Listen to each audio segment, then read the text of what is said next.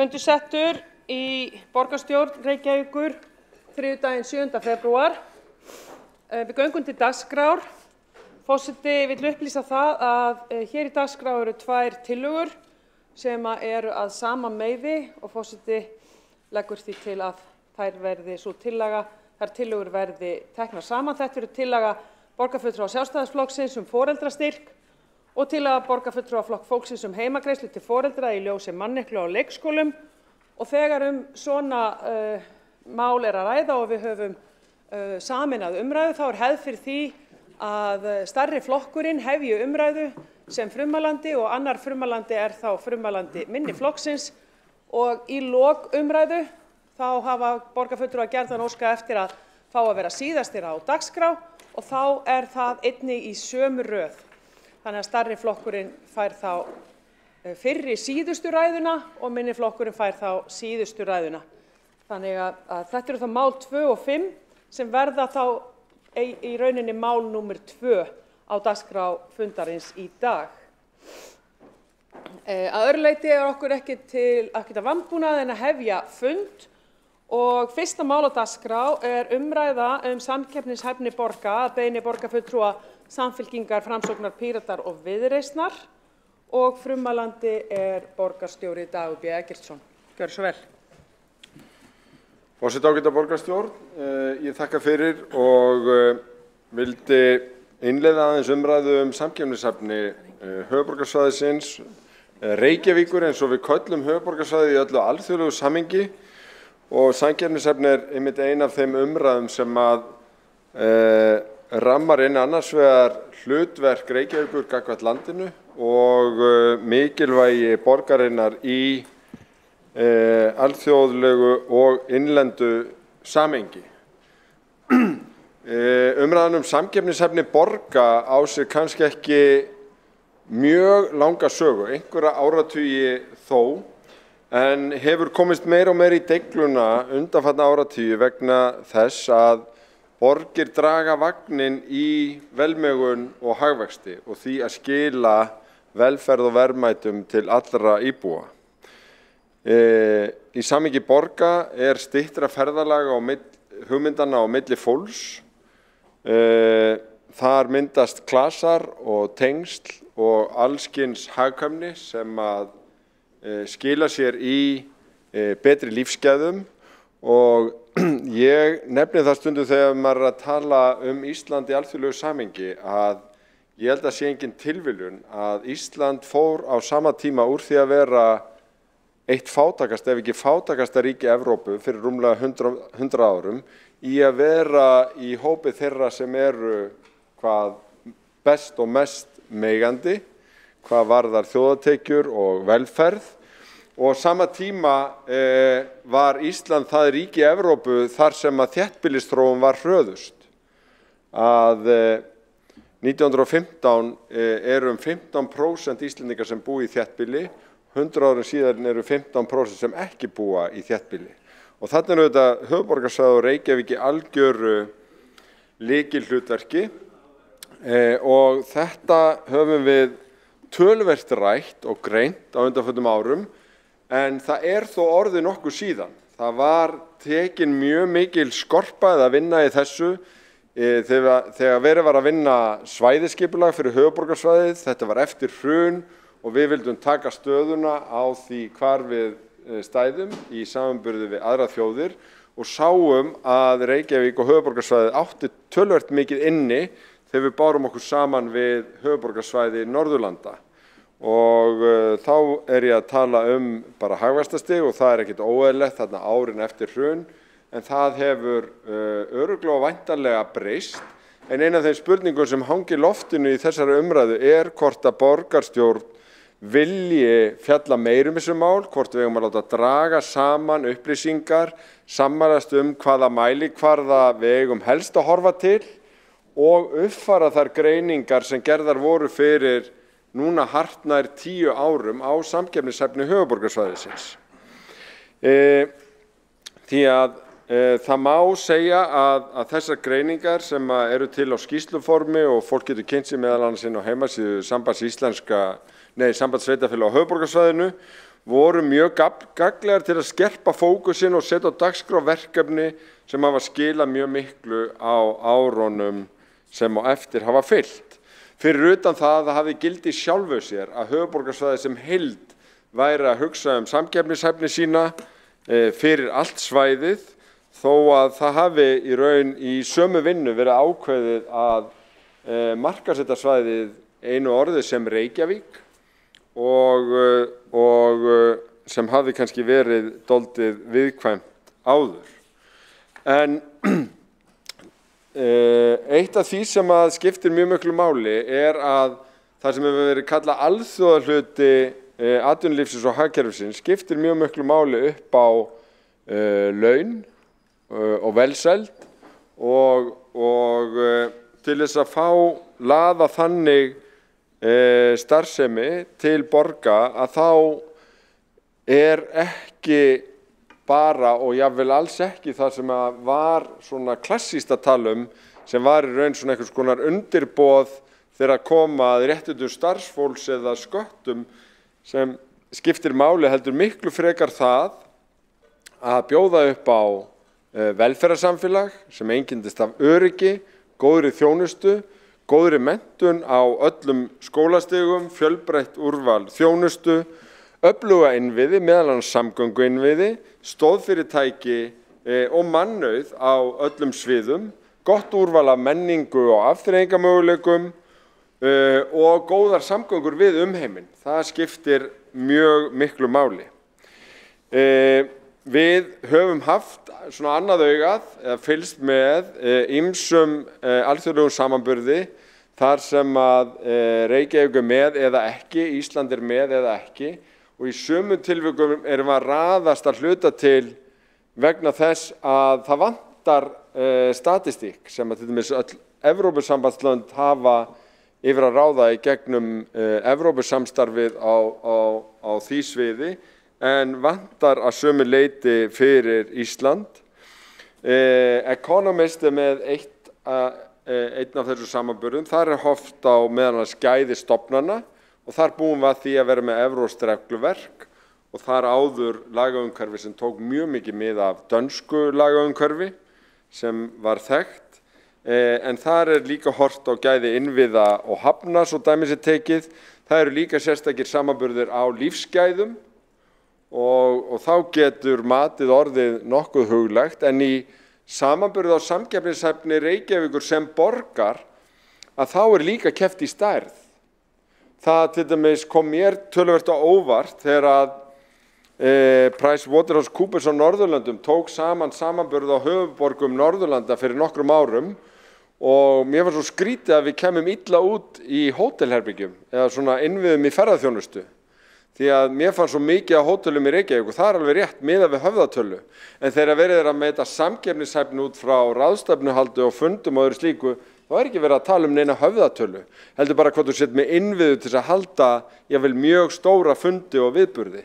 Og þar stóðum við höllum fæti, við vorum mjög sterk í menntun, vorum mjög sterk í ljósleiðara innviðum, vorum mjög sterk í ýmsu, en hinar borgirnar voru sterkari varðandi alþjóðleg fyrirtæki, hótel og ýmislegt eins og bara fjölda útskrifaðra háskólanema í vissum greinum það árið.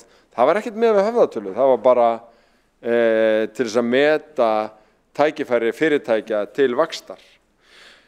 Alþjóðabankinn hefur verið að birta þetta líka ásamt fleirum og það eru þar svona meginlínur að borgir eigi að styrkja sína kjarnagreinar og leggja áherslu á alþjóðageirann, það eitt, að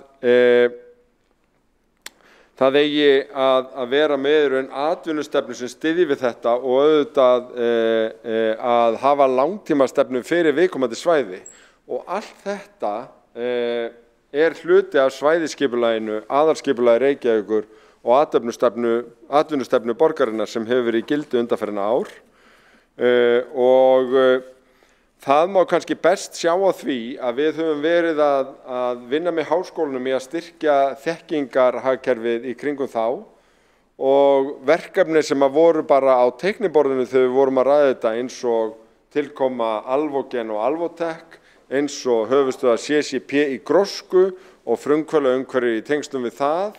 Þetta allt saman núna orðið að veruleika. Á sviði ferðaþjónustu vorum við að tala að bæta við okkur þeirri eiginlega sillu í ferðaþjónustunni sem væri 5-stjörnu hótel og svona þjónusta gagnvart betur borgandi ferðamönnum. Það orðið að veruleika með Edition. Við erum búin að gera aðra viljayfirlýsingu upp við Skálafell. Þannig að ferðaþjónustan hefur líka þróast í takt við þetta. Á sviði skapandi greina vorum við að benda á Gufunesi sem kjarna fyrir kvikmyndagerð og aðrar skapandi greinar og það hefur heldur betur tekið við sér, en við vorum líka að tala það að þyrfti risa fjárfestingar í innviðum, ekki síst á sviði almenningssamgangna sem að rætast með samgöngusáttmálum sem þarf að fylgja eftir, en af þeim gögnum sem að liggja fyrir líka ljóst og má ekki gleymast að bygging nýs Landspítala við Hringbraut gríðarlegt samkeppnishæfnismál vegna þess að rannsóknir og alls kyns atvinnustarfsemi í heilbrigðistengdum greinum sannarlega einn af kjarnastyrkleikum Reykjavíkur og Íslands og þessi uppbygging á að geta stutt við það.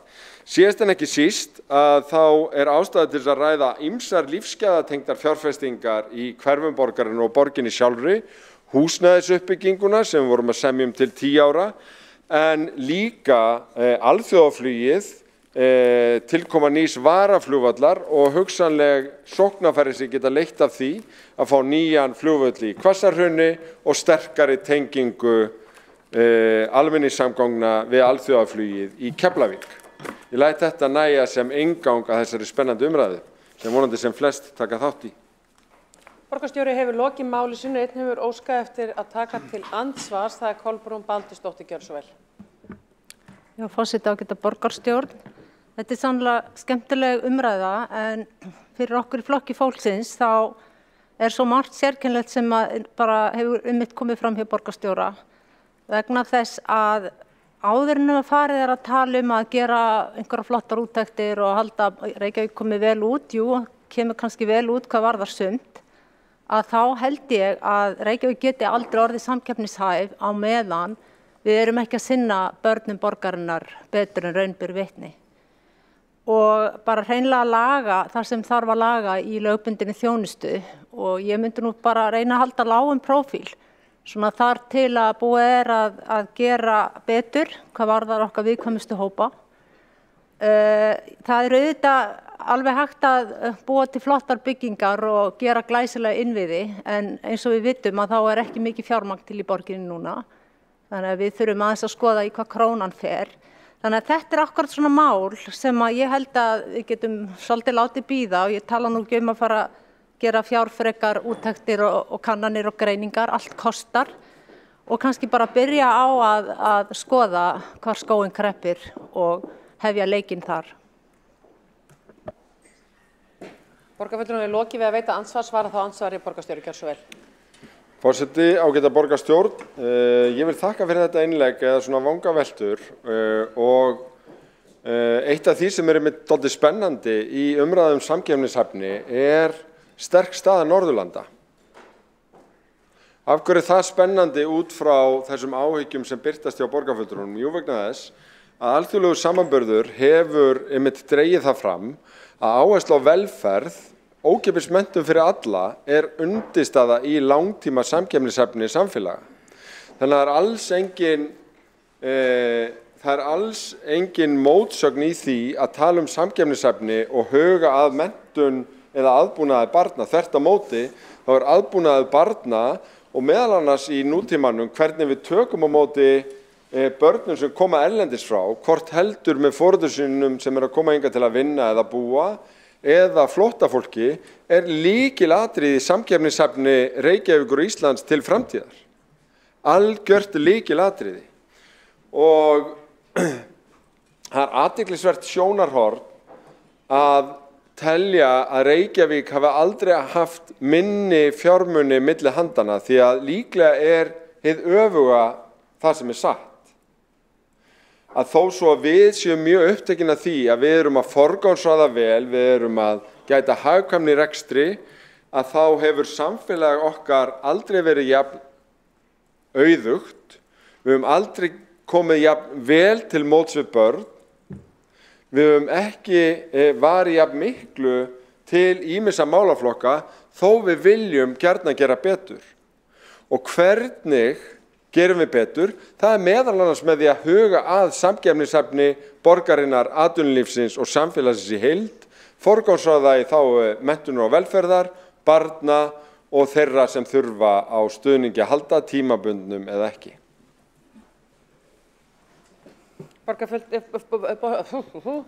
Borgarstjóri hefur lokið við að veita ansvars, óskar eftir að taka ansvar sinni Kolbrún Baldursdóttir, gjörðu svo vel.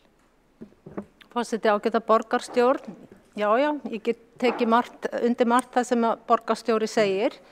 Við erum að gera vissulega víða góða hluti og við erum að koma vel út á mörgum sviðum og við höfum verið að taka vel á móti börnum erlendis frá, en reyndar núna, eins og við vitum, mjög að lengjast aftur biðlistin eftir félagslegt húsnæði og í þeim hópi eru margar erlendar fjölskyldur. Það líka bið eftir að komast í skóla núna og hefur ekki verið lengi fyrir þá sem eru innflytjendur. Ég má líka verða að nefna það að fyrirtæki hafa verið að flýja Reykjavíkurborg vegna þess að hér mjög flókið kerfi, tölum bara um byggingar, umsóknir og annað slíkt, þannig að verktakar hafa verið að fara annað.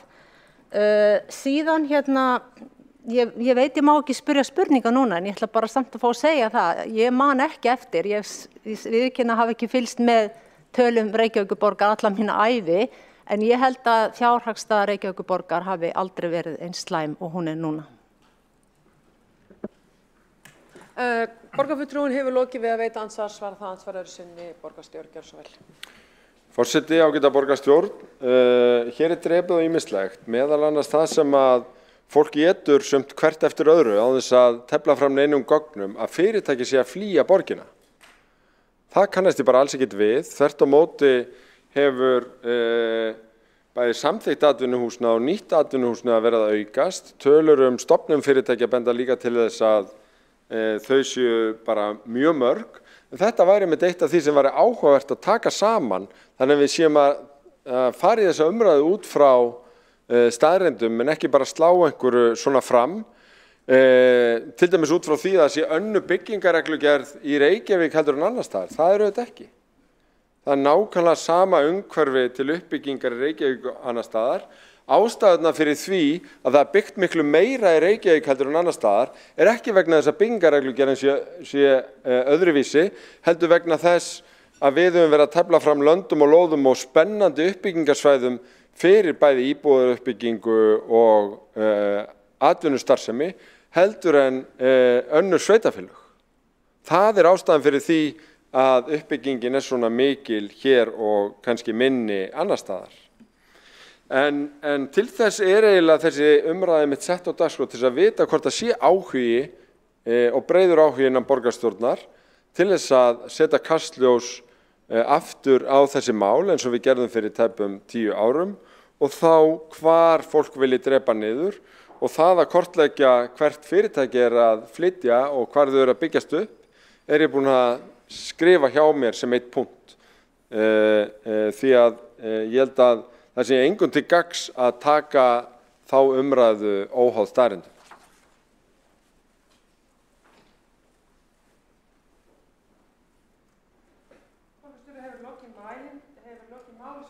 Tekur þá til máls Hildur Björnsdóttir, borgarfulltrúi Sjálfstæðisflokksins, gjörðu svo vel.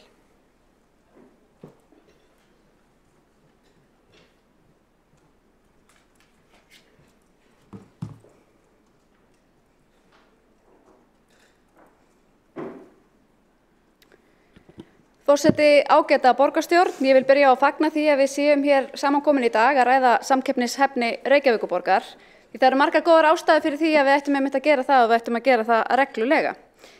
Til upplýsinga þá situr sú sem hér stendur ásamt borgarstjóra í starfshópi innviðaráðherra borgarstefnu og þar hefur einmitt samkeppnishæfni borga verið töluvert til umræðu og hvað við þurfum að gera til þess að standa betur í samkeppni borga vegna þess að við erum ekki einungis í samkeppni við innlend sveitarfélög fólk og fyrirtæki, heldur ekki síst við borgir allan heim.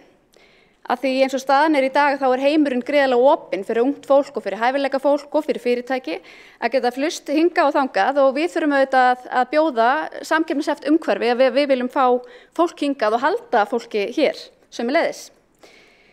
Í þessu samhengi að þá ágætt að vísa í kannski 2 svona nokkuð þekkta lista sem að meta samkeppnishæfni borga og lista sem að Reykjavíkurborg hefur jafnvel sjálf vitnað til svona á síðustu árum þegar vel hefur gengið.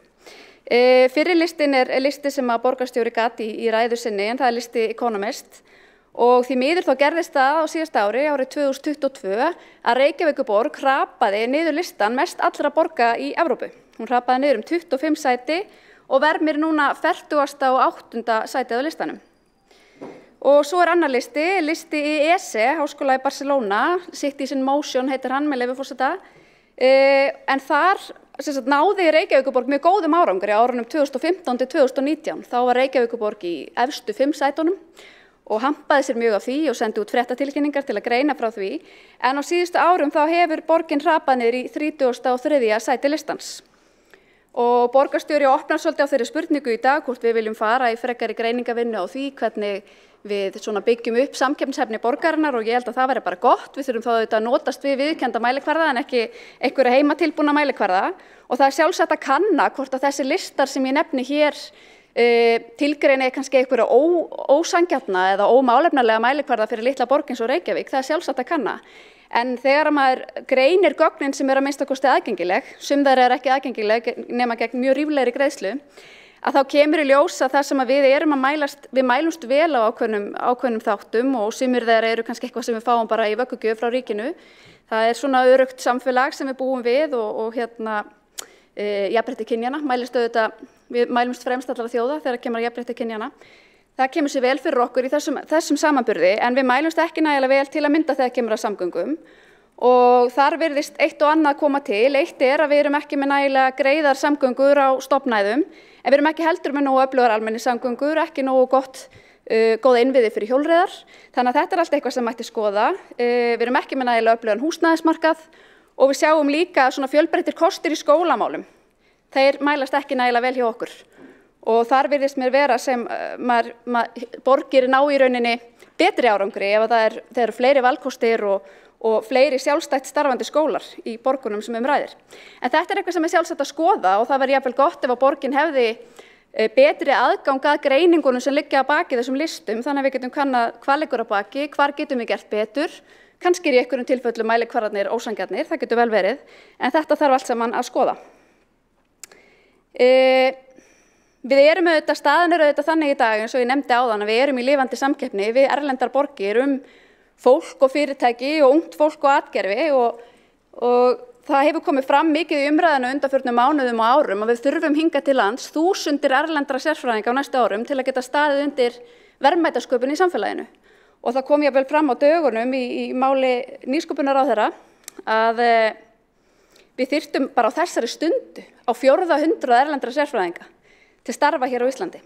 Þannig að þá þurfum við að hugsa hvað þurfum við að gera og bjóða til þess að fólk sem hefur allan heiminn einhvern veginn í fanginu og getur valið að búa í London, París eða Róm, hvað þurfum við að gera til að velja að búa hér í Reykjavík? Og þar kemur auðvitað þessi samkeppnishæfni mjög við sögu. Þetta skiptir líka máli að þetta fólk sem vel menntað, þá við erum að tala erlenda sérfræðinga, ef það á að velja að koma hingað til lands, þá væntanlega vill hafa aðgang að góðum skólum fyrir börnin sín. Og í Reykjavík bara einn alþjóðaskóli, hann er rekinn af Landakotsskóla og er sjálfstætt starfandi og það eitthvað sem við þurfum að hugsa hvort að það sé ástæða til þess að styðja enn frekar við stækkun þeirra deildar eða hvort það sé ástæða til að styðja við stofnun nýs skóla eða hvernig sem það en það þurfa að vera til skólar fyrir börn allra þessara þúsunda sérfræðinga. Við viljum líka að það er mikilvægt að samfélagi nýti mannauð, þekkingu og reynslu þeirra innflytjenda sem að vilja flytja hingað til lands og búa og starfa í borginni. Þannig tryggjum við betur samkeppnishæfni. Öflugt þekkingarsamfélag, það líka liður í samkeppnishæfninni. Þannig að það er mikilvægt að stjórnsýslan sé ekki að standa í vegi fyrir nýsköpun og ný fyrirtæki og hugmyndir fái rými til að vaxa og dafna hérna í Reykjavík. Borgarstjóri kom inn á það í sínu máli að það væri ekki rétt, það væri eitthvað þjóðsaga að fyrirtækjum færi fækkandi í Reykjavík. Það má kannski vísa þá bara í tölur í fjárhagsáætlun, síðustu fjárhagsáætlun sem við höfum til umfjöllunar. Þar kemur fram að fyrirtækjum í Reykjavík fækkaði rúmlega 100 á milli áranna 2020 og 2022. Það eitt. Svo höfum við fjallað líka mikið þessi 10 stærstu fyrirtæki landsins. En það svolítið síðan það kom í ljós að eftir að Icelandair tók ákvörðun að fara yfir í Hafnarfjörð, að þá væri bara 4 af 10 stærstu fyrirtækjum landsins staðsett í Reykjavík. Og það alls ekki nægilega góður árangur fyrir höfuðborg að mati okkar sjálfstæðismanna og við getum gert svo miklu betur. Bæði þegar kemur að lóðaframboði, þegar kemur að skattaumhverfi, þegar kemur að sveigjanlegri stjórnsýslu og við höfum að hugsa miklu stærra en svo að vera bara að laða að innlend fyrirtæki því við getum líka verið aðlaðandi fyrir erlend fyrirtæki. Og ég held hérna skiptir líka markaðssetninga einhverju litu máli því að það má ekki heldur gleyma að þó að við gagnrýnum oft það sem okkur finnst ekki fara nægilega vel í borginni að þá auðvitað margt stórkostlegt sem að Reykjavík hefur upp á að bjóða og hún auðvitað einstök borg á ótrúlega margan hátt. Við erum með skíðasvæði hérna í túnfætinum, við erum með laxveiði á sem rennur eftir miðri borginni, við erum með þétt net reiðileiða, við erum með aðgang á fjöllum og útivistarsvæðum og sjó og áfram mætti telja. Við búum við öruggt samfélag, hreint loft, hreina orku, hreint vatn, jafnrétti. Þannig að það svo margt sem við höfum til að vera aðlaðandi fyrir fólk allstaðar að úr heiminum, en þjónustan þarf að vera góð.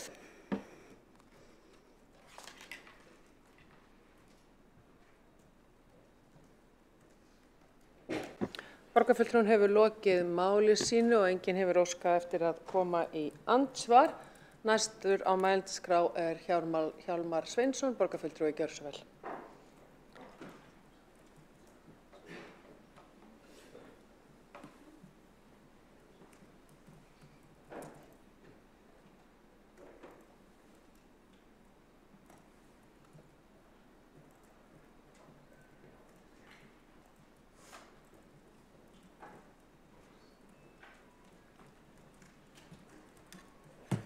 Forseti, ágæta borgarstjórn, ég þakka fyrir fínar ræður borgarstjóra og Hildar Björnsdóttur borgarfulltrúa og þetta er svo sannarlega spennandi umræðefni, samkeppnishæfni borga og þar með auðvitað líka framtíð borga af því að framtíðin ræðist að talsverðu leyti samkeppnishæfni þeirra.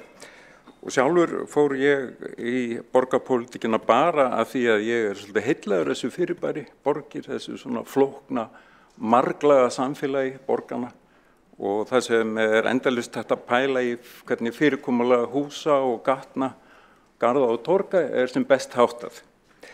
En ég ætla aðeins þetta er svona svolítið lofsöngur borgir hjá mér og það er nefnilega vegna þess að borgir draga til sín fólk og hafa kannski aldrei verið vinsælli en einmitt í dag.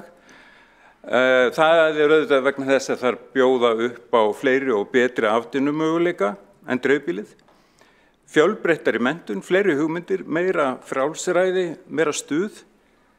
Fleiri veitingahús, leikhús, söfn, bíó, hærri laun, meira öryggi, minni ferða- og flutningskostnað og færri sótspor á hvern íbúa. Borgir eru þar að ekki og auðvitað eins og við vitum miðstöðvar viðskipta í heiminum, þær eru drifkraftur efnahagslífsins, þær eru höfuðstöðvar menningar, vísinda og skapandi hugsunar. Og það er því engin furða þó að mannkyni hafi verið að flytja sig úr dreifbýli í þéttbýli síðastliðin ár og áratugi og síðustu 1 til 200 árin. Í mannfjöldaskýrslum Sameinuðu þjóðanna er spáð alveg gríðarlegum vexti í borga næstu áratugina en það mun vera þannig að nú á Vesturlöndum búa 80% íbúana í þéttbýlisvæðum og 90% á Íslandi. Og þetta er auðvitað komið til vegna þess að borgir hafa einfaldlega reynst hagkvæm og efnahagsleg og pólitísk eining, ekki síst núna á tímum hnattvæðingar. Sumir spáðu því meira segja þúsaldamótin 2000 að borgríkið væri að taka við af þjóðríkinu sem hagkvæm skipan valds og verkefna Svo vitnað sig í þáverandi borgarstjóra Reykjavíkur, Ingibjörgu Sólrúnu Gísladóttur. Hún benti á í frábæri grein sem kom út þetta leyti og hét Ísland í samkeppni við önnur borgríki, að borgríkið miklu mun eldra og sér miklu mun lengri sögu en þjóðríkið sem pólitísk valdaeining og viðskiptamiðstöð. Aukið viðskipta og atvinnufrelsi hnattvæðingarinnar hefur leitt til mikillar samkeppni fólk, fyrirtæki, þekkingariðnað, fjármagn, fyrirtæki, og borgir þetta helsti vettvangur þessarar samkeppni. En fyrir utan gott rekstrarumhverfi fyrirtækja þá leggja borgaryfirvöld yfirleitt mikla áherslu á að skapa aðstæður fyrir góða skóla í borgunum, öryggi, frjótt menningarlíf, góð útivistarsvæði, góða heilbrigðisþjónustu, góðar aðstæður fyrir tækni og vísindi að dafna og skilvirkar og öflugar almenningssamgöngur. Í 15 ár lengur hafa alþjóðleg ráðgjafafyrirtæki og hugveitur og lífstílstímarit jafnvel eins og Mercer, Monocle og Global Livability Index birt lista yfir lífvænlegustu borgir í heimi og það eiginlega alltaf sömu borgirnar sem að raða sömu evrópsku borgirnar sem að raðast efst á þessa lista: Kaupmannahöfn, Vín, Zürich, München, Helsinki, Stokkólmur og svo flýtur oft Melbourne í Ástralíu með og Vancouver í Kanada. Og það þarf varla að taka fram að það eftirsótt að búa og starfa í þessum borgum. Og hvað skildi einkenna þær? Fjöldi mislægra gatnamóta, bílastæðaflæmi, hraðbrautir þvers og kruss? Nei, reyndar ekki. Heldur það sem áður talið, öflugar skilvirkar almenningssamgöngur, frábærar hjólasamgöngur, góðar aðstæður til hreyfingar, útivistar, góðir skólar, öryggi, góð heilbrigðisþjónusta, frjótt menningarlíf. Margt af þessu á ágætlega við Reykjavík. Hér hefur áunnist mikið í að gera borgina vistvænni og þéttari og skemmtilegri. Og ég veit ekki betur en það standi til að gera Reykjavík að hjólaborg á heimsmælikvarða sem metnaðarfullur fullt stefnumið. Og það sem meira sveitarfélögin á höfuðborgarsvæðinu hafa tekið höndum saman að koma hér upp öflugum og hraðvirkum almenningssamgöngum. Svokölluðu hraðvagnakerfi sem að keyrir býsna ört og sérreinum milli sveitarfélaga og milli borgarhluta. Þetta kerfi þrautreint í fjölda borga, austanhafs og vestan. Þetta borgarlínan sem dálítið mikið til umræðu þessa dagana. En það var áhugavert að Davíð Þorláksson, framkvæmdastjóri opinbera hlutafélagsins Betri samgöngur, og eftir sem ég best veit góður og gegn sjálfstæðismaður, benti á það í viðtali við Kjarna 27. desember síðastliðinn að höfuðborgarsvæðið þess að búa milli 60 og 70% landsmanna væri raun ein borg, svo ein á Íslandi, sagði hann, og sambærileg við meðalstóra norræna borg. En í slíkum borgum sem margir Íslendingar kjósa að búa í nær undantekningarlaust hágæða almenningssamgöngukerfi, segir Davíð í þessu viðtali. Við erum samkeppni við aðrar borgir, ekki síst ungt fólk, bætir hann við í viðtalinu, nýbúa og líka Íslendinga sem hafa einhver hluta vegna kosið frekar að búa erlendis en hér á landi. Og hann telur að borgarlínan sé lykilþáttur í því að auka samkeppnishæfni höfuðborgarsvæðisins eða höfuðborgarinnar. Slíkt hraðvirkt öflugt samgöngukerfi sé til þess fallið að hægt sé að byggja þétta byggð nálægt helstu stöðvum meðfram línunni og svo ég vitni beint í þetta viðtal við Davíð Þorláksson, við leyfi forseta, hann segir: það dregur úr ferðatíma og býr til skemmtilegra borgarumhverfi og það það umhverfi sem meginþorri ungs fólks vill allavega lifa í þéttu umhverfi þar sem það getur notað fjölbreytta ferðamáta. Samvinna sveitarfélaganna á höfuðborgarsvæðinu og vegagerðarinnar og þar með ríkisstjórnarinnar söguleg og merkileg. Í ljósi umræðunnar áhugavert að flest sveitarfélögin á svæðinu eru leidd af Sjálfstæðisflokknum og sá flokkur er auðvitað atkvæðamikill í ríkisstjórninni. En í borgarstjórn Reykjavíkur er einhver sértrúarsöfnuður innan flokksins sem beitir sér að öllu afli kvölds og morgna og síðum Morgunblaðsins gegn borgarlínunni. Ég held reyndar að svo fylking eigi ekki framtíðina fyrir sér, ekki frekar en Morgunblaðið. Skýr teikn það voru borgarstjórnarkosningarnar síðastliðið vor, borgarlínuflokkarnir unnu. Að lokum samkeppnishæfni borga er mikilvæg, bæði fyrir þá sem hér búa og starfa og ekki síður fyrir þá sem getur hugsað sér að búa og hér og starfa í þessu landi þar sem að veðrið er rysjótt og raun ber vitni síðustu vikur. Einn af nokkrum lykilþáttum samkeppnishæfninnar eru skilvirkar öflugar almenningssamgöngur. Það er fólk í öllum borgum sem við berum okkur saman við sammála. Þangað stefnum við, þangað komumst við, áfram Reykjavík, meira stuð. Borgarfulltrúinn hefur lokið máli sínu og tekur þá til máls Árelía Eydís Guðmundsdóttir, gjörðu svo vel, borgarfulltrúi Framsóknarflokksins.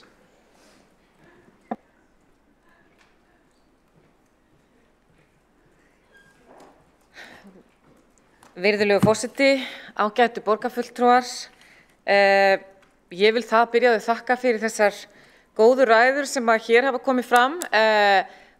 Þær hafa allar verið áhugaverðar og ég ætla að segja ykkur það að ég vaknaði í gærmorgun full af tilhlökkun að koma í borgarstjórn sem er ekki alltaf, hefur ekki alltaf verið raunin, en þetta er, ég segi eins og Hjálmar, ein af ástæðunum fyrir því að ég er líklega hingað komin.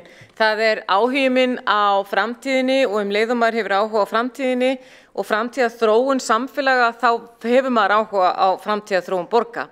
Þannig ég þakka kærlega fyrir þessa umræðu. Það eru nokkrir hlutir sem að mér finnst mikilvægt að setja í samhengi, bara svona út frá því sem að ég sé þetta. Pítur Drucker, einn af mínum uppáhaldsfræðimönnum síðustu aldar á mínu sviði, sagði að eina leiðin til þess að undirbúa framtíðina væri með því að skapa hana, það er að segja skapa framtíðarsýnina.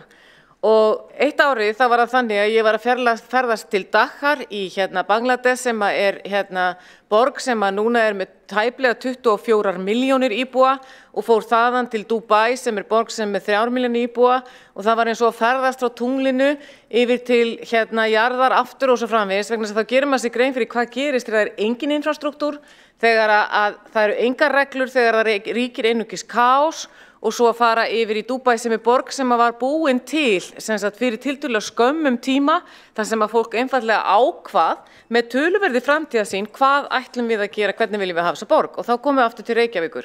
Það eru nokkrir hlutir sem við vitum að skipta máli. Þegar Singapúr var byggð, það var hún skipulögð af verkfræðingum og arkitektum, gerð einn flottasti borgarstrúktúr sem til var. Það voru fengnir erlendir sérfræðingar til að koma þangað, en það sem þeir skildu ekki var það að þeir fóru allir tilbaka og enginn skildu býta af hverju eru þeir ekki við erum að borga þeim hærri laun heldur en þeir myndu fá eitthvað staðar annars staðar.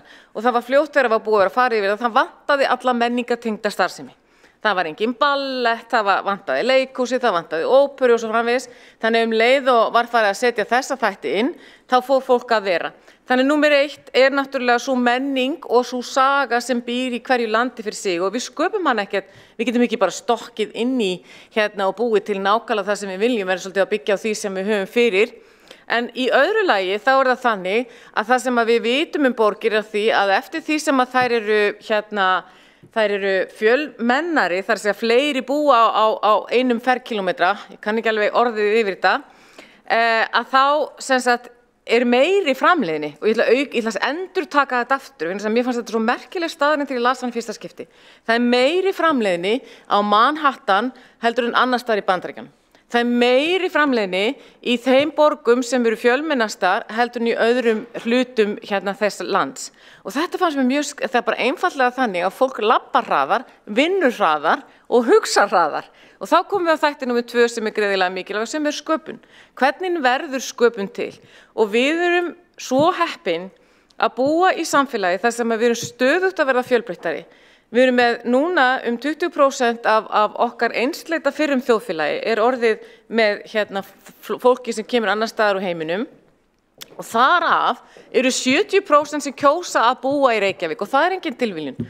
Og það þýðir að svo flóra sem hér fyrir verður alltaf betri og það sér maður einfaldlega þegar maður fyrir leikskólana og maður fyrir skólana hvaða áhrif það að hafa.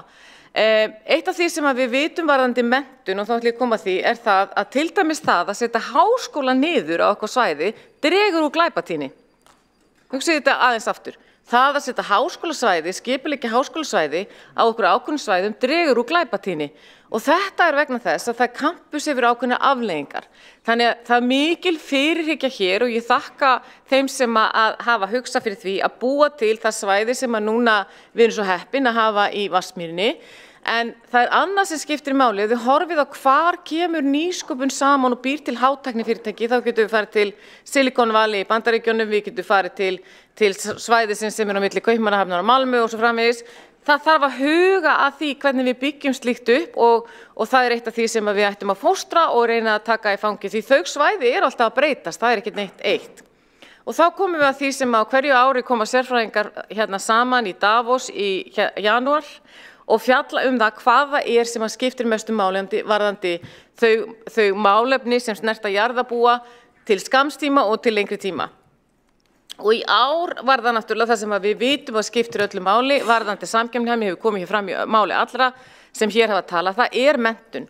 Menntun það sem hefur mest áhrif á lýðheilsu, það hefur mest áhrif á það hvernig samkeppnishæfi byggist upp, það hefur mest áhrif á það hvernig við lifum lífinu og núna verðum við að líta í eigin barm og ég myndi segja að við ættum að endurskipuleggja samkeppnishæfni okkar út frá því hvernig við stöndum að menntun.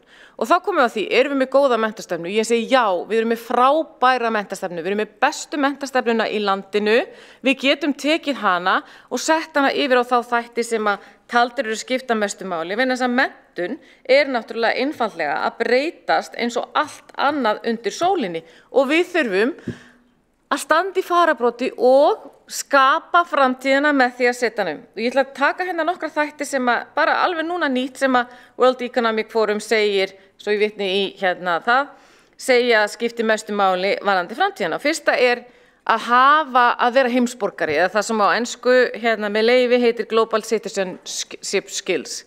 Við erum sem betur fer að byggja það upp í skólakerfinu okkar, en hins vegar getum við líka horft til þess, þurfum við fjölbreyttari kosti, hvernig getum við aukið fjölbreyttina, eitthvað sem við getum gert til þess að bæta í, eru við að gera nógu mikið í leikskólanum og í skólanum, eru við hugsanlega, gætum við farið að starfa öðruvísi með hverfin, þarna má bara fara að hugsa þetta út frá þessari þörf. Síðan annað sem skiptir máli og það bara það, eru við að byggja upp tækni, þekkingu hjá nemendum okkar og þetta eitthvað sem við erum alltaf að spyrja okkur í öllu skólakerfinu, það ekki bara leikskóli, grunnskóli og svo framvegis en hæfnin byggist þar. En það eitt sem algjört lykilatriði sem við þurfum að vera mjög meðvituð það það að til þess að byggja upp málvitund barna að því að við erum komin með muni 70% af þeim sem að kjósa að flytja hingað til landsins af einum og öðrum orsökum, kjósa eða þurfa, þá erum við með þá hjá okkur í Reykjavík og til þess að byggja upp framtíðarleiðtoga á þessum sviðum til að byggja upp okkar samfélag, þá verðum við að byggja undir málvitund. Af því við vitum það, samkvæmt rannsóknum, að málvitund og það að kunna og geta nýtt orðafár sinn hefur ekki bara að segja fyrir það hvernig manni gengur í lífinu, heldur býr til leiðtoga. Það númer 1 í leiðtogahæfni, svo ég vísi nú aftur í það, sem sagt hversu vel máli farið fólk Þannig að það hefur allt að segja það hvernig við náum frama í okkar lífi, hvað sem við kjósum. Þannig við þurfum bara einhvern veginn að ná utan þetta, það svolítið það sem að ég til eigi að vera okkar forgangsatriði númer 1, 2 og 3. Nú síðan það í öðru lagi að horfa á hvernig við aukum við sköpunarkraft, við þurfum að efla fólk innan skólakerfisins með eins vel og við getum, það eru náttúrulega margar og víðtækar leiðir til þess. En svo einn þáttur sem svolítið mikilvægur sem við erum bara einhvern veginn að byrja að hugsa og það það að við erum landslægð á vinnumarkaði algjörlega breytt gagnvart því hvernig við byggjum upp okkar vinnu við sem erum ætlum kannski ekki að vera næstu 20, 30, 40 árin, en við þurfum að hugsa það, hvernig er ég að byggja upp atvinnuhæfni mína. Ég fer inn í, og það eins og Völundarhús, ég fer inn í skóla og út úr skóla, ég fer í burtu í 1 ár og svo fer ég að gigga í einhvern ákveðin tíma og svo framvegis. Þannig að við þurfum að opna menntakerfið okkar og kerfinu okkar gagnvart þeirri þróun og kenna nemyndum okkar alveg frá upphafi að standa með sjálfur sér að kunna að koma sjálfur sér á framfæri og þá náttúrulega skiptir miklu máli að nefna 2 þætti viðbútt sem eru gagnrýnin hugsun og það sem að kalla vandamálagreining. Og þá spyr maður sig, erum við ekki búin að fjalla um þetta oft áður, erum við ekki alltaf að tala um þetta? Skiptir ykkur máli þó að sé talað um þetta í janúar í Davos aftur og ég segi við verðum að skipuleggja borgina þannig að þegar við erum að kjósa, við erum að tala um okkar vinnuafl sem er hér, að við veljum þá. Af hverju eru fólk 1996 að gerði rannsókn á því hverjir fara frá Íslandi og hverjir koma aftur og það voru eiginlega bara Íslendingar sem að þoldu roki og rigninguna og svo framvegis. Það er svo fólk sem að hafði verið alið upp hér sem að koma aftur. Við erum í bara allt öðru samfélagi sem betur fer og við þurfum að byggja upp samfélagi sem gerir það að verkum að það sé ekki bara þeir sem fara sem vilja koma aftur, heldur líka viljum við bjóða þá velkomna sem að auka við og gera samfélagi okkar betra og byggja undir samkeppnishæfni með því að vera klárt og gott vinnuafl en líka með því að taka þátt í því að byggja upp tiltölulega ungt samfélag. Við erum bara tiltölulega ungt samfélag og við viljum bara vera borg sem að allir vilja einhvern tímann koma eins og þeir segja um New York. Þú veist, ef þú hefur ekki lifað og hefur ekki verið í New York. If you can make it there, you can make it anywhere. Það verður hægt að segja það um Ísland líka. Takk fyrir mig. Borgarfulltrúinn hefur lokið máli sínu og næsta mælendaskrá, fyrirgefðu, það fór alveg fram hjá mér. Nei, fyrirgefðu Marta mín, ekkert mál, forseti gerir undantekningu, treystir forseta. Þá hefur einn óskað eftir að veita andsvar og það Marta Guðjónsdóttir, gjörðu svo vel. Forseti, ágætu borgarfulltrúar, borgarfulltrúin Árelía Eydís Guðmundsdóttir kom hér inn á að það þyrfti að byggja upp samkeppnishæfni og við þyrftum að endurskipuleggja samkeppnishæfni borga en tala jafnframt það að við varum með frábæra menntastefnu, þá bestu í heimi. Ég velti fyrir mér hvort að borgarfulltrúin hafi ekki áhyggjur af því að við þurfum kannski að fara að endurskoða hana og endurskipuleggja menntamálin í borginni þegar að 30% drengja geta ekki lesið sér til gagns að loknum grunnskóla. Borgarfulltrúinn hefur lokið við að veita andsvar, svara þá ansvari Árelía Eydís Guðmundsdóttir, gjörðu svo vel. Ágæti borgarfulltrúi Marta Guðjónsdóttir, ég þakka kærlega fyrir góða ábendingu. Ég sagði hins vegar að menntastefna borgarinnar væri best í landinu.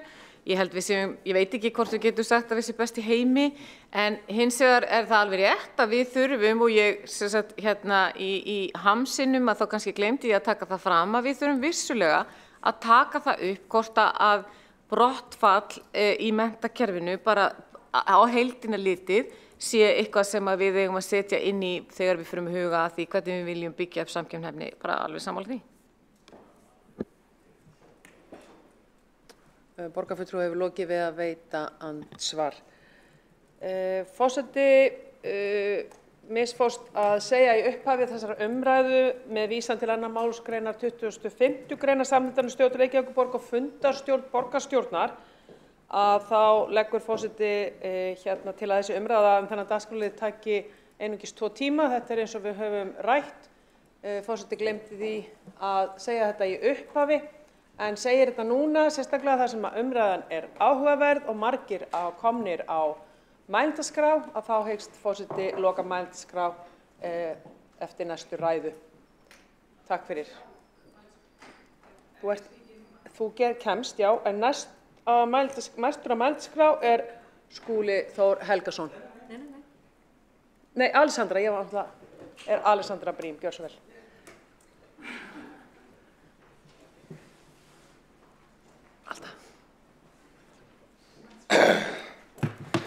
Forseti og aðrir góðir áheyrendur. Eitt af mikilvægustu viðfangsefnum hverrar borgar að passa upp á sitt samkeppnishæfi. Nútíma sagan full af dæmum stórar og öflugar borgir sem áttu uppgangsskeið og voru jafnvel leiðandi á heimsvísu á einhverju ákveðnu sviði, en annarkvort tóku eitthvað feilspor eða mistókst að fylgja breytingum tímans, drógust aftur úr og urðu að lokum varlasvipur hjá Sjón, sem voru vist á sértilboðum daginn. Nei, urðu að lokum varlasvipur hjá Sjón og breyttust kannski bara jafnvel í hálfgerða draugabæi. Þegar að borg komin inn á þá vegferð, þá getur verið mjög erfitt að snúa þróuninni við.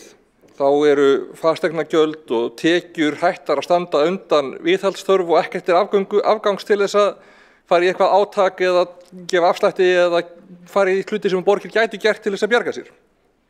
Og þetta verður hálfgerður vítahringur. Það verður hvað segir maður? Þegar að borg komin, þá erfitt að snúa þessu við og þess vegna þurfum við að passa að lenda alls ekki á brautinni. En við þurfum líka að passa upp á að vinna okkur ekki til tjóns til þess að forðast hana. Við getum til dæmis ekki gefið þannig afslátt af tekjustofnum til að laða að fólk og fyrirtæki að það verði ómögulegt að veita þeim sem þá koma þá þjónustu sem borg á að veita. Reykjavík líka höfuðborg, eina raunverulega borg landsins, með fullir virðingu fyrir öllum öðrum sveitarfélögum, og svona það hlutverk einangrar okkur að vissu leyti gegn því að einstök eða tiltölulega lítilvæg mistök gætu olli þessu sem að gæti kannski komið fyrir milli stóra borg í Bandaríkjunum eða Evrópu. Þar sem að nóg af öðrum borgum fyrir alla til þess að flýta sér yfir á ef í óöfni stefnir. Samkeppni Reykjavíkur samt í raun ekki við landsbyggðina á Íslandi svona að þessu leyti. Í stóra samhenginu erum við í samkeppni við nágrannalöndin, við EES-svæðið og að vissu leyti svona við allan heiminn.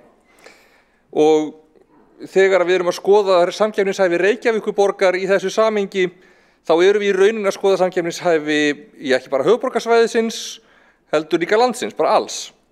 Við ættum sig í rauninni að vera í liði með höfuðborgarsvæðinu, landsbyggðinu og ríkisstjórninni þegar kemur að þessum svona stóra samanburði, þegar kemur að þessari samkeppnishæfi gagnvart öðrum löndum og öðrum höfuðborgum.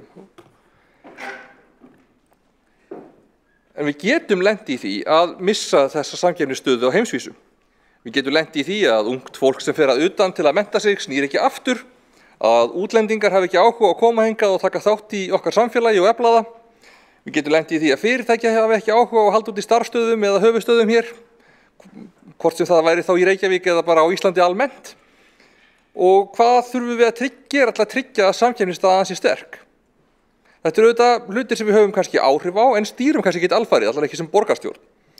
Það eru stór atriði eins og að hér ríki frelsi, mannréttindi og virkt lýðræði, þetta eru svona ákveðin lykilatriði, að við höfum hér framúrskarandi menntakerfi, metnaðarfull nýsköpunarfyrirtæki og fræðarsamfélag á heimsvísu, að við getum gengið að því vísu að hér sé öflugt heilbrigðiskerfi, að hér sé góður kaupmáttur, að gjaldmiðill og fjármálakerfi séu stöðu og samkeppnishæf, að við séum vingjarnleg, við séum heimsborgarar, við tökum vel á móti fólki sem hingað vill koma. Mikið af þessu höfum við, sumt ekki, sumt af þessu stýrum við, öðru ekki. En það sem við getum stýrt hlýtur þá að vera það sem okkar viðfangsefni. Til dæmis að tryggja sem best að hér sé gott borgarlíf, fólk upplifi að hér sé gott að búa, götur og torg séu falleg og íveruleg, það sé nóg af húsnæði fyrir alla tekjuhópa, að leikskóla og grunnskólapláss anni eftirspurn, börnum líði vel, að gjaldtaka og skattlagning séu ekki fráhrindandi en standi þó undir bæði viðhaldi, rekstri og uppbyggingu fyrir framtíðarþörf, að fólk sem kemur hingað erlendis frá fái þann stuðning sem það þarf til að taka fullan þátt í samfélaginu og líða hér vel, að velferðarþjónusta grípi inn í það sem miður fer, að fólk komist á milli staða, að loftgæði séu góð, að menningarstarf og nýsköpun séu öflug og fjölbreytt, þjónusta sé snögg og góð, reglur, einfaldar og læsilegar, að ferlið að sækja það sem þú þarft að sækja sé einfalt, að það sé gott auðvelt að fylgjast með framgangi slíkra umsókna. Við þurfum að hafa öflugar almenningssamgöngur, við þurfum að breyta borgarmyndinni, þannig að hún sé þéttari, snúist meira fólk og vegalengdir á mannlegum skala, þannig að fólk komi stærri hluta ferða sinna gangandi eða hjólandi í manneskjuvænu umhverfi, þannig að hún sé grænni og fjölbreyttari. En þrátt fyrir skref síðustu ára Reykjavík enn ein dreifbílasta höfuðborg í heimi. og við munum líka alltaf þurfa að tryggja það að það sé til pláss fyrir þau sem vilja búa aðeins dreifðara, fyrir fyrirtæki og iðnað sem henta illa inni í þéttri byggð, við þurfum samt að bjóða upp á það í Reykjavík. Og við þurfum líka að halda áfram með efla stafræna innviði. Það er fjárfesting sem við fáum aftur margfalt tilbaka, ekki síður en bara fjárfesting í öðrum innviðum. En Reykjavík var farin að dragast ákveðið aftur úr áður en farið var í átak til að bæta úr því. Átak dugir samt í rauninni ekki til. Þetta er þekking sem þarf að þróa og viðhalda. Það eru kerfi sem þurfa að virka vel og þau þurfa að þróast áfram með þörfum borgarbúa. Við höfum tekið risavaxið skref, stór bara áberandi skref eins og umsjónarkerfi fjárhagsaðstoð til framfærslu sem vann til verðlauna. Skráningarkerfi fyrir grunnskóla var tekið í gagnið í fyrra og skráningarkerfi fyrir leikskóla verður tekið í gagnið á þessu ári. Rafrænt umsjónarkerfi byggingarleyfa fór nýlega í loftið og hefur gengið mjög vel. Og þetta þarf að halda áfram að þróa það, en samtök iðnaðarins til dæmis mæla með að það verður tekið í gagnið víðar. Og þetta eru atriði sem eru sýnileg út á við og skipta máli. En það sem undir yfirborðinu skiptir líka máli. Að við náum utan öll okkar mismunandi kerfi, að gögnin séu tölvulæsileg, kerfin sem búa yfir þeim geti talað saman. Og svo skiptir ímynd borgarinnar líka máli. Alveg óháð því að innihaldi verður að vera gott, þá er erfitt ef að innihaldi í borginni er rosalega gott en enginn veit það. Það skiptir líka máli að Reykjavíkurborg sé treyst fyrir því að við séum menningarborg, að við séum mannréttindaborg, við séum borg sem trúir á vísindi, samstarf, lýðræði, samtal, að við séum friðarborg, að við séum stöðug og stöndug og getum staðið af okkur áföll og slagviðri, að við séum ábyrg í okkar skipulagi, pössum upp á heildarhagsmuni hverfa og borgarinnar, leifum ekki óheftum sérhagsmunum á hverjum stað að ganga á hagsmuni heildarinnar. Við þurfum að vera trúverðug og við þurfum að vera ábyrg og fólk þarf að trúa því. Og það skiptir máli líka að fólk finni, ef Reykjavíkurborg kemur að einhverju ákveðnu verkefni, málþingi, viðburði, einhverju starfsemi, þá sé sú aðkoma til að auka tiltrú á því. Og ég held nú reyndar að flest séu við þar. Þó við séum kannski ósammála áherslur og stefnu. Ef Íslendingur sér eitthvað viðburð auglýstan og er kannski efins að þarna sé eitthvað til að taka mark á og sér svo að Reykjavíkurborg er einn af aðstandendum, þá sé það sennilega til þess að auka tiltrú á þeim viðburði. Jafnvel þó að við séum kannski, eins og ég segi, ósammála áherslurnar. Og ég get alveg nefnt einhverja borgir í heiminum sem að búa ekki til slík jákvæð hugrenningatengsl með aðkomu sinni. Og við skulum ekki gleyma því að þó fjárhagsstaðan sé erfið núna, þá hefur hún sannarlega verið verri. Og við skulum ekki efast það heldur að við höfum allt til að bera til að komast í gegnum tímabundna erfiðleika. Til þess getur auðvitað þurft að taka skemmtilegar ákvarðanir, en það þarf að standa vörð grunnþjónustu og það þarf að passa upp á þau atriði sem skapa virði fyrir íbúa og sem bæta þjónustu og sem nýta fjármuni og mannauð betur til framtíðar. Því í grunninn snýst þetta verkefni að búa til borg þar sem er gott að lifa. Hvort sem við erum í samdrætti eða í hagvexti. Og við þurfum að passa að borgarskipulagið og fjárfestingin snúi að því að byggja upp framtíð sem við getum verið stolt af. Við séum metnaðarfull. Við þurfum að búa til borg sem fólki langar að búa í. Þess vegna þurfum við líka bara að hugsa framtíðina frekar heldur en einhver smáatriði nútímans eða fortíðarinnar. Takk.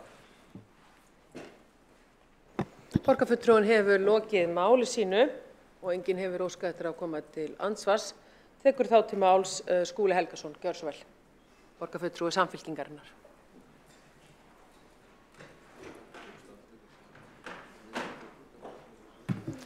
Forseti, ágæta borgarstjórn, byrja á því að þakka fyrir þessa mjög þörfu umræðu samkeppnishæfni borga. Við erum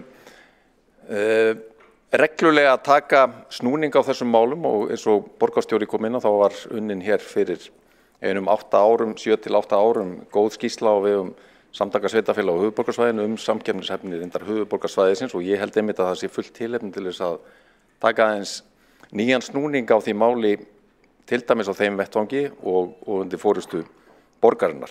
Hvað er það sem að gerir borgir samkeppnishæfar fólk og fyrirtæki? Ég held að besta svari við því sé númer 1 góðir samfélagslegir innviðir, sterkt skólakerfi, sterkt menntakerfi, velferðarþjónusta í fremstu röð, húsnæði á viðráðanlegu verði, nútímalega samgöngur með áherslu á almenningssamgöngur eins og við sannarlega höfum verið að leggja þunga áherslu á undanfæri misseri, sjálfbærni og virðing fyrir náttúrunni. En líka metnaður í atvinnulífinu, sérstaklega tækifæri til nýsköpunar og grósku, metnaður til þess að taka forystu í stórum viðfangsefnum samtímans til dæmis á sviði loftslagsmála, grænnar atvinnusköpunar, skapandi greina og annarra þátta. Reykjavík í alþjóðlegu samhengi fámenn höfuborg en hún með risastórt hjarta, fjölbreytt stórborgar mannlífi í faðmi náttúruaflana, hafnarsvæði sem hefur sannarlega gengið í endurnýjun lífdaga og hefur vaxandi aðdráttarafl bæði hjá borgarbúum og ferðamönnum, kraumandi menningarlíf þar sem yfir 1000 viðburðir eru haldnir á hverju einasta ári, sundlugamenning sem á sér fáa líka í veröldinni, fjölbreytt tækifæri til útivistar og hreyfingar í borgarlandinu með öflugu neti hjóla og göngustíga alla borg og svo mætti áfram telja.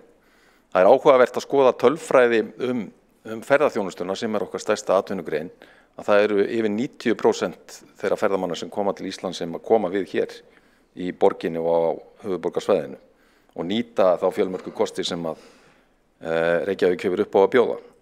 Og líka framþróun til dæmis varðandi skemmtiferðaskipin þar sem við höfum til nokkura ára verið að fá fleiri og fleiri ferðamenn. Núna það að gerast í fyrsta sinn að Reykjavík að verða formlegur vettvangur fyrir farþegaskipti þar sem að farþegar hefja ferð sína í Reykjavík og það þýðir lengri viðdvöl og meiri gjaldeyristekjur fyrir þjóðarbúið.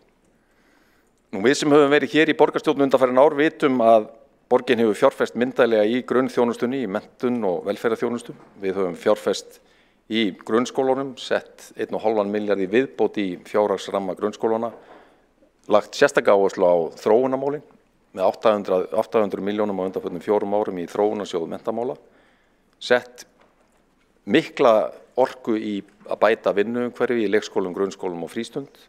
Það hleypur á milljörðum, ríflega 4 milljarðar bara í leikskólana og síðan 2 milljarðar til viðbótar í grunnskóla og frístund. Menntastefnan hefur verið nefnd og hún hefur nýst okkur afskaplega vel, enda búin til af okkar fólki á gólfinu í að draga fram forgangsatriðin og það sem mestu máli skiptir að sitja eftir hjá börnum sem fari í gegnum okkar menntakerfi og það hefur verið fyrirmynd fyrir önnur sveitarfélög og vakir reyndar athygli á alþjóðavettvangi. Öflugt vísindaþorp hefur reisið í Vatnsmýrinni með alþjóðlegum fyrirtækjum sem að skapa störf í þekkingagreinum fyrir þúsundir starfsmanna af íslenskum og erlendum uppruna. Borgarstjórinn nefndi Gufunesbæinn sem að kvikmyndaþorp og framtíðamiðstöð skapandi greina í borginni. Við erum að sjá risastór kvikmyndaverkefni koma til landsins og áhugavert að verkefni sem að margir spáðu að myndi nú ekki endast lengi eins og Iceland Airwaves hátíðina, hún hefur lifað hér ríflega 2 áratugi. Var fyrst haldin í flugskili við Reykjavíkurflugvöll 1999 og enn á sínum stað og þúsundir ferðamanna og tónlistarhöfunda sem koma til landsins og borgarinnar á hverju ári til þess að njóta þess sem að það boðið upp á. Borgin hefur nýlega fest kaup á Hafnarhúsinu sem að verður hús myndlistarinnar í borginni og Grófarhús verður endurbætt miðstöð Orðsins í Kvosinni. Tónlistarborgin Reykjavík hefur haldið út í fjölbreyttri starfsemi og verið hvati fyrir ýmiss konar nýsköpun í þeim geira.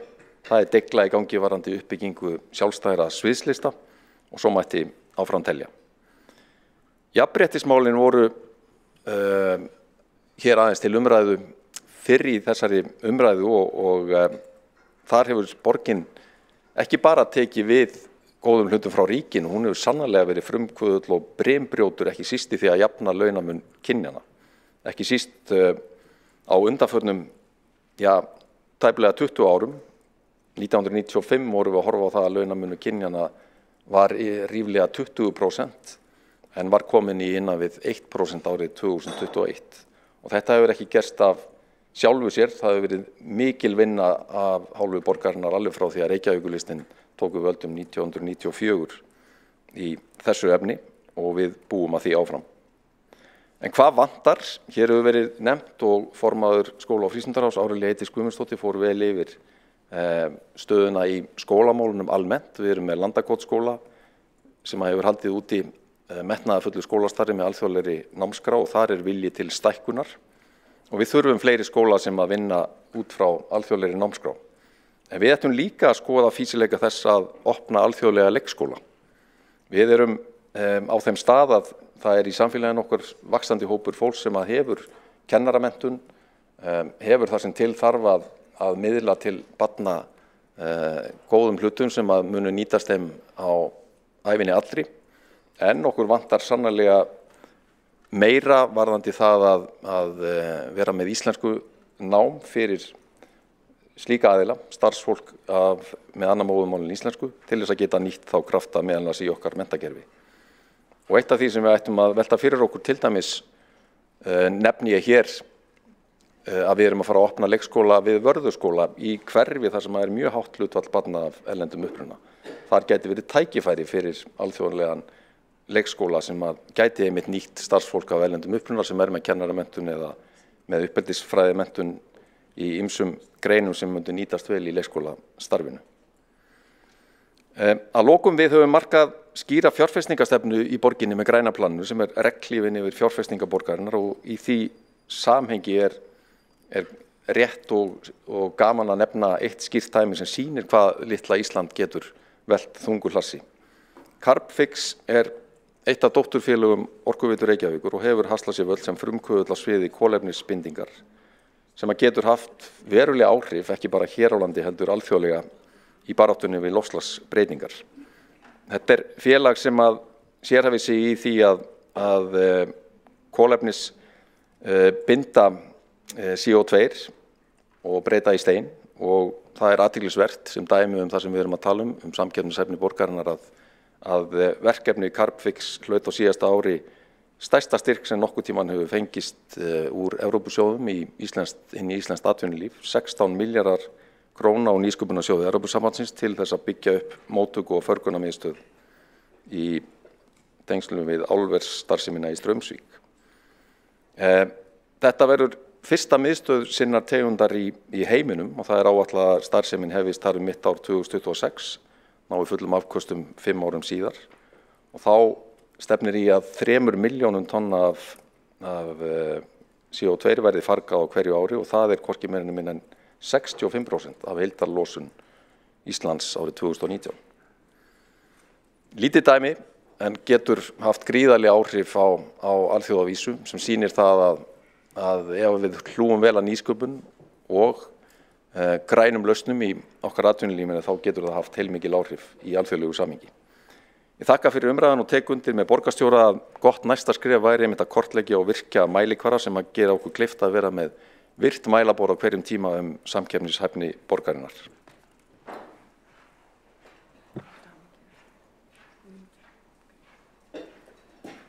Borgarfulltrúinn hefur lokið við að veita mál sínu, einn hefur óskað eftir að koma í andsvar. Kolbrún Baldursdóttir, borgarfulltrúi, gjörðu svo vel.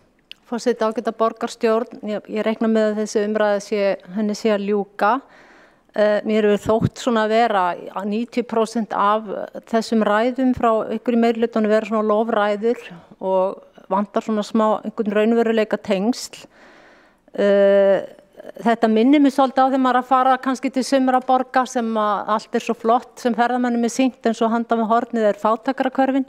En það bara aldrei talað þau og ferðamenn svo sannarlega þeim ekki sýnt neitt hvernig ástandið þar. En ég vil bara koma að því sem að borgarfulltrúinn Skúli Helgason sagði áðan að hann kom jú að því að tala það sem vantar og það væri þá stækkun og það auðvitað frábært og alþjóðleg, þannig að búið til alþjóðlega námskrá og alþjóðlega leikskóla. Mér finnst það svona pínu sérstakt að tala það því að meirihlutinn gat ekki eins og staði við að opna eða byggja þá leikskóla sem búið var að lofa plássum í en það vantar sannarlega ekki háleit markmið og stundum held ég að hugurinn og viljinn sé farin svolítið langt á undan raunveruleika tengslum meirihlutans. Ég menn ef ekki að byrja bara að klára það sem búið var að lofa og koma þeim börnin sem búin að bíða, koma þeim í hús áður en að við þurfum að tala að byggja alþjóðlega leikskóla. Ég meina, vera bara hér og nú, kannski í smá tíma. Takk. Borgarfulltrúinn hefur lokið við að veita andsvar. Forseta langar að koma því til skila að umræðan ekki að ljúka. Það eru ennþá, forseti búin að loka fyrir mælendaskrá en það ennþá 7 á mælendaskrá, þannig að það sé alveg skýrt. En óskar þá eftir að svara andsvari, Skúli Helgason, gjörðu svo vel. Já, forseti, ágæta borgarstjórn, þakka fyrir fyrirspurnina. Ég held að þessi umræða hafi bara sýnt að menn eru vel með jarðtenginguna á hreinu og að því að menn nefna leikskóla málin þá það bara staðreynd að það voru hér opnaðir 6 nýjir leikskólar á síðastliðnu ári og 600 pláss rúmlega sem að bættust við í flóruna. Hitt alveg hárrétt að ýmsir ytri þættir kom í veg fyrir það að það hefði tilætlu áhrif í að ná þeim fjölda af yngri börnum inn sem stefnt var að, en það voru aðrir þættir sem réðu því, sérstaklega húsnæðismál í eldri leikskólunum, miklu fleiri umsóknir, einhverja tafir á framkvæmdum vissulega, en eftir stendur mesta uppbygging nýrra plássa sem að sést hefur í Reykjavík í 90 ár. Og það mun auðvitað nýtast okkur á komandi misserum því að þær framkvæmdir sem hafa verið í starfandi leikskólum, þeim mun auðvitað ljúka á einhverjum mánuðum eða misserum og þá koma þessi pláss öll til í góðar þarfir. En varðandi hugmyndum alþjóðlegan leikskóla, það auðvitað bara líka hluti af nákvæmlega þessari veruleikatengingu. Við erum á þeim stað að það eru miklu fleiri að flytja til landsins. Í sumum tilvikum kemur það ekki til af góðu. Við erum með stríð í Evrópu og flóttafólk sem að eðlilega vill koma sér í skjól þar á meðal til Íslands, og við eigum og viljum taka vel á móti því og gera það eins vel og hægt er. Ég tel að við getum til dæmis, ef við erum að horfa á börn frá Úkraínu,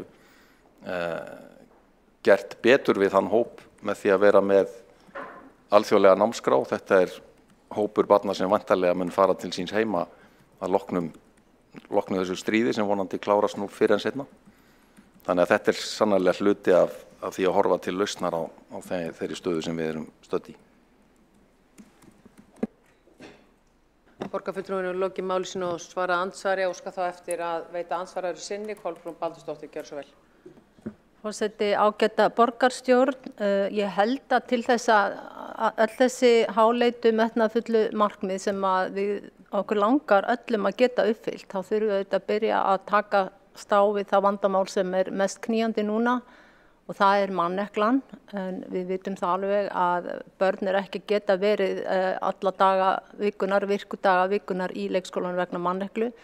Þau eru ýmist beðum að sækja þau snemma eða jafnvel bara stutt eftir þau eru komin, eða að það er skipulagðar skerðingar í gangi. Ég meina, við hljótum að sjá að það endalaust að tala og búa til fleiri úrræðin í framtíðina, en ef það er enginn til að vinna verkin, að þá er það varla að ganga upp. Það þarf að laga laun þessa starfshóps og aðstæður, og það er engin nema meirihlutin í borginni sem getur gert eitthvað í þessum málum, en það heldur utan borgarsjóð. Borgarfulltrúinn hefur þá lokið við að veita andsvaraður sinni, svara það andsvaraður sinni Skúli Helgason, gjörðu svo vel.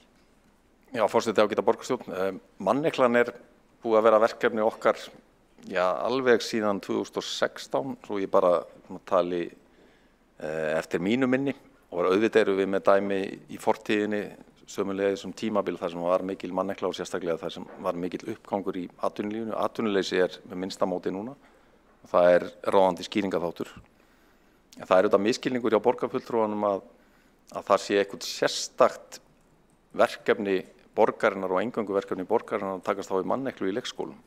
Skýringin á manneklunni númer 1, 2 og 3 þessi, að eftir að kennaranámið var lengt þá hefur orðið hrun í útskriftum leikskólakennara úr þeim menntastofnunum sem að mennta kennara, og heldur betur dramatískt hrun. Við erum að tala um 75% fækkun á örfáum árum. Menn ennþá að vinna í þessum veruleika. Það hefur ekki orðið nein sú fjölgun sem að breytir þessari stöðu, og þessin þetta sameiginlegt verkefni ríkis og sveitarfélag, og borgin hefur sannarlega blandað sér inn í það með því að bæta starfsumhverfið. Það hefur svona óbein áhrif til lengri tíma að menn viti að leikskólar í Reykjavík eru í grunninn góðir vinnustæðir og eftirsóknarverðir vinnustæðir, og það hefur alveg skilað sér. Aðsóknin hefur aukist í kennaranámið sem betur fer, en það enn langur vegur frá því að við séum á nægilega góðum stað þarna, og þess vegna samtal áfram í gangi við ráðuneyti menntamála þetta mál. Borgarfulltrúinn hefur lokið máli sínu og þá andsvörum lokið að sinni. Þá tekur til máls Sanna Magdalena Mörtudóttir, gjörðu svo vel, borgarfulltrúi sósíalista.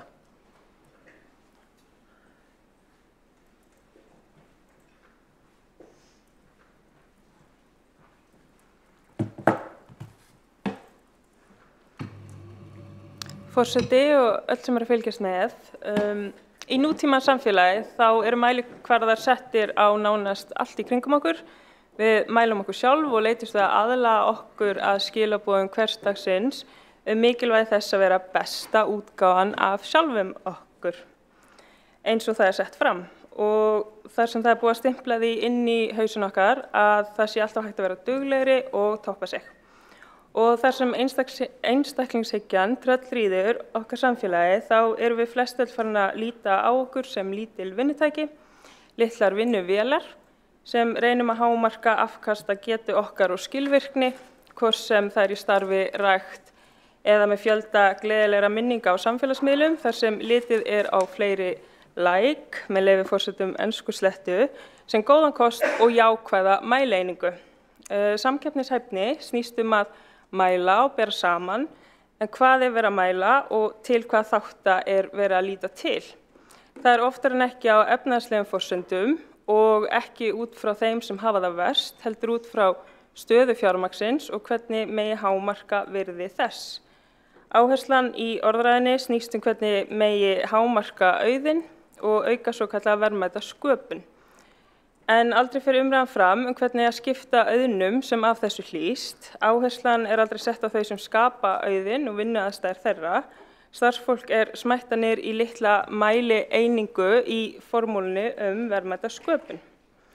Samkeppnishæfnin miðar ofta því að laða að fyrirtæki, að tryggja góða stöðu fyrir fyrirtæki í nafni lágra skatta eða annarra ívilnana og slík krafa bitnar á þeim sem þurfa svo að greiða reikningin fyrir skattalækkanir til fyrirtækja og þau aldrei krafin þátttöku í því að reka þá innviði sem gera þeim kleift að starfa yfir höfuð.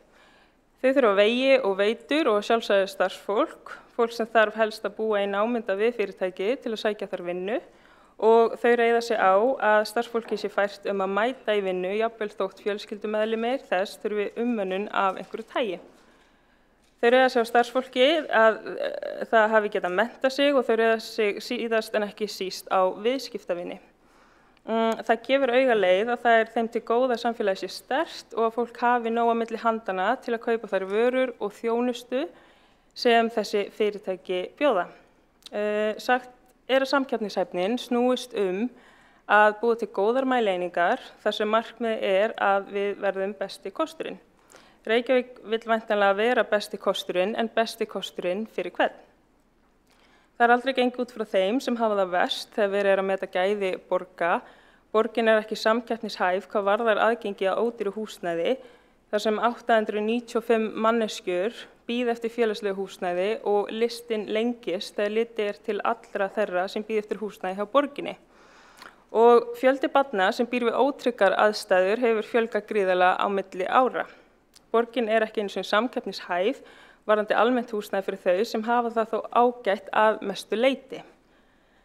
Það er gagnslaust að horfa bara á hverjir hafa það best ef það er alltaf stór hópur sem hefur það mjög skýrt og það er gagnslaust að tala samkeppnishæfni ef hún felur ekki í sér að stefnt sé að því að hópurinn sem skilinn er eftir minnki og markmið er ekki sett á það að enginn verið skilinn eftir efnahagslega og félagslega að þá eru svona mælikvarðar meðaltölu og slíkt ekki að einblína á þennan hóp sem hefur það hvað verst.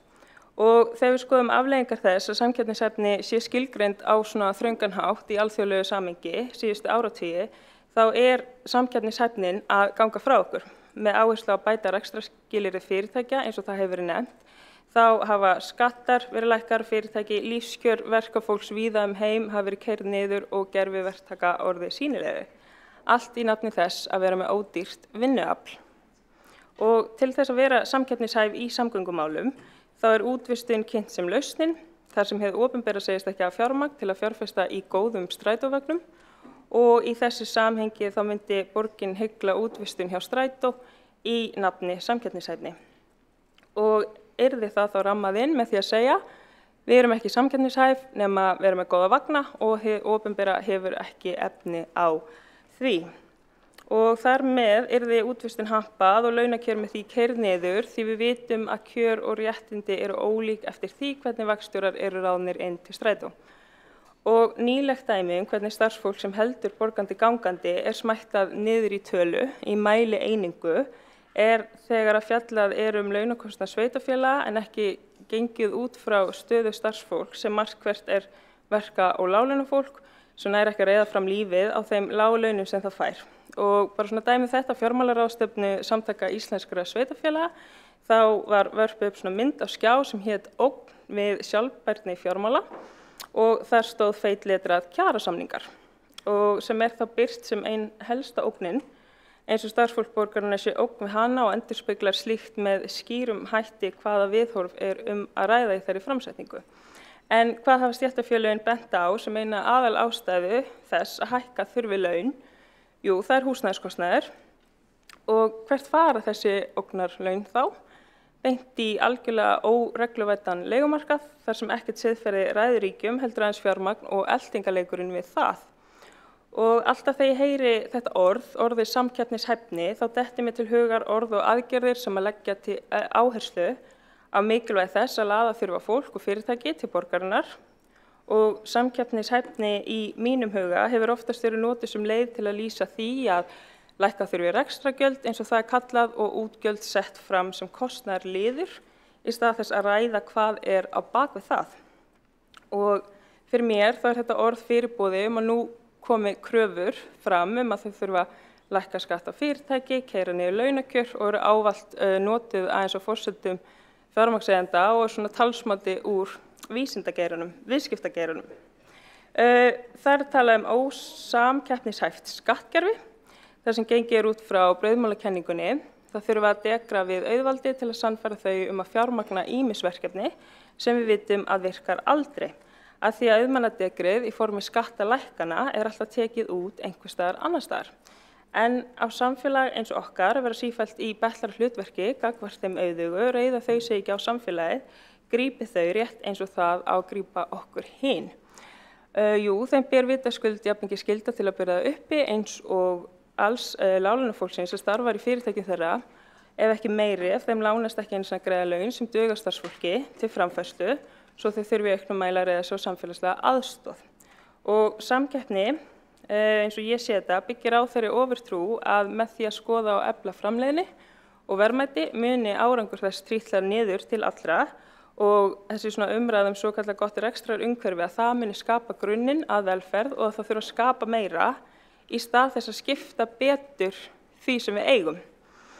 Og þetta svona sjaldnast útskýrt neitt nánar en það erfitt þegar dæmin sýna beinlínis hið gagnstæða þar sem við sjáum til að mynda dæmi að fjármunir flæða brott í okkar samfélagi, til dæmis í skattaskjól en ekki út í samfélagið.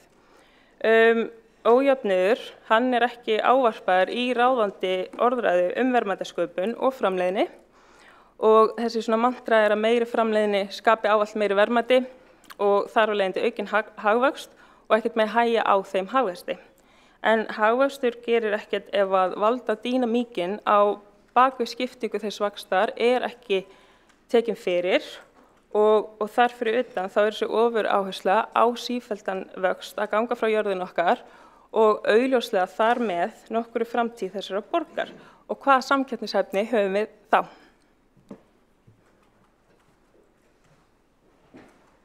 Borgarfulltrúinn hefur lokið máli sínu, 2 hafa óskað eftir að koma í andsvar. Það eru Árelía Eydís og Heiða Björg og fyrst Árelía Eydís, gjörðu svo vel. Virðulegi forseti, takk fyrir þetta og kærar þakkir, hæstvirtur borgarfulltrúi Sanna Magdalena.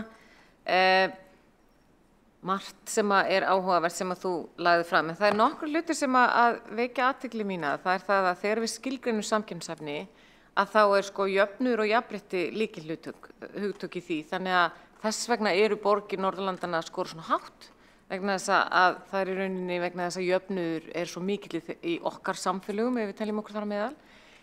Annað að þegar við tölum samkeppnishæfni fyrirtækja þá mjög oft jöfnuður settur inn í þá jöfnu. Til dæmis japönsk fyrirtæki voru talin vera til fyrirmyndar, þar jöfnuður miklu meira milli þeirra sem æðstu stjórnendur og starfsmanna, hefur verið hefðbundið. Þannig að þegar við erum að mæla samkeppnishæfni þá þetta einmitt þátturinn og eins og til dæmis þegar maður fer til borgarins og Doha það sem maður sér að helstu andstæðingar samkeppnishæfni í öllu skilningi eru fátækt og fá fræði. Þannig að ég vildi bara nefna þetta því að mér finnst það mikilvægt að það komi fram. Núna erum við meira og minna í svona nýjustu hagfræði útreikningum, þá eru fleiri og fleiri ríki, hugsanlega borgir, ég náttúrulega þekki ekki hvort að við höfum gert það hér, en það er alveg vel á það lítandi varðandi samkeppnishæfni að mæla vellíðan. Að mæla vellíðan út frá til dæmis einmanaleika, mæla vellíðan út frá líffræði og svo framvegis. Þannig að það finnst mér vera mikilvægur þáttur að horfa til. Takk fyrir. Borgarfulltrúinn er lokið við að veita andsvar, svara þá andsvari Sanna Magdalena Gjörsvel. Forseti, já, þessar mælieiningar hafa þá ekki verið að skila sér í auknum jöfnuði eða betri stöðu og við vitum einmitt stöðuna. Við höfum verið að mæla og við sjáum til dæmis fjölda sem á biðlista eftir húsnæði, við sjáum fjölda barna sem á biðlista eftir húsnæði, við vitum að hér er fátækt og stéttaskipting, þannig að spurning svona hvernig ætlum við að taka þá mælikvarða og þá þekkingu sem við höfum til þess að setja áhersluna á að við þurfum að einmitt bara vinna gegn fátækt, útrýma stéttaskiptingu, þannig það er líka ekki það sem ég hef heyrst svona í þessari ráðandi orðræðu í kringum þessar mælieiningar og hvernig við getum þá byggt upp góða borgir. Borgarfulltrúinn hefur lokið við að svara andsvari og þá óskar eftir að fá andsvar Heiða Björk Hilmisdóttir Gjörsvel. Já, forseti borgarfulltrúar, ég vildi bara þar sem að nefnt var fjármálaráðstefna Sambands sveitarfélaga og þar hefur verið talað um einhver ógnarlaun eða ógn af því að kjarasamningar væru lausir. Þá er einungis verið að tala um það að þegar við erum að skoða næsta ár og fjárhagsáætlanir þá er óvissa launaleið þegar ekki er búið að semja. En engin ógn af því, það er bara verið að undirstrika það að þar er óvissa. Og óþarfi að kannski gera, fannst mér, að gera eitthvað annað út úr því. Borgarfulltrúi hefur þá lokið við að veita andsvar og er þá andsvörun lokið. Þú vildir, svara þá andsvari Sanna Magdalena Mörtudóttir Gjörsvel. Forseti, já, í þessari umræðu og á þessari glæru að þá var þetta sett þannig fram að þessi liður, þá launaliður, að það gæti svona ógnað sjálfbærni hvað varðar útgjöld og innkomu sveitarfélaga, þannig að ég veit ekki betur en að ég sé bara að túlka það sem að kom fram þarna á þessari glæru og hvernig hún birtist mér. Og borgarfulltrúinn hefur lokið við að svara andsvari, veit þá andsvar öðru sinni Heiða Björk Hilmisdóttir.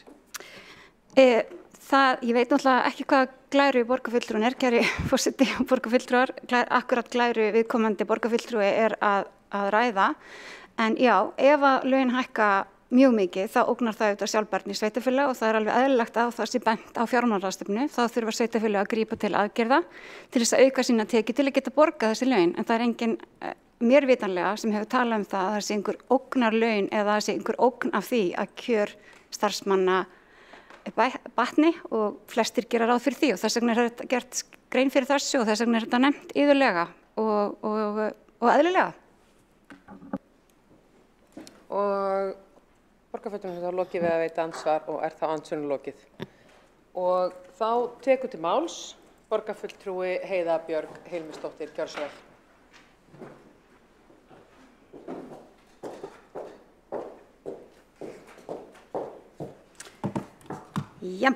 Forseti, ágætu borgarfulltrúar.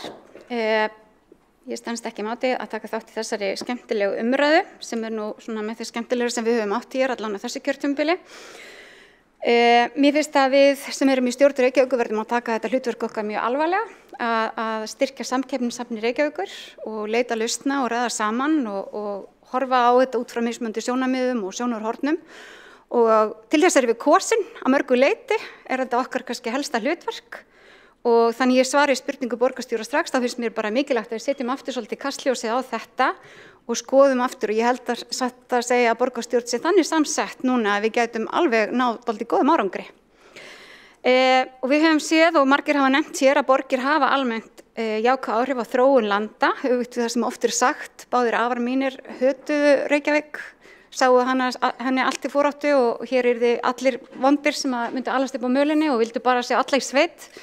Þeir höfðu ekki rétt fyrir sér og enn eru þessi sjónarmið svona til einhvers staðar en borgir draga vagninn í hagvexti og þó ég myndi nú vera að segja að stafmanneskjan til að draga úr mikilvægi dreifbýlis eða fjölbreytta búsetumöguleika, þá samt mjög mikilvægt að innan landsins okkar sé öflug borg, af því við erum auðvitað í samkeppni fólk, ekki bara innan Íslands, heldur akkurat alþjóðlega, og við þurfum að hafa fjölbreytta möguleika fyrir fólk til að setja í stað, því að við erum auðvitað alls konar og sumir vilja kjósa að búa í borgum, rétt eins og ég og þið hér greinilega, en margir aðrir kjósa eitthvað annað og við þurfum að bjóða upp á fjölbreytta kosti á Íslandi og það gerum við ekki nema hér sé öflug borg.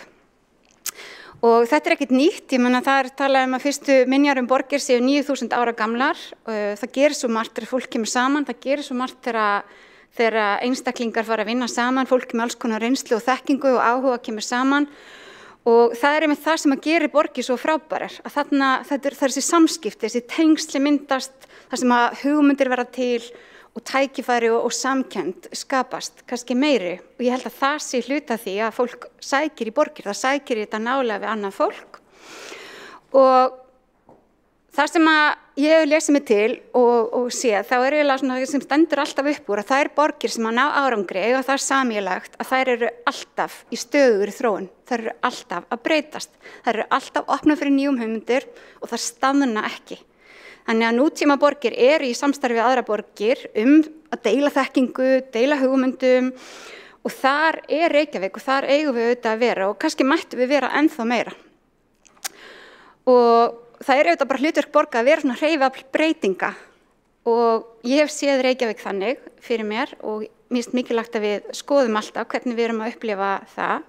Við erum auðvitað megin atvinnusvæði höfuðborgarsvæðisins sem hérna í Reykjavík, hérna eru skólar á öllum skólastigum, 2 öflugir háskólar, framhaldsskólar, þú getur lært hér iðnnám, þú getur verið hér í leikskóla og grunnskóla, þú getur verið í ýmsum sérmenntun, þú getur menntað í hinn og þessu. Hérna er miðstöð menningar og lista á Íslandi, miðstöð verslunar, fjármálastarfsemi, stjórnkerfisins, hátækni og svona mætti lengi halda áfram. Og það auðvitað þessi mikilvægi þess að við búum öllu þessu gott umhverfi og sem svo mikilvægt og þess vegna skipulagshlutverki líka svo mikilvægt út frá því og getur ráðið úrslitum í rauninni samkeppnishæfnina og gott dæmi þetta eins og þessi myndun klasa, menntun og rannsókn og vísinda og heilbrigðisþjónustu á Vatnsmýrasvæðinu og hér áður nefndi borgarfulltrúi Gufunesið sem líka, þetta mikilvægt en það líka mikilvægt að við séum með búsetukosti fyrir allt fólk, við séum með fjölbreytta búsetukosti, að við séum með tækifæri fólk til þess að fara á milli staða án þess að endilega þurfa að reka til þess bifreið, að maður geti hjólað eða maður geti valið sér og maður geti átt heimili og þar hefur Reykjavíkurborg sannarlega dregið vagninn á Íslandi og við skrifum undir samning við innviðaráðuneytið á dögunum og Húsnæðis- og mannvirkjastofnun, rammasamningur sem að innviðaráðuneyti og sambandískra sveitarfélaga komið sér saman sem byggir bara að stóru leyti á því sem að Reykjavíkurborg hefur verið að gera. Það að reyna að byggja upp fleiri fjölbreyttari búsetukosti, félagslegt húsnæði, óhagnaðri húsnæði, minni íbúðir, stærri íbúðir, eignaríbúðir sem eru auðvitað líka mikilvægar, alla þessar mikilvægu fjölbreyttu búsetukosti allt land. Þetta auðvitað gríðarlega mikilvægt og af því að við viljum að fólk velji Reykjavík hérna til þess að lifa og mennta sig og vinna og skapa og þá þurftu líka að hafa gott tækifæri til þess að búa við góða heilsu, félagslega, andlega og líkamlega heilsu. Og það ekki síður mikilvægt og það líka grundvöllur þess að við séum samkeppnishæf borg. Og það greinilegt og alltaf þegar maður skoðar þessa mælikvarða borgir, þá alltaf verið að skoða alla þessa þætti. Þó sé auðvitað mikilvægt og flókið að akkurat meta hvaða borgir standa sig best og þetta sé alltaf auðvitað ákveðnar æfingar út frá því hvað að vera að horfa á hverju sinni. En við erum auðvitað með borgarstefnu, við erum auðvitað með græna planið og alls konar aðalskipulag, velferðarstefnu, menntastefnu, loftslagsstefnu, menningarstefnu og þetta skiptir allt máli og við erum auðvitað alls konar, fólki hérna alls konar og við þurfum að vera með tækifæri fyrir alla til þess að láta til sín taka og við tölum stundum að við viljum allir í borgi til að láta drauma sína rætast eða allavega fundi hæfileika sín og hamingju og það auðvitað það sem er verkefnið. Það ekki tilviljun að norrænar borgir koma best út. Það af því þar eru öflug velferðarkerfi og þessi öflugu velferðar- og menntakerfi sem að skapa tækifæri fyrir fólk, fyrir félagslegan hreyfileika, leysa úr leiðangi hugmyndauðgi og skapa tækifæri fyrir fólk, alls konar tækifæri, fyrir bæði einstaklinga, fjölskyldur og samfélagið allt. Og ég hef bara mjög oft sem formaður velferðarráðs síðustu 4 ár, svo ég farið aðeins inn í það, bara rekið mig á það, hvað við getum lært mikið á borgunum í kringum okkur. Og það ekki eftir þær gera allt betur en Reykjavíkurborg, þegar Reykjavíkurborg hefur lengi verið með mjög öflugt velferðarkerfi. En þær hafa bara rekið öflugt velferðarkerfi mun lengur heldur en við og þær búa líka almennt við bara betra velferðarkerfi innan sinna ríkja heldur en Reykvíkingar eða við í Reykjavík búum við. Það meiri áhersla á velferð og það skapar okkur oft erfiðleika til samanburðar en engu að síður þá höfum við verið að leggja meiri áherslu á þetta núna án þess að við ætlum eitthvað að fara að ganga inn í hlutverk ríkisins með að greiða barnabætur eða fæðingarorlof eða örorkubætur eða annað slíkt, þá verðum við að vera öflug og styrkja og þannig getum við líka haft áhrif á ríkið og hér verði öflugra velferðarsamfélag, velferðarþjónusta í okkar velferðarsamfélagi til framtíðar. Nokkur dæmi það sem við erum að skoða núna sem að mér langar að deila með ykkur. Það til dæmis hvernig við mætum jaðarsettum hópum. Borgirnar í kringum okkur eru bara mun öflugri þar. Þar eru einhvern veginn bara komna lengra og kunna það og við höfum, ég hef kynnt mér til dæmis hvernig tekið á móti flóttafólki. Þar eru borgirnar í kringum okkur mun lengra komnar heldur en við. Þar hafa bara tekið á móti flóttafólki mun lengur. Við getum lært mikið af því. Ég hef líka verið að skoða núna hvernig borgirnar í kringum okkur eru að styrkja ungt fólk, ekki síst þennan NEET-hóp sem þetta unga fólk á aldrinum 16-24 ára sem ekki í námi, vinnu eða virkni. Það ískyggilega hár fjöldi svona ungs fólks í þessum hópi í Reykjavík, eins og annars staðar, færri reyndar hér hlutfallslega, en enga síður við ættum að geta tekið betur utan um hóp og við getum lært mjög mikið af því hvernig aðra borgir hafa verið að gera og hvernig þeir hafa verið að bregðast við. Og svo náttúrulega verði ég að nefna það hér að ég hef verið að fylgjast mjög vel með rannsóknum á áhrif samfélags á öldrun, hvernig fólk upplifir öldrun og hvernig fólk eldist nú til dags. Það verið að bera saman í mínum gamla háskóla í Gautaborg og glatt þá sem eru hér að eldast. Þar mikið talað um það að 70 sé hið nýja 50. Þannig að þeir sem eru 70 sé skræða 20 ár, en þetta var alltaf 40 þegar nýja 30. Þannig að það er margt spennandi. Þannig að þó að þegar við erum að sjá borgarmyndir og sjáum oft myndir á húsum og torgum sem eru ótrúlega fallega oft og dásamleg, þá auðvitað borgir fyrst og fremst fólk og þar við öll jafn mikilvæg, óháð kyni, uppruna, útliti, holdafæri, aldri eða fjárhagslegri stöðu og samfélög sem skapa rými og tækifæri fyrir öll til að láta til sín taka eru bestu samfélögin og þannig samfélag eigum við að skapa í Reykjavík. Borgarfulltrúinn hefur lokið máli og forseti þakkar fyrir hressinguna sem að ég tel mig vera einn af í hópi aldursforseta hér í borgarstjórn meðal annars. Þannig að við förum jákvæð út úr því. Takk fyrir það. En þá næstur á mælendaskrá Kjartan Magnússon, gjör svo vel.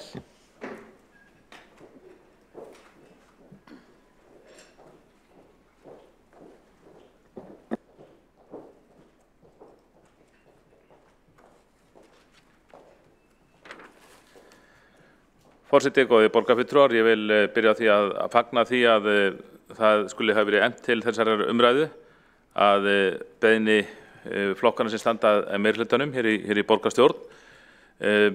Þetta atriði sem við þurfum alltaf að hafa í huga í öllum okkar störfum að Reykjavíkurborg í margvíslegri samkeppni leynt og ljóst á degi sem nóttu. Við viljum að sjálfsögðu búa borgurum okkar eins gott borgarsamfélag eins og hægt og eins og ræðumenn hafa komið inn á hér á undan mér þá samanstendur samkeppnisumhverfið af mjög mörgum þáttum sem og það þarf að hlúa að hverjum einu og það kannski sem betur þannig það er engin þáttur sem eitthvað ofurvægi í þessu, heldur þetta eru kannski 10 eða 100 þáttar sem hver og einn hefur vægi og það er kannski meðal annars okkar hlutverk að gæta ákveðins jafnvægis og við erum reyndar í þeirri öfundsverðu stöðu að við erum kannski svona með að við fólksflutningana þá eru við og stór Reykjavíkur svæðið er kannski samkeppnishæfasta svæði á landinu og er líka fyrir að flytjast fólk frá útlöndum þannig að við hljótum að hafa eitthvað að bjóða sem annað fólk sækist eftir auðvitað skiptir mjög miklu máli bara þessi þéttbýlisþróun sem á sér stað út allan heim þéttbýlisþróun sem eru bara efnahagslega forsendur fyrir þéttbýlisþróun sem hefst hér fyrir 100-200 árum kapitalismin eru auðvitað hluti af því breyttir atvinnuhættir verkaskipting fólk flyst til borga út allan heim og Ísland er engin undantekning og það var eins og að komið hérna aðeins áður þá er Ísland jafnt og þétt að breytast í borgríki, það er ákveðin skilgreining af borgríki en svo að það sé ríki þar sem 75% íbúa eitthvað þannig búi í borginni og ég hef haft svona svolítið áhuga á borgríkjum, þau eru nokkur í heiminum en þetta er kannski Ísland er kannski fyrsta borgríkið sem verður borgríki, að þróast í borgríki sem hefur samt yfir gífurlegu landsvæði að ráða. Það þjappast Hér þjappast allir saman á eitt risastórt þéttbýlissvæði og þátt fyrir að það með merkja þessa þróun víðar eins og til dæmis í Alaska þá er þetta á sér stað með mjög miklum hætti. Nú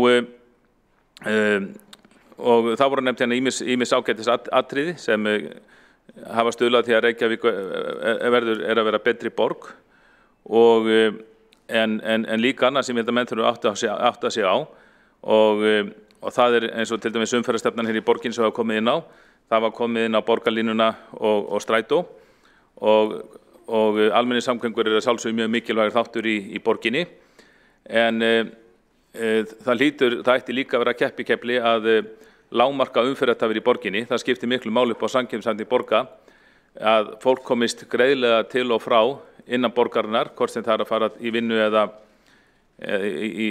vinnu eða heim til sín. Það er þannig að okkur er ætlaður takmarkaður tími hér á jörð og við eigum auðvitað stuðla því sem borgaryfirvald að fólk þurfi ekki að dvelja lengur í umferðinni á óþörfu heldur en bara nauðsynlegt er og það hefur verið sýnt fram á það af sérfræðingum að tafakostnaður vegna umferðartaf hér í borginni, hann hefur aukist mjög mikið, það er ekki deilt það að hann nemur 20 milljörðum króna, maður hefur séð tölur alveg frá 30 milljörðum upp í kannski 90-100 milljarða, það er ekki alveg ljóst, kannski ekki auðvelt að reikna út, en það er ljóst að hann nemur á 20 milljörðum króna. Og því miður hefur verið hluta af stefnu að hér í borginni að tefja fyrir umferð, væntanlega í þeim tilgangi að gera fólki erfiðara að komast á sínu fjölskyldu bíl og þrátt fyrir að sú stefna það sé ekki að sliga okkur í efnahagslegum skilningi mjög mikið þá hefur þetta samt áhrif og þetta þarf auðvitað alltaf að endurskoða og stuðla því að fólk komist greiðar á milli. Nú borgarlínan var nefnt hér og það er þetta margt að segja hana bara Hjálmari Sveinsinni borgarfulltrúa til upplýsingar þá er það yfirleitt þannig erlendis þar sem þetta borgarlínukonsept er í framkvæmd að borgarlínan fer hægar yfir heldur en venjulegir strætisvagnar svona yfirleitt að því gefnu auðvitað að strætisvagnarnir sé ekki fastir í umferðinni og sem betur fer það þannig að umferðin hér er þráttur allt ekki svo mikil að til dæmis með því að koma með tækni sem myndi veita strætisvagnum forgang á umferðarljósum og með því að leggja fleiri sérakreinar sem skilst vissulega til hluta borgarlínu með því að leggja fleiri sérakreinar þá og greiða hann fyrir stræt og það er besta leiðin, það er það besta sem við getum gert fyrir almenningssamgöngur og bara með því væri hægt að koma fyrir kannski þennan kostnaðarsama óskapnað sem borgarlína stefnir í að vera.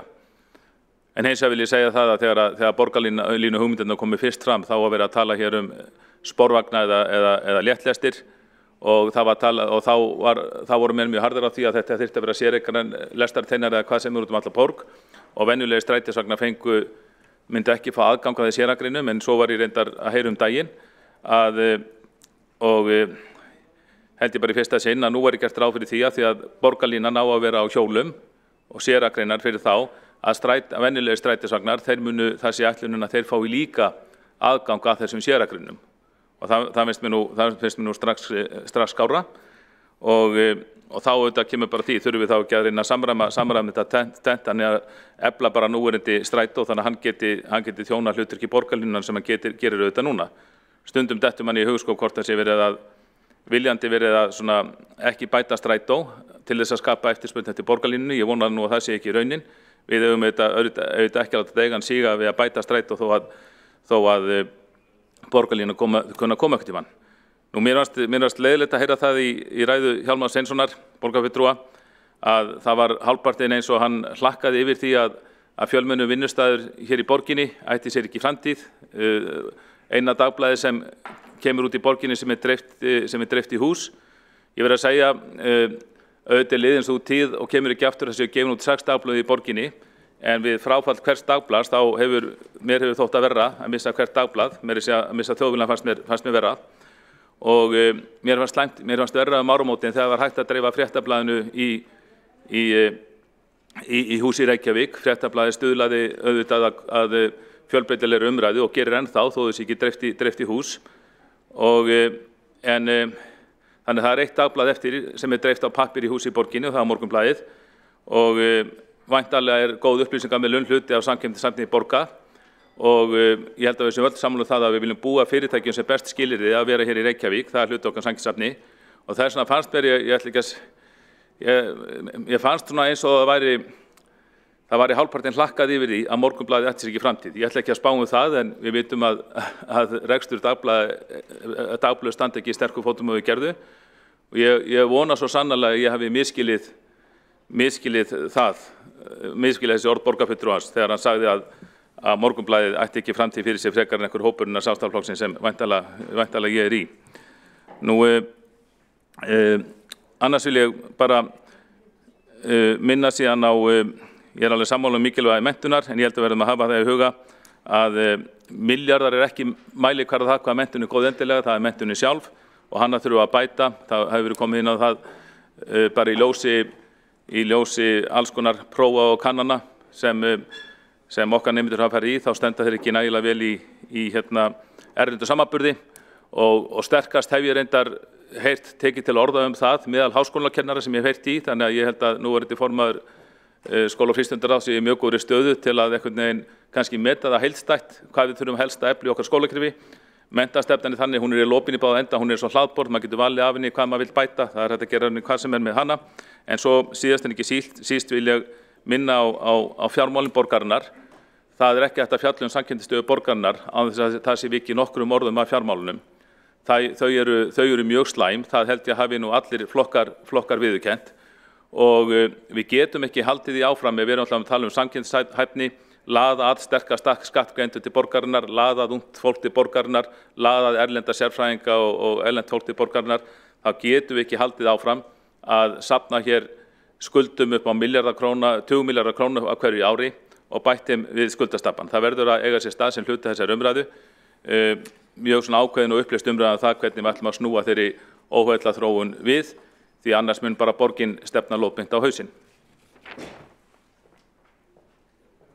Borgarfulltrúinn hefur lokið máli sínu og einn hefur óskað eftir að koma í andsvar og er það Hjálmar Sveinsson, borgarfulltrúi, gjör svo vel.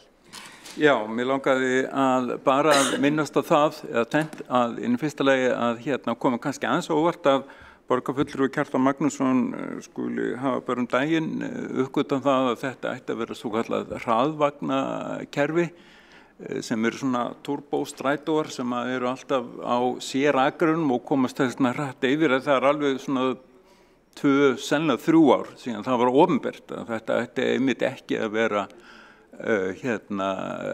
sporvagnar eða lestar, en í upphafi vinnunar var talið skynsamlegt að útiloka ekkert til að byrja með.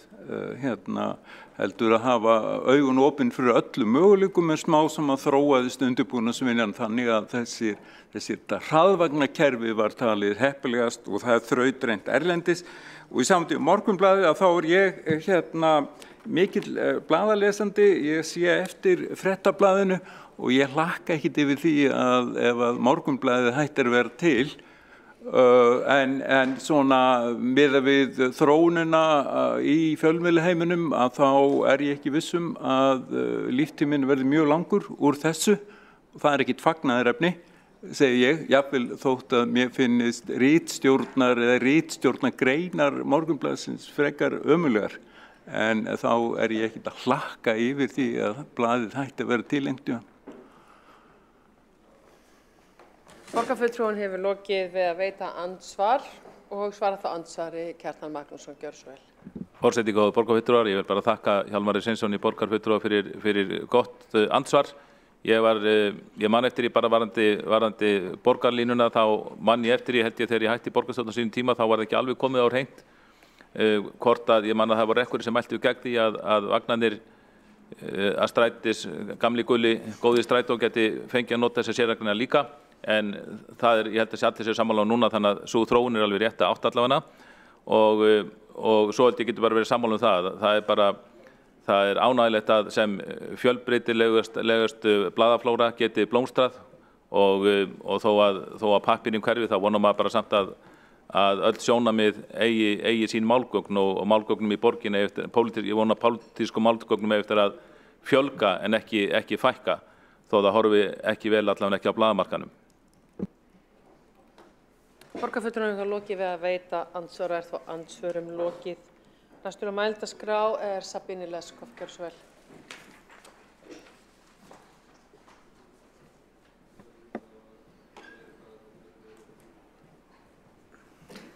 Forseti, ágætu borgarfulltrúar, mér fannst eiginlega ég yrði að tjá mig aðeins hér. Það sem ég lít yfir salin ég held ég eina manneskja sem það voru ekki foreldra sem tóku ákvörðun að planta mig niður hér, heldur kaus ég að flytja hingað og ég kaus Reykjavík. Ég fagna þeirri umræðu að fólk flytur hingað vegna þess einmitt að það kýs að vera hér, ekki vegna þess að það á eitthvað svona rosalega bátt heima fyrir sem maður heyrir mjög oft. Mér finnst það nánast endurspegla einhvers konar minnimáttakennd. Af hverju ætti fólk að flytja hingað bara ef það á eitthvað bátt heima. Þannig ég mjög ánægð með stolt sem ég heyri hér í þessum ræðum, sem endurspeglast í þessum ræðum. Og að við eigum hér frábæra borg sem þess virði að kjósa. Og mér finnst ekki bara Ísland og ekki bara Reykjavík best í heimi, heldur meira að segja hverfið mitt, en það hef ég allan tíma einungis átt eitt heimilisfang hér í borginni. Ég var háskólakennari á fertugsaldri með 2 lítil börn. Jafnrétti og þátttaka kvenna á atvinnumarkaðnum voru svo sannarlega lykilþáttur í minni ákvörðun. Það var svo sem maðurinn minn sem fekk boð hingað sem sérfræðingur, en ákvörðun að flytja var tekin sameiginlegt vegna þess að við höfðum ekki áhyggjur að tækifærin sem myndi bjóðast mér, tækifærin myndi bjóðast mér líka. Af því að ég vissi hvað ég var að gera, ég þekkti þetta bæði að vera útivinnandi móðir í landi þar sem ég spurð stanslaust af hverju ég var ekki heima að sinna börnunum mínum. Og ég sannfæri það að þetta sé lykilþáttur í samkeppnishæfni borgarinnar. Punktar sem ég vildi nefna aðeins sem hafa kannski ekki fengið svo rosalega mikla vægi hér áður eitthvað sem við megum ekki gleyma að við erum ekki bara að flytja inn sérfræðingur erlendis frá í þau störf sem eru laus á hverjum tímapunkti, heldur erum við hér með stóran hóp innflytjenda sem eru gjörsamlega vannýtt vinnuafl. Ég mæli með þessari skýrslu hér, konur af erlendum uppruna, hvað kreppir að. Hér mikið af tölfræði að finna þáttöku innflytjenda, bæði karla og kvenna. Það eru skýra tölur hægt að finna, með sérstaklega konur af erlendum uppruna sem fá ekki vinnu við hæfi hér. Þetta ótrúlega sóun og hefur líka áhrif á samkeppnishæfni. Við þurfum að hafa miklu meira áherslu að nýta þennan mannkost sem við höfum hér og það áhrif sem það hefur á samkeppnishæfni nákvæmlega það sem ég lýsti kannski hérna út frá minni persónulega dæmi. Ef aðilinn veit að það bjóðast tækifæri fyrir hinn aðila, fyrir alla fjölskylduna, þá hefur skiptir þetta gífurlega miklu máli. Það eru fleiri kvenkyns innflytjendur hér sem útskrifast úr framhaldsskólum og með viðbótarstigi á framhaldsskólastigi og háskóla, en það endurspeglast ekki í starfstækifærum.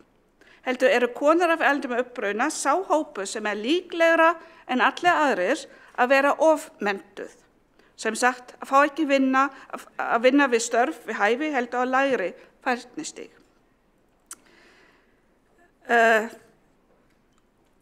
Og svo það börnin. Við erum búin að nefna hér aðeins alþjóða skólastarf og það sjálfsögðu mjög mikilvægt, sérstaklega fyrir þann hóp sem ætla sér ekki að stoppa lengi hér. En það líka alltaf spurning hvort það sé þá raunveruleikin. Þetta líka dæmi sem ég þekki náttúrulega mjög vel frá Þýskalandi, þar sem flestir innflytjendur ætluðu aldrei að stoppa en eru þar enn 2 kynslóðum seinna. Það hluti af okkar meirihlutasáttmála með leyfi forseta að bæta samkeppnishæfni Reykjavíkur með því að efla alþjóðlegt skólastarf. Efla, gera það sterkara, gera það betra. Og það finnum við leiðbeiningar í alþjóðastefnu sem var samþykkt hér. Það rætt greiningu á þörf og rekstrarumhverfi alþjóðaskóla í Reykjavík. Þar sem við þurfum að skoða rekstrarform. Og það alveg spurning hvort sé að ræða opinbera blandaðan eða einkarekin skóla. Við þurfum að skoða lagaumgerð og greiðsluþátttöku og líka hvað þetta þýðir. Að við sendum börn sem eru búsett hér í skóla þar sem þau eru ekki í íslensku mælandi umhverfi. Það kann að hljóma eins og góður kostur, en hvað þýðir þetta fyrir félagsleg umhverfi þeirra? Hvað þýðir þetta fyrir frekari menntun þeirra? Þurfum við þá að stofna líka enskumælandi íþróttafélög? Þannig við þurfum að hafa samhengi þar í huganum án við tökum ákvarðanir og þurfum að standa okkur að gera þetta vel, ekki bara einhver megin. Þannig að við höfum hér frábært starf, borgarfulltrúinn Hildur Björnsdóttir nefndi Landakotsskóla, frábært starf þar sem einmitt í mjög sterku samstarfi við móðurskólan þar og íslensku umhverfi þar. Við höfum líka haft mjög skelfilegt dæmi eins og Reykjavík International School sem var bara gegn rosalega illa og var olli á endanum mikinn skaða fyrir þann barnahóp sem var þar. Við viljum hér samfélag þar sem allir hafa tækifæri. Þetta aðdráttaraflið.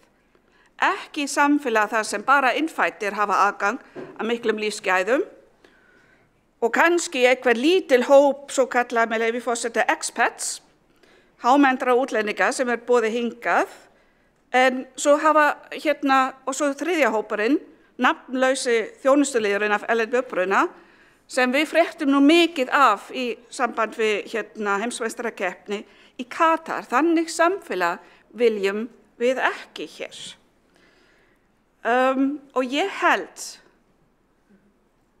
að þetta mannréttindi, jafnrétti kynjanna, góð menntun hefur á endanum mesta aðdráttarafl og gerir mest fyrir samkeppnishæfni Reykjavíkurborgar.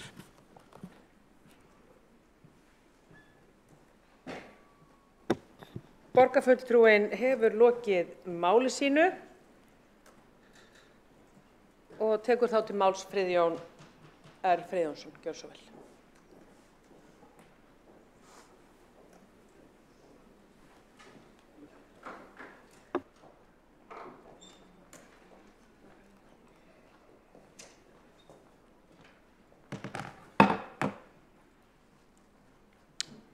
Hvað takkin? Ég ekki jafn hávaxinn og Sabín. Hérna, ok. Forseti, borgarfulltrúar, mig langar til þess að byrja á því eins og margir aðrir hafa gert að þakka fyrir þessa umræðu. Þetta er mjög mikilvægt efni til þess að ræða vegna þess að samkeppnishæfi Reykjavíkur og höfuðborgarsvæðisins gagnvart útlöndum skiptir miklu máli. Mér langar samt til þess að byrja því að rósa borgarfulltrúa Sabine Leskov fyrir að nefna skýrsluna af konur af erlendum uppruna og þau mál sem þar koma fram og svo tölfræði sem þar kemur fram og líka þær umræður sem áttu sér stað á jafnréttisþingi í fyrra þar sem að sjónum var sérstaklega beint að stöðu kvenna af erlendum uppruna. Það er mjög mikilvægt málefni sem við þurfum að hafa í huga og sérstaklega þegar kemur að samkeppnishæfni því að við erum eins og Sabín benti á að vannýta mannkost hérna á Íslandi. En mér langar líka til þess að nefna svona aðeins þegar ég var að hlusta á þessar ræður sem voru hérna í upphafi sem að mér fannst eiginlega einkennast af einhvers konar óskhyggju. Hér verður allt í lagi þegar að borgarlínan kemur. Þá verða almenningssamgöngur stórkostlegar. Og þess vegna verður samkeppnishæfin svo góð vegna þess að borgarlínan mun bjarga öllu. Þetta er svona töfralausn. Á meðan erum við með strætó og á meðan við erum að fara í umræður núna eftir greiðslukerfi í strætó sem er meira og minna ónýtt eða hefur verið ónýtt á undanförnum mánuðum og það bara blasir svo við að við þurfum að beina sjónum á meðan við eigum auðvitað og ég er algjörlega sammála því að við eigum að vinna að borgarlínu.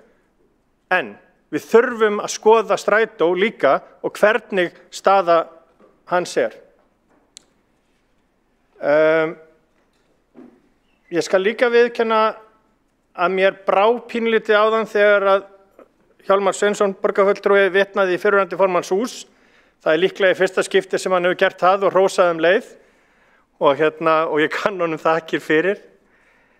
En það sem að mér langaði og ástæðan fyrir því ég kom hingað upp er að mér langaði til þess að nefna aðeins alþjóðaskólann. Og það er vissulega rekin alþjóðadeild hérna upp á Holti, hérna fyrir aftan okkur. En á árunum 2004 til 2006 var starfræktur hérna í borginni Reykjavík International School, ekki sá sami og Sabín nefndi, heldur, og ég beði ykkur að rugla þeim ekki saman, en árið 2006 hraktist hann frá Reykjavík til Garðabæjar, hvar hann hefur verið starfræktur síðan undir nafninu International School of Iceland eða Alþjóðaskólinn á Íslandi, við mjög góðan orðstíl. Það voru ákvarðanir meirihlutans á árunum 2002 til 2004 sem urðu til þess að Alþjóðaskólinn hraktist frá Reykjavík. Það var skortur og stuðningi við sjálfstæða skóla og þá stefnu sem að rekin var þá í borginni. Hér inni eru 2 borgarfulltrúar sem voru þá í borgarstjórn. Ég tel þá ekki jafn ábyrga fyrir þessum málum, en það eru borgarstjóri og borgarfulltrúi Kjartan Magnússon. Því að það var meirihlutinn þá sem að tók ákvarðanir sem var til þess að Alþjóðaskólinn fór í burtu úr Reykjavík og fór í Garðabæ. Og þegar sá sem hér stendur flutti aftur heim til Íslands árið 2010, þá völdum við að flytja í Garðabæ og það var ekki vegna þess að það eru svo margir sjálfstæðismenn þar, þó að það sé vissulega kostur. Heldur var það vegna þess að þar var alþjóðaskóli og dætur okkar sem eru tvítengdar gátu labbað í alþjóðaskólan. Og allt í kringum okkur, þarna í þessu hverfi í Garðabæ, var að myndast samfélag alþjóðlegra fjölskyldna upp á Ásaholtinu, niður í Sjálandi, yfir á Arnarnesi og yfir hinum megin við Hafnarfjarðarveginn. Allstaðar voru fjölskyldur, erlendar fjölskyldur eða alþjóðlega fjölskyldur, fjölþjóðlega fjölskyldur að velja sig það að flytja í Garðabæinn vegna þess að þar var alþjóðlegur skóli. Það er mjög jákvætt síðan að árinu 2015 eða 16 þá treysti Landakotsskóli sér í það að stofna alþjóðlega deild. Hann þurfti held ég alveg örugglega ekki sækja sérstaklega það eins og sjálfstæður skóli þurfti að sækja til þess að fá leyfi til þess að starfa í Reykjavík. Ég skal viðurkenna að ég þekki það ekki með fyllilega. En það var óneitanlega kostur að þar var skóli með leyfi og rekstrarleyfi sem að gat þá opnað alþjóðlega deild. En þetta er sjálfstætt starfandi skóli. Því að það eru sjálfstætt starfandi skólarnir sem að sýna af sér þetta frumkvæði, þessa nýjungagirni og eru tilbúin til þess að svara þeirri eftirspurn sem að hefur myndast á undanförnum árum og verður alltaf meiri og meiri á Íslandi.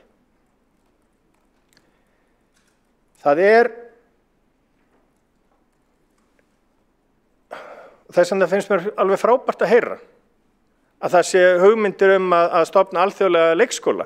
Ég held hins vegar að það fari langbest á því að leyfa fólki sem hefur áhuga á að stofna alþjóðlega leikskóla og vinna í því umhverfi að gera það. Miklu frekar heldur en að borgin reyni að starfa í því kvika umhverfi sem að alþjóðleg menntun er. Og ég myndi fagna því mjög ef að við færum þessa leið. Því að þessi vinstri meirihluti sem að Framsóknarflokkurinn gekk inn í hefur ekki sýnt sjálfstætt starfandi skólum nægjanlegan stuðning eða áhuga á undanförnum árum eða áratugum. Það er svo mikilvægt að við styðjum við sjálfstæða skóla. Allt frumkvæði kemur frá áhuga einstaklinga. Þannig að við skulum nýta drifkraft einstaklingana, sérfræðingarna, fólksins sem að starfar út í feltinu og hefur áhuga á að vinna á þessum vettvangi, leyfum þeim að stofna skóla, leyfum þeim, styðjum við þá og rekum af Reykjavík sliðruorðið sem að hefur verið á undanförnum árum. Svo að lokum velti því fyrir mér, sem langar mig til þess að velta því fyrir mér, hvað vill meirihlutin eiginlega með í umræðum leikskólamál, því að í nóvember voru þeir yfirmannaðir og núna vantar fólk í leikskóla og vegna þess að það er engin framsóknarmaður sem er eftir mér á mælendaskrá, er mér það bæði ljúft og skylt að koma ráðherra skólamála til varnar og segja borgarstjórn frá því að í fyrra sumar var sagt frá því að umsóknum nám í leikskólakennarafræði fjölgaði 20% milli ára og mun fleiri útskrifuðust í fyrra heldur en mörg ár þar á undan. Þannig bara vegna þess að framstundamenn eru svo miklu vinir mínir og mér þykir svo vænt þá og mér finnst þeir vera í slæmi félagskap að þá finnst mér mjög skylt að gera þetta.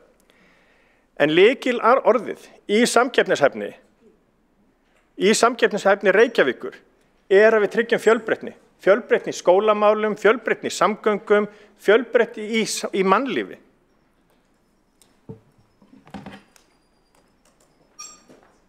Borgarfulltrúinn hefur lokið máli sínu og tveir hafa óskað eftir að koma í andsvar. Það er Sabíne og Aðalsteinn. Sabíne er á undan, gjörðu svo vel. Já, takk. Ég sammála borgarfulltrúinn Friðun Friðjónssyni sem alþjóðaskólinn í Garðabæ er svo sannarlega bara mjög góð orðspor, það er ekkert við það út að setja.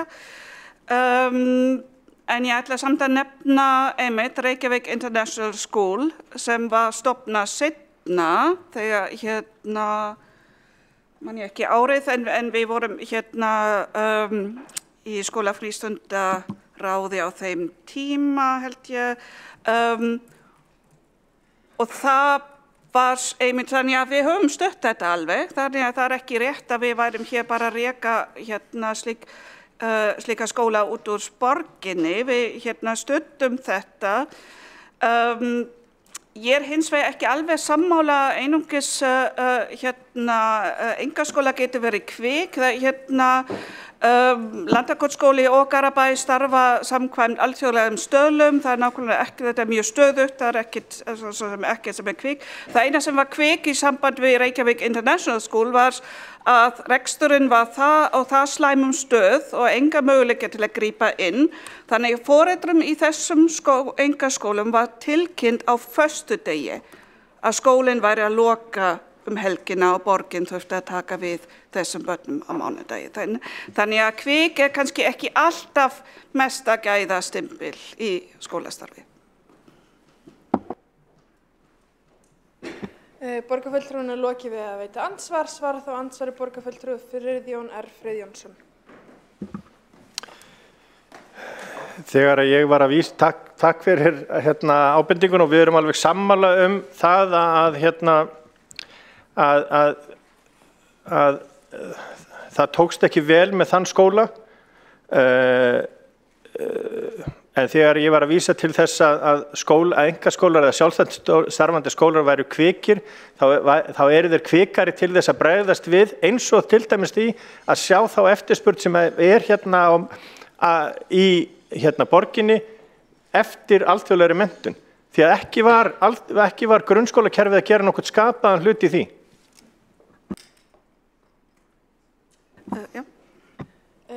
Borgarfulltrúinn lokið við að svara andsvari, veiti þá andsvari öðru sinni borgarfulltrúi Sabine Leskov.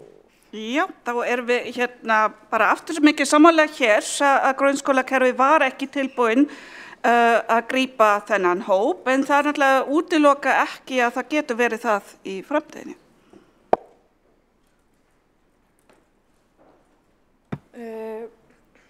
Næstur til að veita andsvar borgarfulltrúi Aðalsteinn Haukur Sverrisson.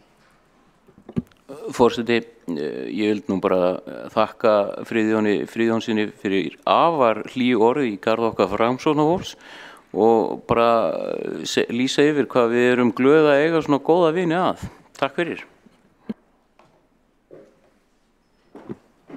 Borgarfulltrúinn hefur lokið við að veita andsvar, svara þá andsvari borgarfulltrúi Friðjón R. Friðjónsson. Ég hlýt þá á móti að þakka fyrir hlý orð Framsóknarmanna í minn garð. Borgarfulltrúi hefur lokið við að svara andsvari, talst á andsvarum lokið.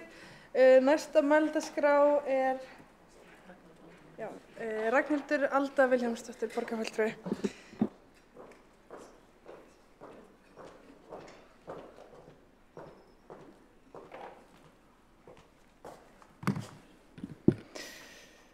Já, þá bara segi ég ágæti forseti og borgarstjórn.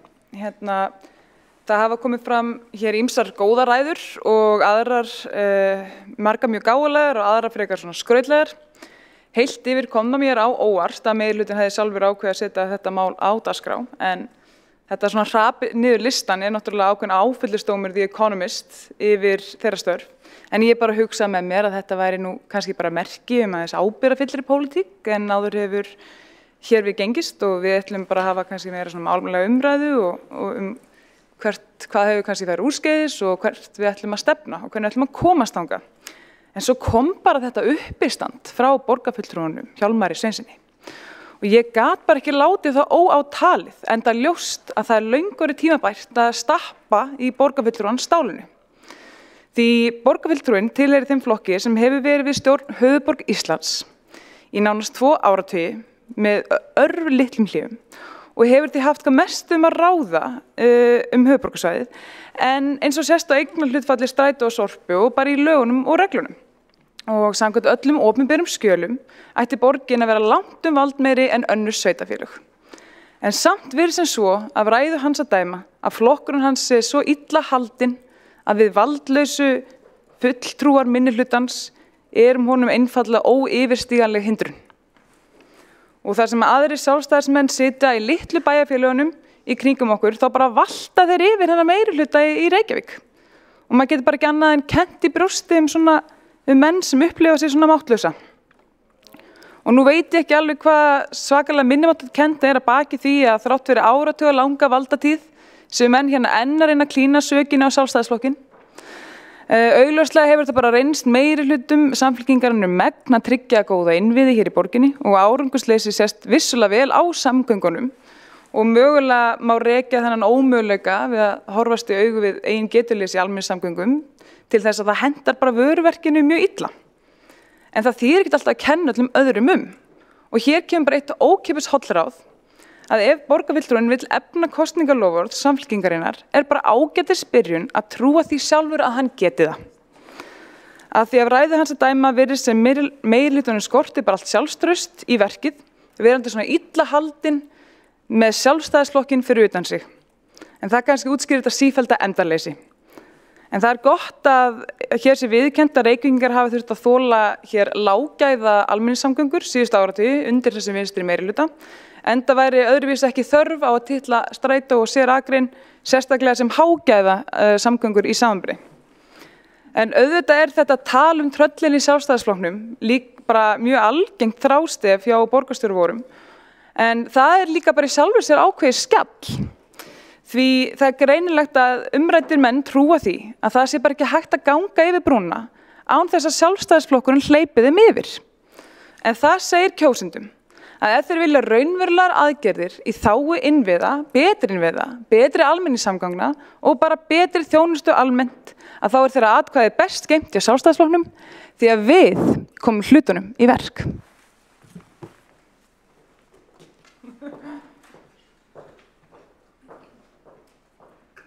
Borgarfulltrúinn hefur lokið mál sitt, einn hefur óskað eftir að koma í andsvar, borgarfulltrúi Hjálmar Sveinsson, gjörðu svo vel.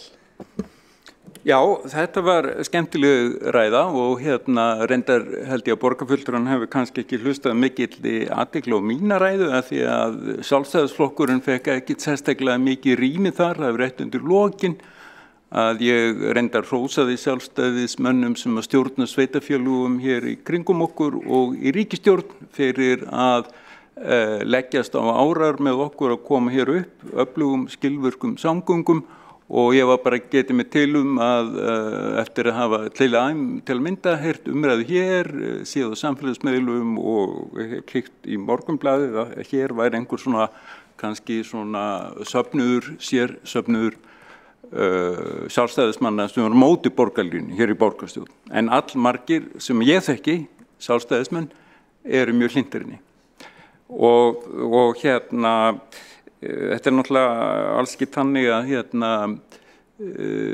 eins og borgarfulltrúinn setti þetta upp en auðvitað það nauðsynlegt að allar bæjarstjórnendar á höfuðborgarsvæðinu sameinist þetta verkefni og það nákvæmlega það sem hefur gerst og flokkapólitík hefur þannig ekki þvælst mjög mikið fyrir þessu mikla verkefni og svo bara smá tölulegar upplýsingar úr lokin 1960 þá var fóru minni mig hver Reykvíkingur 300 sinnum í strætó á ári en 1990-95 undir lok valdatímabils Sjálfstæðisflokksins hafði sú tala lækkað niður í 50%. Þannig að notkun strætó hrundi gjörsamlega þarna 30 ára tímabili en hún hefur farið upp síðan. Farþegum fjölgar stöðugt á hverju einasta ári. Borgarfulltrúinn hefur lokið við andsvar. Næstur til þess að veita andsvari borgarfulltrúi Ragnhildur Alda Vilhjálmsdóttir. Já, ég hryggi borgarfulltrúanum með því að öllum líkindum þá þetta hrap kannski notkun almenningssamgönga frekar undir því komið að hér var rosalega vöxtur í hagsæld á tímabilinu undir stjórn Sjálfstæðisflokksins og menn höfðu frekar efna á því að kaupa bíl og það er raun og veru það sem gerðist. Bara, ég veit ekki hvernig maður á að nokkuð að geta afsakað það var bara frábært að fólk hafði efni á fleiri hlutum og gat valið frekar hvað það vildi gera en heilt yfir þá höfum við sjálfstæðismenn talandi val alltaf verið mjög hlynnt í að vera með einmitt gott val fyrir fólk og ef við ætlum að tala fjölgun í almenningssamgöngur í hlutfalli við bara fjölgun í borginni þá það má segja að Reykvíkingar telja sig ekki hafa nógu gott val og hafa ekki haft það síðan að þessi vinstri meirihluti tók við stjórn. Þannig að annars þakkaði bara fyrir mig. Borgarfulltrúinn hefur lokið við að svara andsvari. Veiti það andsvara öðru sinni borgarfulltrúi Hjálmar Svinsson. Já, ég var að leita að réttum tölum en finn þær ekki í ágætri bók sem heitir Borgin heimkynni okkar og er skrifuð af mér og Hrund Skarphéðinsdóttur umferðarverkfræðing í Stokkhólmi. Hún var tilnefnd sem eina bestu fræðibókum ársins árið 2017. En ég ætla bara að minna á það og ég ekki þetta voru bara svona tímarnir einhvern veginn, þegar Sjálfstæðisflokkurinn stjórnaði borginni á 7. áratugnum þá stóð til að rífa allt Grjótaþorpið til að rýma fyrir hraðbraut sem átti að koma þær í gegn. Og ég veit reyndar að það voru ekki bara sjálfstæðismenn á þeirri skoðun, þetta var einhverju leyti þverpólitískt, en sem betur fyrir erum við komin langt frá þessum tímum og ég held að sé nú svona meiri sameiningum það að hafa betri og leggja meiri áherslur á virkar vistvænar samgöngur og nákvæmlega þess vegna hefur mig undrað þessi mótspyrna nokkura fulltrúa Sjálfstæðisflokksins í Reykjavík gegn borgarlínunni.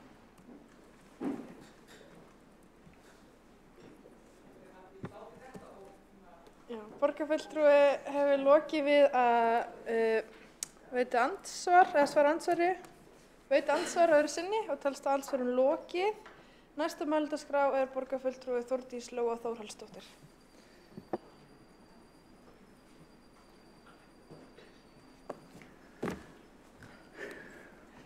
Forseti, ágæta borgarstjórn. Ég vil nú bara byrja á því að þakka fyrir algjörlega frábæra umræðu hérna í dag og kemur mér skemmtilega óvart hvað hún búin að vera lífleg og hvað margir hafa tekið þátt í henni og hvað hún búin að vera fjölbreytt. Hún búin að vera afar vinstri sinnuð og hún líka búin að vera afar hægri sinnuð og nú ætla ég að loka þessu kannski svona, sé það að ég svona næst síðust á mælendaskrá. Borgarstjóri mun loka þessu hér á eftir en mér langaði aðeins að tengja það við og ástæðan fyrir að ég þakklát fyrir þessa umræðu það að við erum á ákveðnum stað í því að þróa aðgerðaáætlun til framtíðar og eitt af stóru lykilmálunum þar samkeppnishæfi Reykjavíkur. Og við vorum hér á lok síðasta kjörtímabils unnum að atvinnu- og nýsköpunarstefnu borgarinnar og það var gríðarlega mikil vinna og mörg ykkar þekkja þá vinnu mjög vel. Að henni komu fleiri 100 manns á annað 100 manns í beinni aðkomu í rýni og samtali og það var gríðarlegur fjöldi af fólki sem kom með ótrúlega mikið og flott input inn í þessa vinnu. En við erum á þeim stað í dag, ég ætla nú ekki að fara alveg í atvinnu- og nýsköpunarstefnu, ég ætla að hlífa ykkur við því, en þið sem eru hér ný, ég hvet ykkur til þess að kíkja á hana. En mér langaði til að draga fram nokkrar sérstakar stefnu áherslur og hvert á ég að benda þessu. Það já, hvert? Já, ég ít og íti. Nei. Frábært.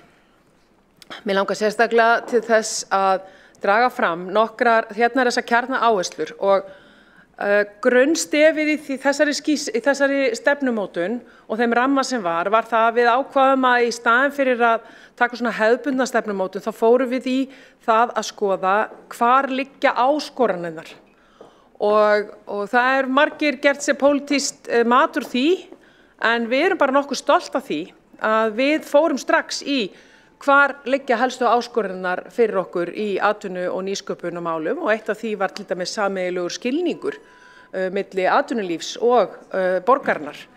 gott umhverfi atvinnulífs og nýsköpunar, fleiri stoði verðmætasköpunar, sögur úr borginni, grænn vöxtur og engin skilin eftir. En núna langar mig aðeins að draga fram þessar kjarnaáherslur sem snúa að númer 2 sem gott umhverfi atvinnulífs og nýsköpunar, sögur úr borginni númer 4 og númer 6 engin skilin eftir, því að það nákvæmlega þarna sem að ég sé fótsporin liggja saman af þeirri umræðu sem hefur verið hér í dag.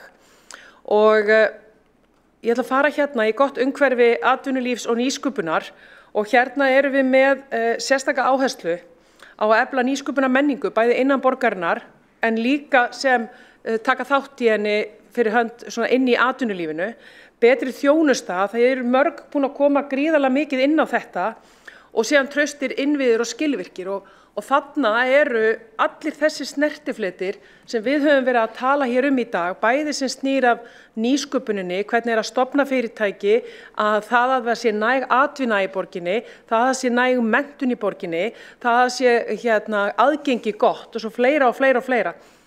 Þarna eru við núna á þeim tímapunkt að vera með dröga aðgerðaáætlun og við erum þannig staðsett í tímalínunni að vera með dröga aðgerðaáætlun, hún núna í sérstakri rýni og í samráði. Og þess vegna ég svo þakklátt fyrir umræðuna hér í dag því að það eru margir punktar sem hafa komið hérna sem eiga heima í aðgerðaáætlun okkar með fókus. Mér langar síðan að sýna ykkur sérstaklega sögur úr borginni. Hvernig komum við til skila? Hvernig borg Reykjavík Allt þetta sem hefur komið fram í dag varðandi mannlífið, borgarlífið, fjölbreyttar samgöngur. Ég ætla ekki að fara ofan í dýptin á því hvað í þessu, því að það búið að koma gríðarlega vel inn á það. En þarna erum við sérstaklega að skoða hvernig getum við miðlað því út í markaðssetningu, hvernig að koma til borgarinnar ekki bara sem ferðamaður, heldur líka til þess að búa hér og lifa og að velja það að búa í Reykjavík versus það að velja að búa ykkur staðar annars staðar. Og þá kom meðal annars borgarfulltrúi Sabine Leskopf sérstaklega inn á tungumálið sem að ég held sé gríðarlega mikið og tækifæri, tungumálið sem við þurfum alltaf að vera að skoða. Þetta ræddum við mjög mikið í stefnumótuninni. Spurningar eins og eigum við áherslan sem við leggjum á íslensku sem tungumál en líka aðgengi að upplýsingum á öðrum tungumálum til þess að fólk og fyrirtæki geti tekið þátt. Þarna meðal annars það sem við erum að tala sögur úr borginni og ef ég fletti hérna eitt að þá erum við ekki síður að tala markaðssetningu og eitt af því sem við erum bara til dæmis að gera þessa dagana sem þið þekki nú flest öll hérna að við erum að stofna með sveitarfélögum á höfuðborgarsvæðinu áfanga á markaðsstofu til þess einmitt að setja fókusinn á svona samhugsunina fyrir allt höfuðborgarsvæðið því að þó að við höfum hérna í dag verið í fókus á Reykjavík þá eru samt sem áður nokkrir ræðumenn hér búin að koma inn á önnur sveitarfélög og mikilvægi þeirra í þessu stóra alþjóðlega samhengi. Þannig að við þurfum alltaf að vera að skoða svæðið sem heildarsvæði og ekki festast endilega í sveitarfélaga umgjörðinni. Að lokum langar mig, að því þetta eru náttúrulega gögn sem þið þekkið og ég ætla ekki að dvelja neitt við þau, ég vildi bara setja svona rétt að klukka þau, þessar stefnuáherslur. Hér stefnuáherslan engin skilin eftir og þar erum við að virkja hæfileika allra.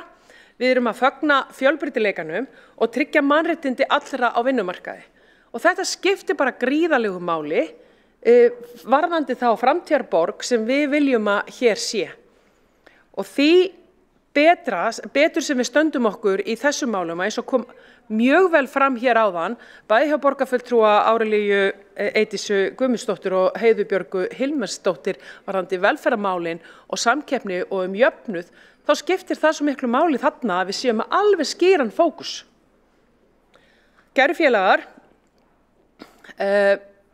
við erum á þeim stað núna að skoða, við erum með aðgerðaáætlun sem ég segi, en það eru margir komið inn á til dæmis í dag varðandi alþjóðlega mælikvarða, varðandi staðlana og ég tek undir með borgarfulltrúa Hildi Björnsdóttir hvað skiptir miklu máli að við vitum hvað við erum að bera okkur saman við og þeir mælikvarðar þeir séu sanngjarnir líka gagnvart okkur en við þurfum líka að við erum, getum ekki aðlagað alltaf Íslandi, við þurfum að meta okkur í samanburði við alþjóðlega borgir bara út frá þeim gögnum sem við höfum. Auðvitað vantar oft upp á þau og það er vandi sem við stöndum frammi fyrir en er örugglega fleiri borgir.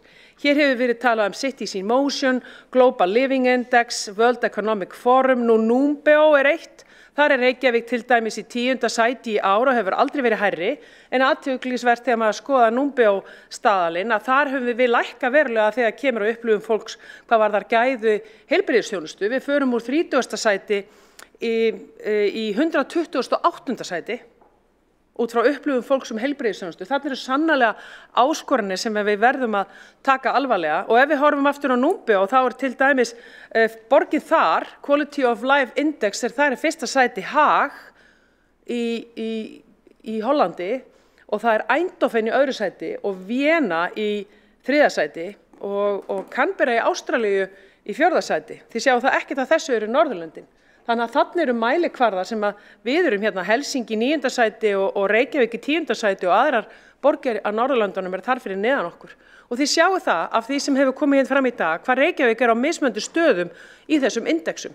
Þannig að sannarlega þurfum við núna að skoða hvaða mælikvarða viljum við nota, hvaða kríterjur fókusurum við á núna í aðgerðaáætluninni. Ég held að hérna sé bara fullt af góðum hugmyndum komið fram.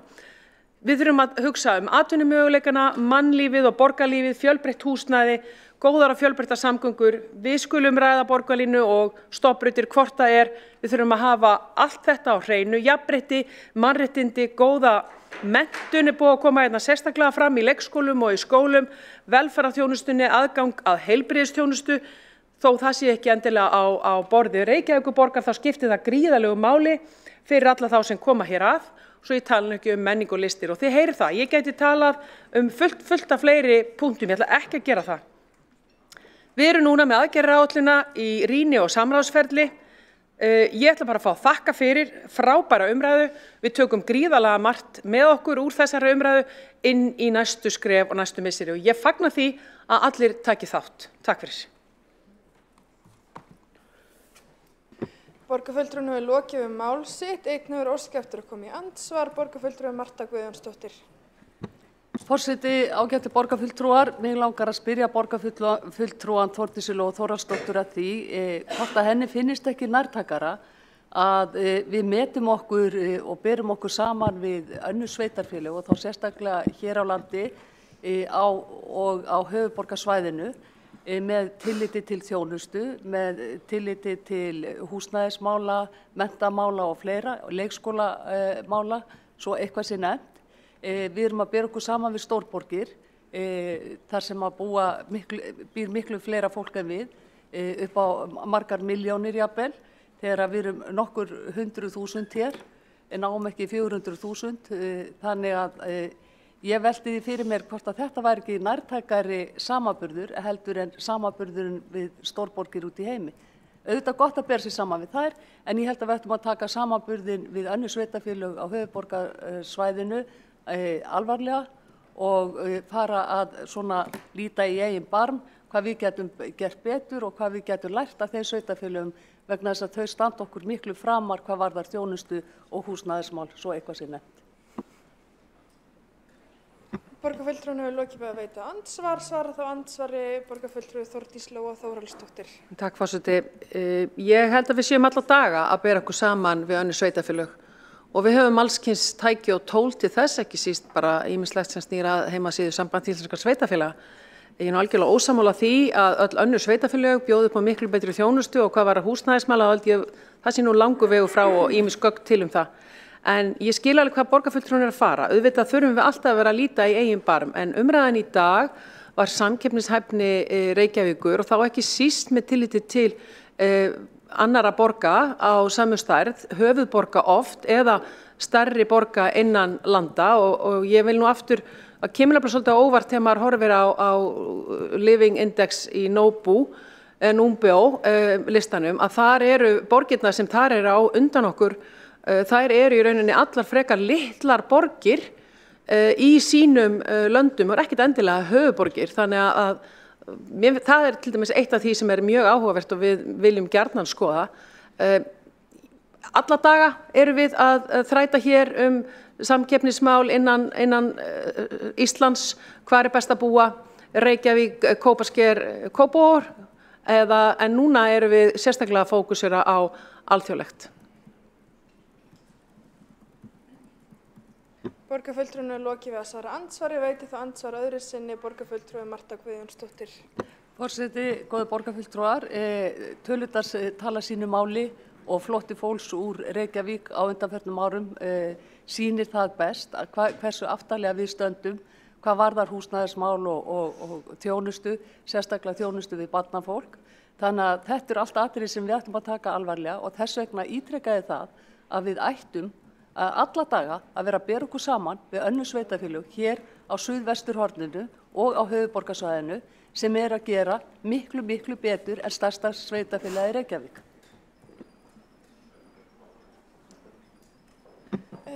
Borgarfulltrúinu hefur lokið við að veita andsvar öðru sinni, ekki á fleiri óska eftir að koma í andsvar, telst að andsvarin lokið. Næstur á mælendaskrá borgarstjóri Dagur B. Eggertsson.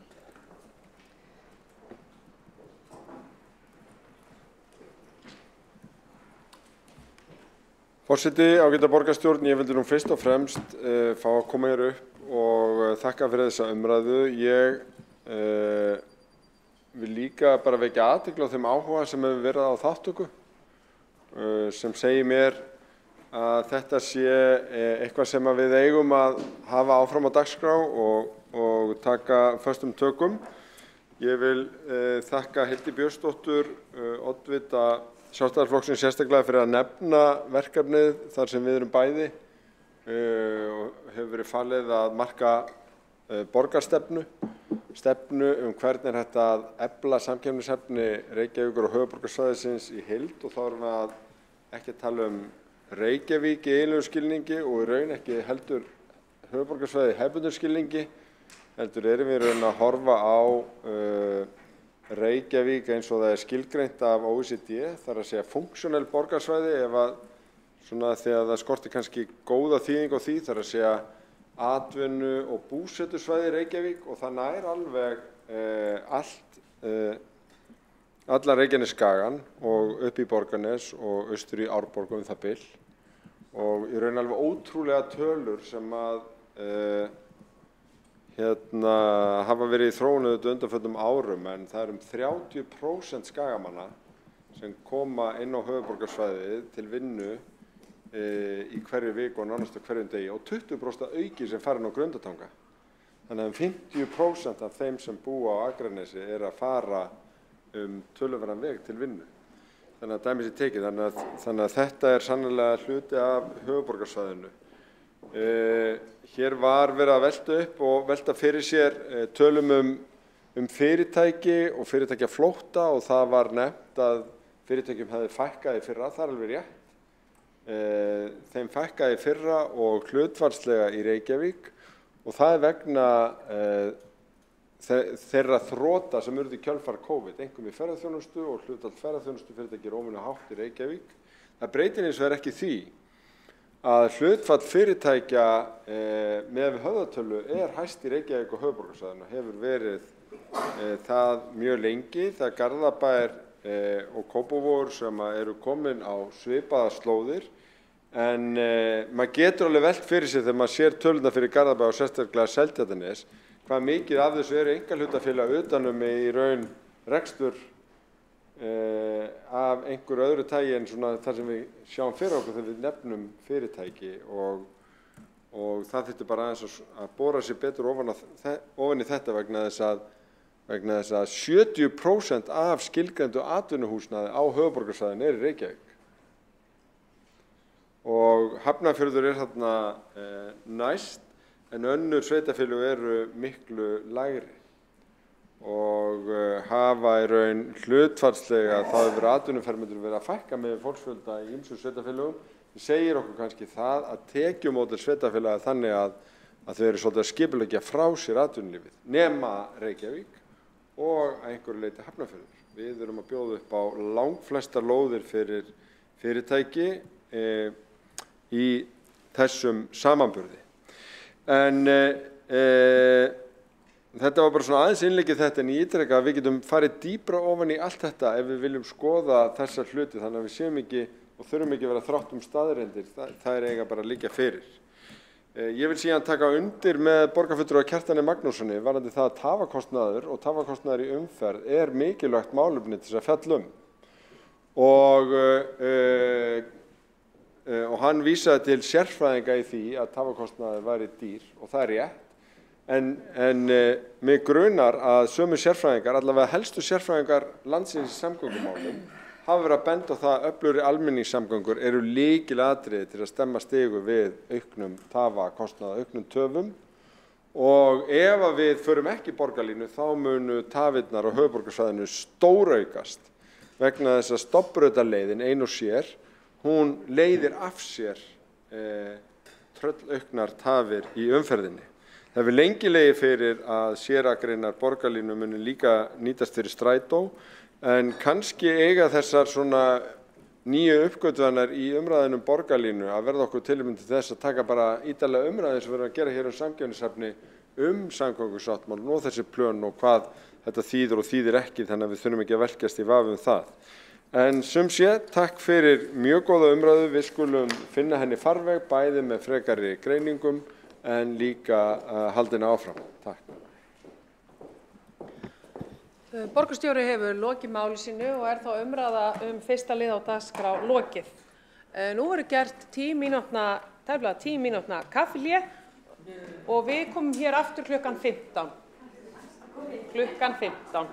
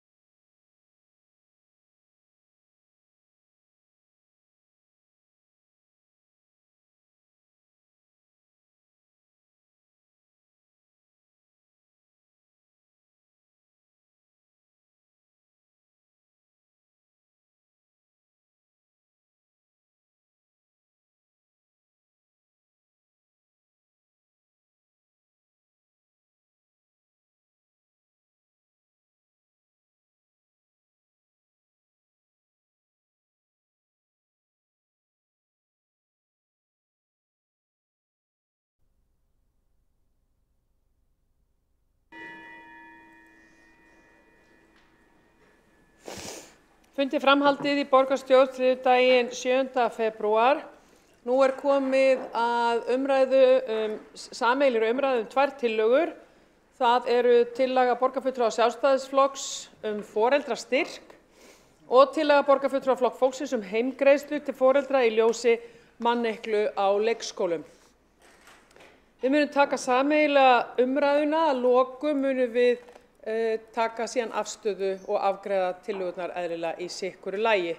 Það hefð fyrir því í borgarstjórn þegar umræða fer svona saman tvær tillögur sem að sama meiði að sá flokkur sem stærri í borgarstjórn hefji umræðuna. Frummælendur eru því Hildur Björnsdóttir og Kolbrún Baldursdóttir og Hildur Björnsdóttir hefur umræðuna fyrir hönd Sjálfstæðisflokksins. Gjörðu svo vel.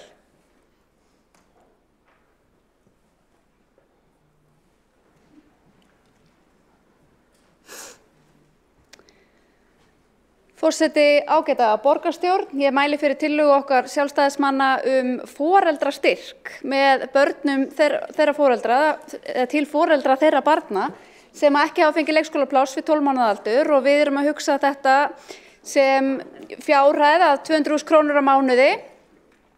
Fjárhæðina má reyndar alveg taka til sérstakrar umræðu, sérstaklega. Hún kannski ekki endilega það sem skiptir mestu máli í þessu. En þetta snýr að því að börn á aldrinum 12 til 24 mánaða og foreldrar þeirra sem enn eru með þau heima geti sótt þennan styrk. Þetta svona innlegg í það ástand, þetta biðlista ástand sem nú ríkir hvað varðar leikskóla í Reykjavík, en líka hugsa sem valkostur fyrir þá sem getur hugsað sér að dvelja aðeins lengur heima fyrir. Og ég ætla að rekja þetta mál aðeins betur fyrir ykkur og þá kannski ágætt að skoða líka bara úr hvaða jarðvegi sprettur þessi tillaga í sjálfu sér og við höfum oft heyrt umræðu þennan foreldrastyrk bara í gegnum árin. Í gamla daga var þetta kallað heimgreiðslur og sumir kallaði þetta reyndar ennþá heimgreiðslur. Einhvern tíma var þetta kallað þjónustutrygging en við erum að kalla þetta foreldrastyrk en þetta svo sem alltaf sama meiði. Tillagan sprettur í rauninni úr þeim jarðvegi að hér leikskólavandi í Reykjavík og ef við rekjum bara aðeins söguna á síðasta ári og í aðdraganda kosninga þá sáum við það að 3. mars á síðasta ári að þá birtust fréttir af því að öll 12 mánaða börn fengju leikskólapláss það haustið og af þessu komu þarna fregnir og við sjálfstæðismenn stigum strax upp og sögðum sannarlega er þetta gott markmið og við styðjum þetta markmið, við viljum öll 12 mánaða börn geti fengið leikskólapláss en það eru engar aðgerðir í farvatninu sem geta leitt til þess að þetta markmið náist nú í haust. Þannig að við sáum þetta strax og bentum á að þarna varum einhverja kosningabrellu að ræða. 20. og 1. apríl að þá fá foreldrar bréf og þeim boðið pláss að hausti, meðal annars á leikskólum sem voru ekki til, eins og eitt foreldrið orðaði það. Borgin bjóði pláss á leikskólum sem eru ekki til og var þá sérstaklega verið að vísa í ævintýraborgir sem ekki höfðu sumar þeirra risið og jafnvel ekki komið skipulag fyrir heldur og allir þetta mikilli reiði meðal foreldra. Síðan koma kosningar 14. maí og þá verandi meirihluti, þetta bara heldur ótrúður áfram með þessi loforð og lætur engan bilbug á sig finna. En 10. júní, eftir að nýr meirihluti tekin við, þá stígur borgarstjóri fram og segir skyndilega að það verði erfitt að tryggja 1 árs börnum leikskólapláss í haust. Þarna hvað skyndilega við annan tón eftir að atkvæðin voru komin í kjörkassana. 14. júní, þá sagðist borgarstjóri vonast eftir betri leikskólastöðu í haust og þá hélt maður nú kannski að nýr meirihluti myndi nýta allt sumarið í að vinna að lausn á þessum vanda og við sæjum kannski einhverjar aðgerðir kynntar strax í ágúst. En svo var ekki og þarna voru foreldrar auðvitað orðnir gríðarlega ósáttir og áttuðu sig á að þeim hafði kannski hreinlega bara verið sagt ósatt og þau höfðu bara að fífli hreinlega í kosningabaráttu. Þannig að foreldrar flykkjast í ráðhúsið og mótmæla og við munum öll þessa daga þegar að foreldrar komu hér með börnin sín í ráðhúsið og mótmæltu stöðunni.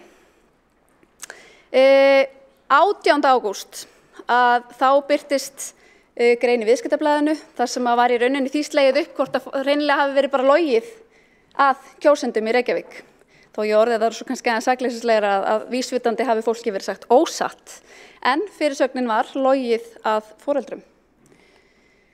18. ágúst þá voru kynntar 6 tillögur til að bregðast við leikskólavandanum. Sjálfstæðisflokkurinn lagði líka inn 12 tillögur til að bregðast við leikskólavandanum og þær voru settar inn í púkkið og það var nú reynt að vinna þetta svona í einhverri þverpólitískri sátt og maður auðvitað vonaði að þeir hefðu unnið mjög hröðum höndum að lausn vandans á þessum tíma en það gerðist einhvern veginn ekki. Og það gerði strax og það áhugaverða var að hluti af þessum tillögupakka var hvernig maður átti nýta leikskólan Bakka sérstaklega sem lausn á leikskólavandanum. En 29. ágúst þá voru strax fréttir af því að fundað yrði framtíð leikskólans Bakka. Og allavega samkvæmt upplýsingum sem ég fekk í síðustu viku þá enn nokkuð óljóst hvað verður framtíð leikskólans Bakka. 1. september 2022 þá borust fregnir af myglu á leikskólanum Grandaborg, 4. starfsfólks frá vegna myglu og við þekkjum kannski flest hvernig framhaldið var með Grandaborg. Þar hefur starfsemi í því húsnæði algjörlega legið niðri og börnum dreift víðsvegar borgina og þurfti jafnvel að nýta pláss sem var búið að bjóða öðrum börnum.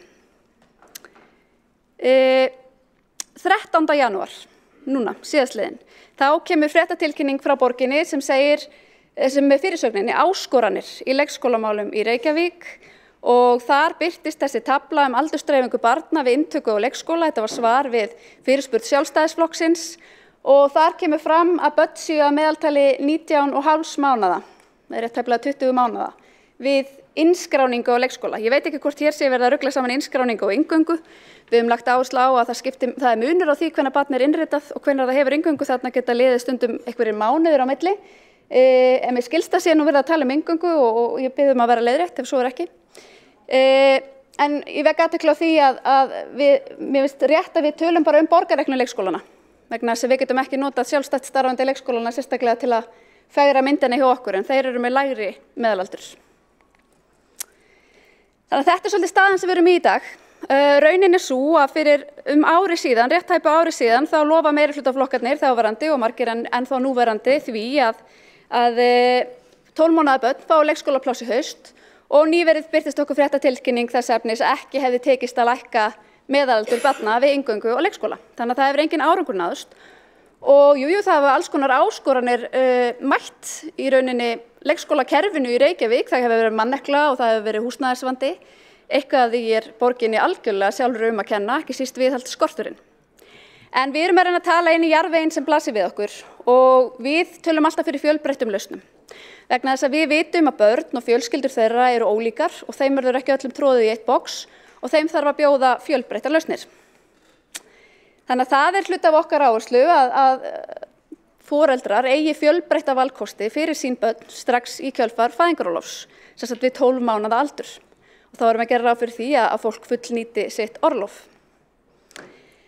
Við teljum mjög mikilvægt og ég held að sé nú bara þverpólitísk samstaða það hér í salnum að börnum bjóðist leikskólapláss frá 12 mánaða aldri en við trúum því líka að það verði mjög erfitt að leysa það öðruvísi en að styðja mjög duglega við sjálfstætt starfandi leikskóla áfram og reyna jafnvel að fjölga þeim eftir fremsta megni og eins og við sáum í tölfræðinni áðan að þá sjálfstætt starfandi leikskólum að takast að innrita yngri börn en þeim borgarreiknu að meðaltali.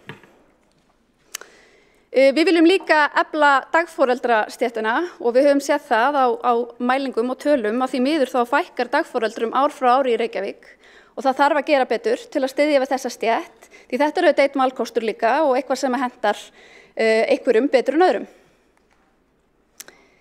Svo það auðvitað húsnæðismálin, það algjört grundvallaratriði að öll börn eigi aðgang að heilnæmu skólahúsnæði í borginni og í haust þá birtist frétt af því að skólastarf hafi í rauninni orðið fyrir raski eða röskun á síðustu árum í 24 leik- og grunnskólum vegna raka og myglu og viðhaldsskorts og svo hefur bæst aðeins í eftir að fréttin birtist. Þannig að þetta eru tæplega 30 skólar.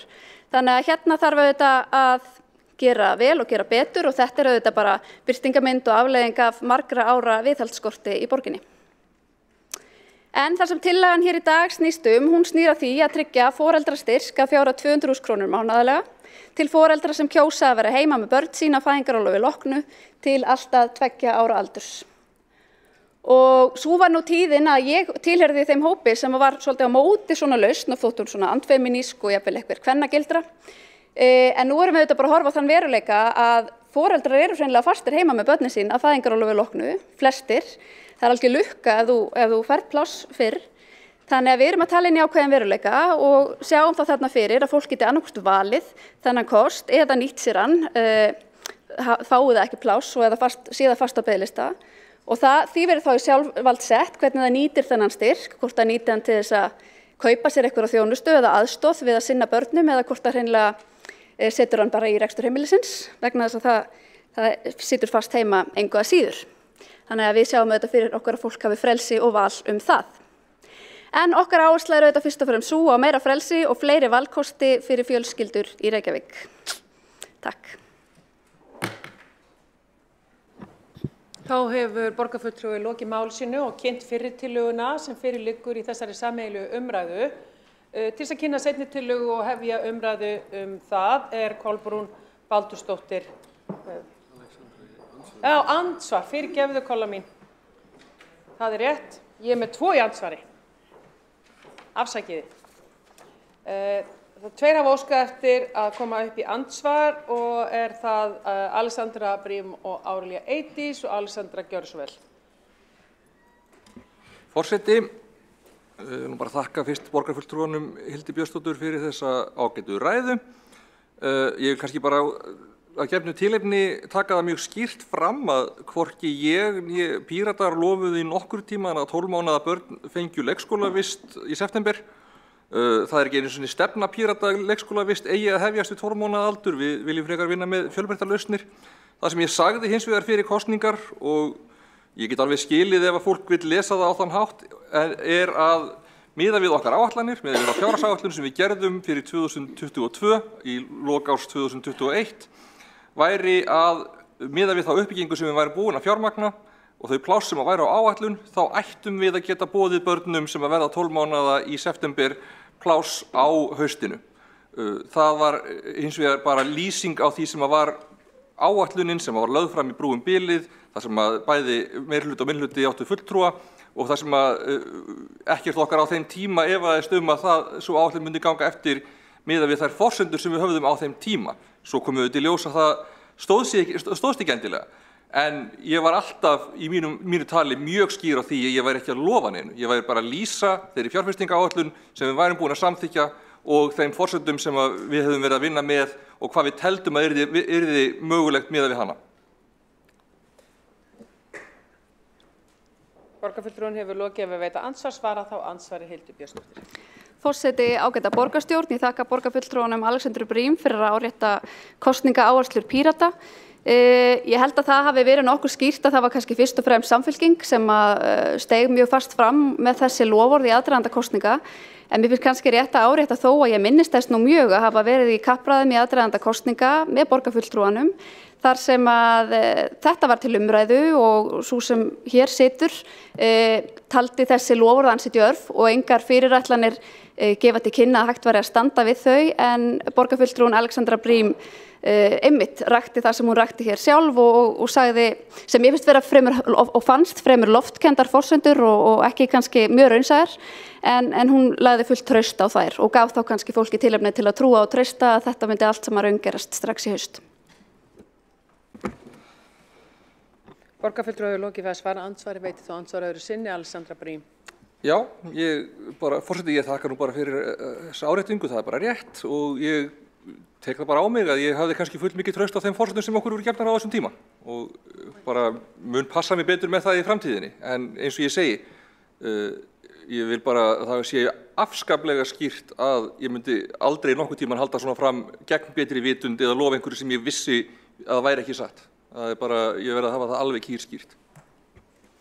Borgarfulltrúinn hefur lokið við að veita andsvar og er þá þessum hluta andsvara lokið, veitir þá andsvar Árelía Eydís Guðmundsdóttir, gjörðu svo vel. Virðulegi forseti, ágæti borgarfulltrúi Hildur. Ég ætla ekki að svara fyrir fortíðina og ég er nú yfirleitt alltaf meira í því að fókusera á framtíðina. En þessi yfirferð sem hún fórst í er að mörgu leyti rétt að því leyti til að við höfum staðið frammi fyrir því að við myndum gjarnan vilja að það kæmust yngri börn að. þrátt fyrir það að á síðasta ári höfum við opnað 6 leikskóla. Þá erum við í erfiðri stöðu og það ekkert annað hægt en að viðurkenna það. Það er hins vegar og kannski það sem að situr eftir að hins vegar það þannig að eins og Hildur Björnsdóttir borgarfulltrúi nefndi að þá eru ýmislegt sem að eru staðreyndir og eitt af því sem að við höfum verið að vinna að núna á síðasta ári að fá réttar tölur upp úr gagnagrunnum sjálfstæðra leikskóla og ég veit ekki alveg hvaðan þessar tölur eru unnar því að við höfum ekki komist í rauninni, við höfum ekki aðgang að því eins og sem gerir okkur erfitt fyrir varðandi að því að Vala hefur ekki þessar upplýsingar sem upplýsingakerfi okkar. Þetta útskýrir svo sem ekki mikið en það skiptir máli að þetta sko hluti af því hvernig við erum að reyna að vinna í stafrænni vegferð til þess að þessar tölur séu að gefa okkur sem skýrustu mynd. Við höfum verið og stór hluti af mínu starfi sem ég hef komið að reyna að ná utan þetta og við erum náttúrulega með sérstakann stýrihóp til þess og við róum að því öllum árum. Ég held ég hafi farið rétt með þennan ég hef ekki gott með það þegar ég byrja að segja, fara að láta flakka svona eitthvað svona sem á að vera gáfulegt en það sem að hins vegar lykilatriðið í mínum huga að væntingarnar séu skýrar og ég held að það sé rétt sem að ég les í það sem að Hildur Björnsdóttir var að árétta hér virðulegur borgarfulltrúi það að við skýrum væntingarnar, gerum borðið algjörlega hreint gagnvart því hvernig við viljum svo halda áfram, bara svo því sé til haga haldið. Borgarfulltrúin hefur lokið við að veita andsvarsvara þá andsvari Hildur Björnsdóttir. Forseti ágæta borgarstjórn, ég þakka borgarfulltrúnum Árlíu Eidísi kærlega fyrir svarið.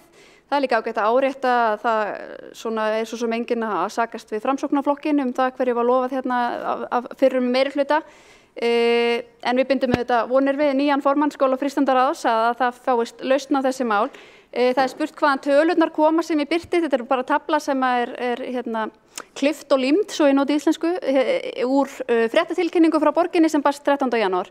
Hins vegar segir mér sessunautur minn sem satt fund skóla- og frístundaráðs í gær að þar hafi borist aftur svar hvað þetta varðar þá aðalega varðandi borgarreknu leikskólan og þá talað meðalaldurinn ekki 19,5 mánuð við innskráningu hjá borgarreknu leikskólum heldur 20,1 mánuð sem verri tala en svo sem ég birti. Takk. Borgarfulltrúin hefur lokið við að svara andsvari, veitir þá andsvari öðru sinni Árlíu Eidísi Guðmundsdóttir. Virðulegi forseti, ágæti borgarfulltrúi Hildur Björnsdóttir. Það er sem sagt ennþá vandi við höfum náðu í þessu sem betur verið gott áskildi segja að þetta væri úr okkar eigin tölum en varðandi þessa tölur sem var verið að þú varst að nefna þá þetta það sem mest í borgarhluta sem mest þörf. Þannig bara svo það komið fram. Svo erum við með 16 mánaða í það sem best Þannig að þetta ekki sem sagt meðaltal. Borgarfulltrúi hefur lokið við að veita andsvar og þá þessum andsvörum lokið.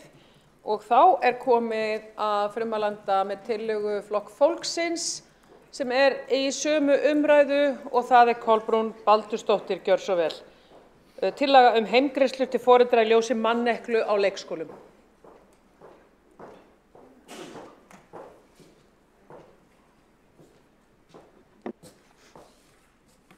Forseti ágæta borgarstjórn. Já, ég fylgi hér úr hlaði þessari tillögu Flokks fólksins heimgreiðslur. Við erum í þessu mitt gamla hugtaki, notum orðið heimgreiðslur, en auðvitað þetta ekkert nema annað en styrkur. Þetta ekki fyrsta sinn sem að þessi tillaga lögð fram. Ég held í fyrsta sinn var eitthvað kringu 2018-2019. Því að þessi tillaga eða hugmynd var ein af kosningaloforðum Flokks fólksins í kosningunum 2018 og síðan aftur 2022. 2018 þá var hún reyndar aðeins útvíkkaðri, hún var svona kannski hugsuð jafnvel til lengri tíma fyrir foreldra sem vildu vera lengur heima með börnum sínum, kannski fram til 3-4 ára.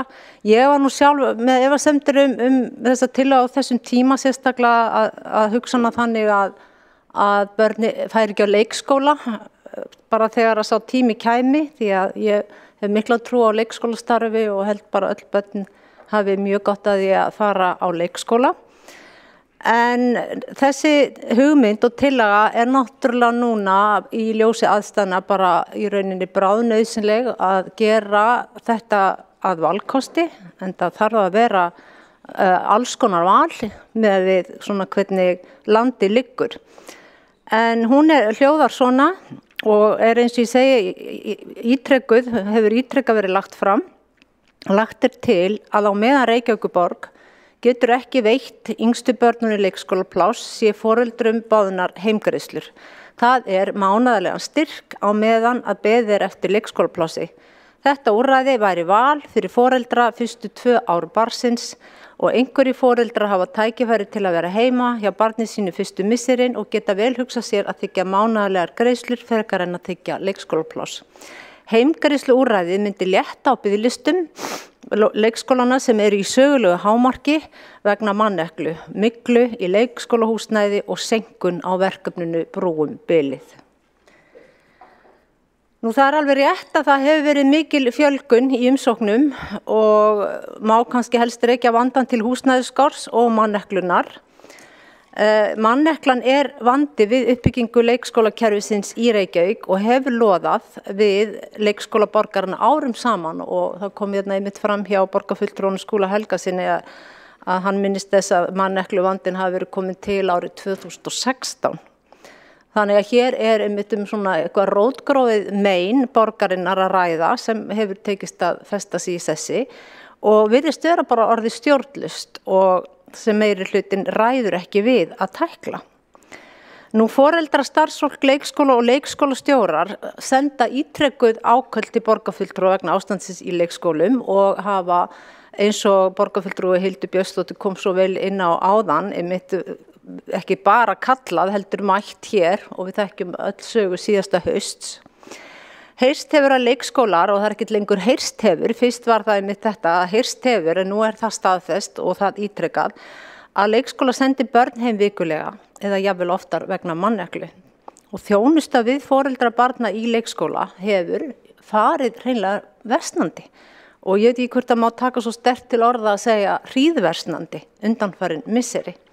Opnunartímar hafa verið skertir, við skulum ekki gleyma þeirri umræðu og mótmæli í sambandi við það og sérhver dag eru foreldrar í óvissu hvort barnið þeirra fá að vera út daginn í leikskólanum eða hvort það geti sótt leikskóla alla virka daga vikunar.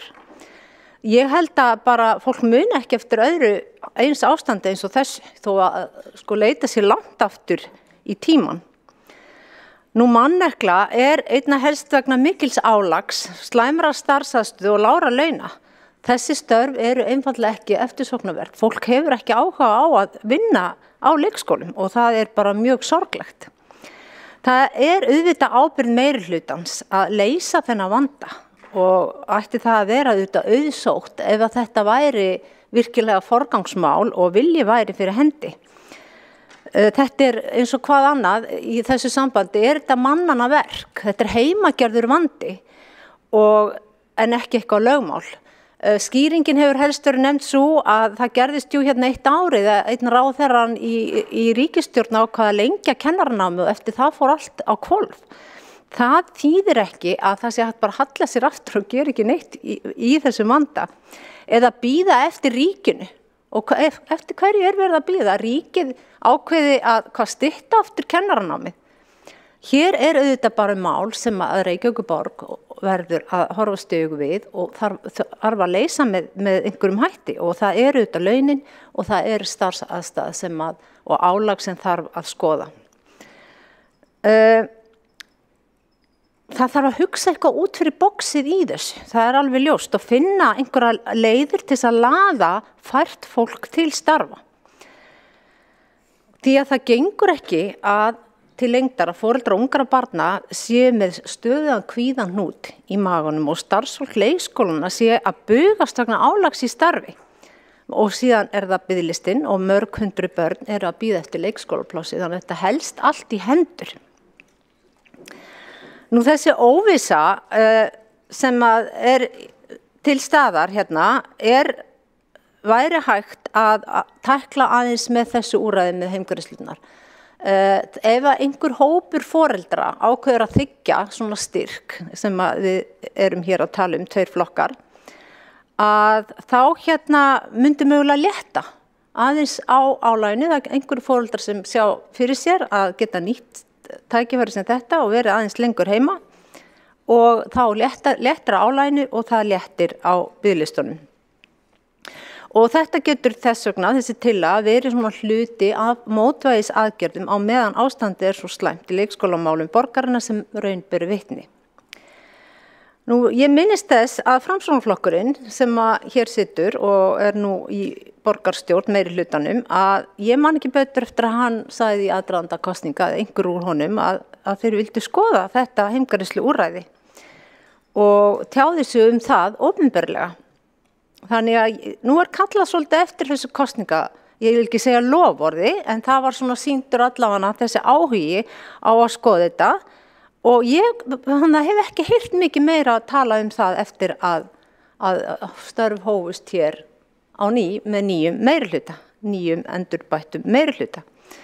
Ég hef reyndar aldrei heyrt neitt þetta koma frá þeim sem eru hér eldri. Man minnist þess ekki að Samfylkingin eða aðri flokkar hérna á síðustu kjörtímabili hafi nokkuð tíman haft áhuga á þessu. Og ég man eftir því þegar ég byrjaði fyrst að tala þetta stutt eftir síðasta kjörtímabil að þá var kannski pínulítið svona, ég vil ekki að segja gert gís að þessari hugmynd en þetta þótti svona ekki smart og kannski svona pínu fornaldarlegt. Það var svona mín upplifun þó að kannski hafi nú aldrei verið notið þau orð yfir þetta. En ef við lítum bara til annara sveitafélaga að þá eru þeir komin sumhver miklu lengra Reykjavíkurborg sem stæðst og ætti að vera í forystu, að þá dæmi það að önnur sveitafélög að það jafnvel gjaldfrjáls matur sumstaðar og það jafnvel búið að fella niður leikskólagjöld í einhverjum sveitafélögum. Þannig að ýmis sveitafélag hafa líka boðið upp á heimgreiðslur og ég held að ég geti nefnt Rangárþing Ytra og Ölfus og Hafnarfjörður hefur bæst í hópinn ef ég man rétt. Muni gera núna á þessu ári og Hafnarfjörður líka. Þannig að Reykjavík að verða ansi mikill eftirbátur í þessum málum. Þó svo að margt megi segja gott Reykjavík og leikskólamál, að þá ekki að standa sig í samanburði við önnur sveitafélög og það pínu neyðarlegt að standa hérna ítrekað og þurfa að benda á það að Reykjavík eftirbátur annarra sveitafélaga. Hvert við eiginlega komin? Stærsta sveitafélagið og höfuðborgin.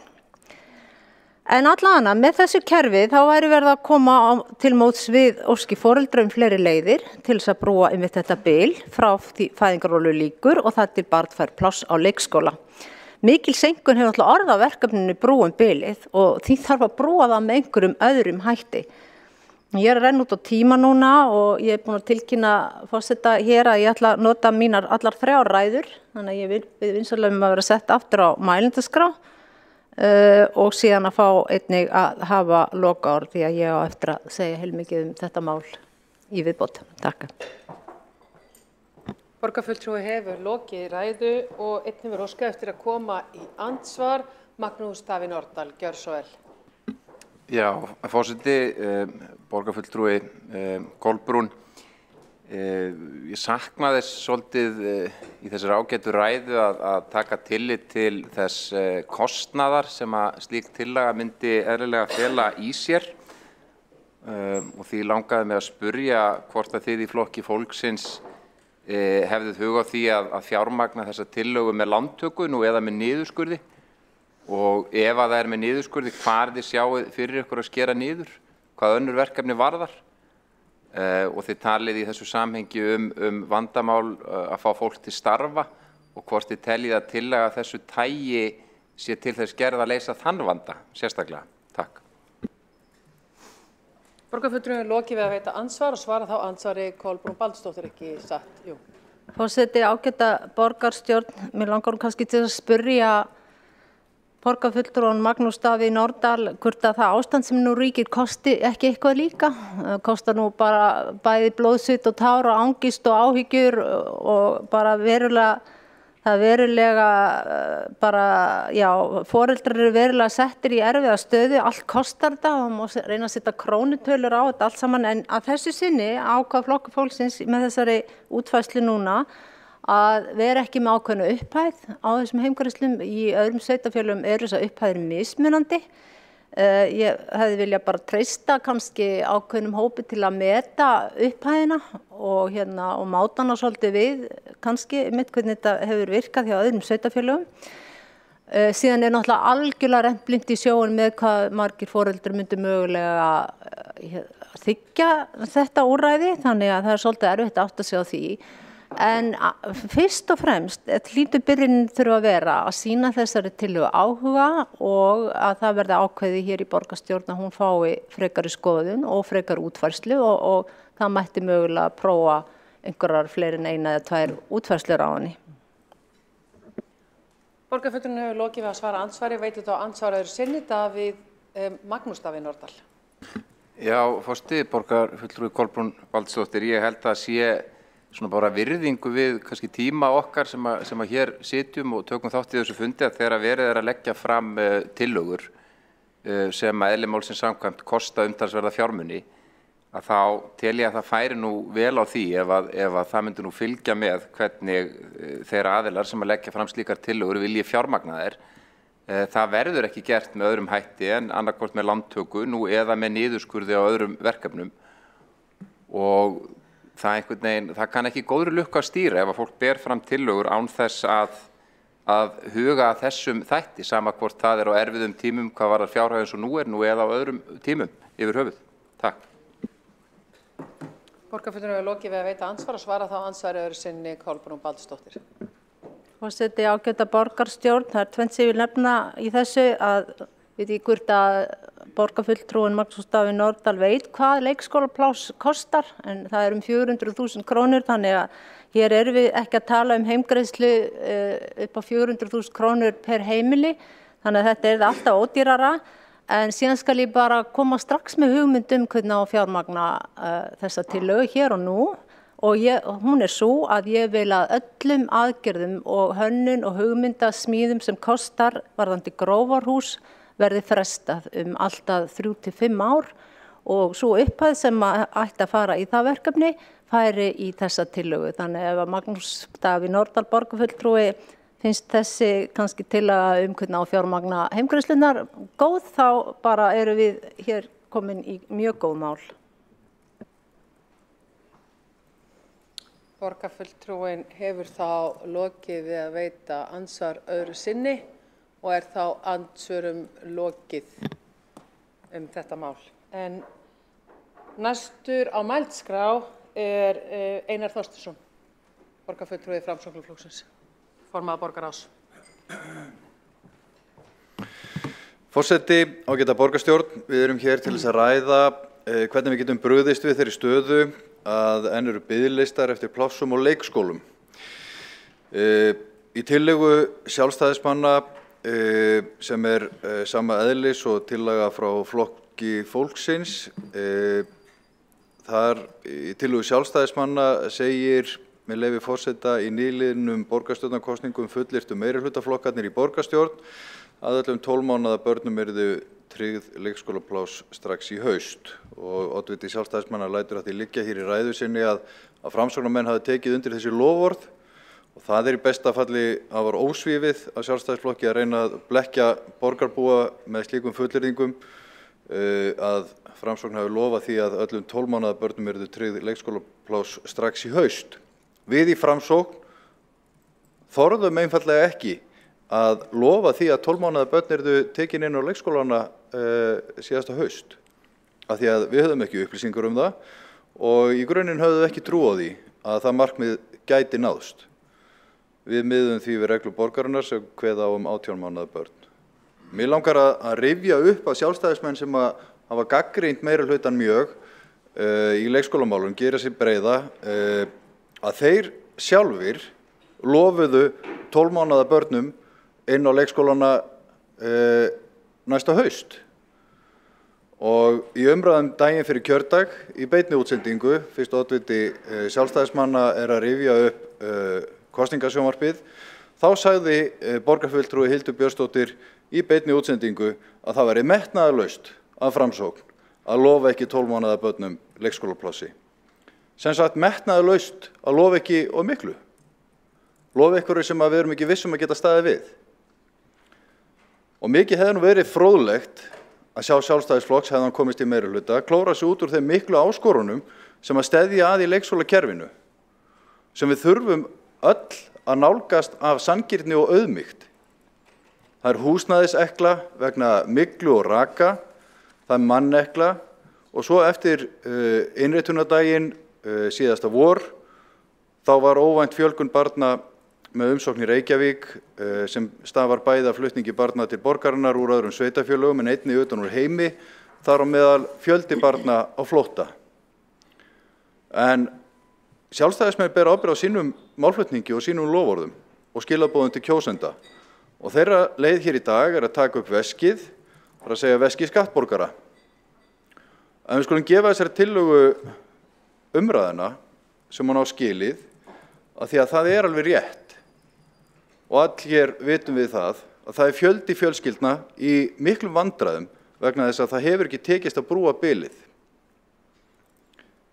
Borgarfulltrúi Magnús Norðdahl talaði hér kostnaðinn við þessar tillögur. Það ekkert voðalega flókið að áætla það með grófum hætti. Tillagan gerir ráð fyrir mánaðarlegri greiðslu upp að 200.000 og ef það gert ráð fyrir greiðslum í 12 mánuði á ári árleg greiðsla 2,4 milljónir per barn og mér minnir að það sé 700 börn á biðlista og þá árlegu kostnaður 680 milljónir á ári. Tæplega 1,7 milljarður. Þessir fjármunir eru náttúrulega ekki til af því að borgin skuldsett og þeir nýtast þá ekki til þess að hækka greiðslur til dagforeldra, til þess að fá fleiri dagforeldra til þess að starfa sem slíkir eða niðurgreiða betur foreldra sem eru með börnin sín í þeim úrræðum. En það leið sem ég tel að sé mjög mikilvægt að fara og þessir fjármunir fara heldur ekki þá í það að byggja nýja leikskóla sem í grunninn það sem að foreldrar vilja, að börnin þeirra komast á leikskóla. Og það má færa fyrir því rök að á meðan fjárhagsstaða borgarinnar eins og hún og það rétt sem að borgarfulltrúi Magnús Norðdahl nefndi hér áðan, að það þarf að skera niður eða taka lán, að meðan staðan þannig að þá mun samþykkt þessara tillögu einnar og sér á þessum tímapunkti líklega lengja biðlistana eftir plásum frá dagforeldrum og leikskólum. En þessi tillaga foreldrastyrk sem að Sjálfstæðismenn kölluðu reyndar biðlistabætur fyrir nokkrum vikum styðst samt við ákveðin réttlætisrök. Foreldrar höfðu væntingar að fá plás og víða eru börn eldri en 18 mánaða en ekki komið með plás. En vandinn bara sá að þessi réttlætisrök eru bara víða í borginni. Það eru biðlistar eftir þjónustu, til dæmis í málaflokki fatlaðs fólks og við vitum og borgarfulltrúar í Sjálfstæðisflokki og flokki fólksins vita vel að sáhópur og aðrir hópar sem eru á biðlistum munu krefjast sömu greiðslna, biðlistabóta leið og borgarstjórn myndi samþykkja svona tillögu. Og þá þessi tæpi 1,7 milljarðar króna farin að margfaldast og útsvarsgreiðslur borgarbúa nýtast ekki eins og fyrr segir í það að byggja upp þjónustuna og mæta þessari raunverulegu þörf sem þörf eftir leikskólaplásum eða plásum hjá dagforeldrum. En í greinargerð með tillögu Sjálfstæðisflokks ágætis setning sem að ég kannast reynda dálítið við hana, hún dálítið eins og ég hefi flutt hana hér í ræðu bara fyrir stuttu síðan. Það segir með leyfi forseta, það mikilvægt að mæta stöðunum með fjölbreyttum lausnum enda þarf við fjölskyldna fjölbreytilegar. Vinna þarf á lausnum á borði fjölgun leikskólarýma, eflingu dagforeldra-stéttar, stuðningi við einkaframtaki í leikskólamálum og loks styrkjun til þeirra sem kjósa eða þurfa að dvelja lengur heima með börnunum sínum. Þannig hafa fjölskyldur úr ólíkum kostum að velja. Ég nú bara í grunninn sammála þessu að mestu leyti. En við verðum að hætta plástra kerfið. Það þarf að gera kerfisbreytingu á umhverfi barna, menntun og umönnun barna og fjölskyldu og taka mið af ólíkum þörfum innan fjölskyldna með kerfisbreytingu. Og það þarf að gera það í samvinnu við ríkið og þar erum við að tala fæðingarorlof eða þátttöku ríkisins í heimgreiðslum eða öðrum leiðum, leikskólakennara, fræðasamfélagið, hagsmunasamtök foreldra, atvinnulífið og fleiri.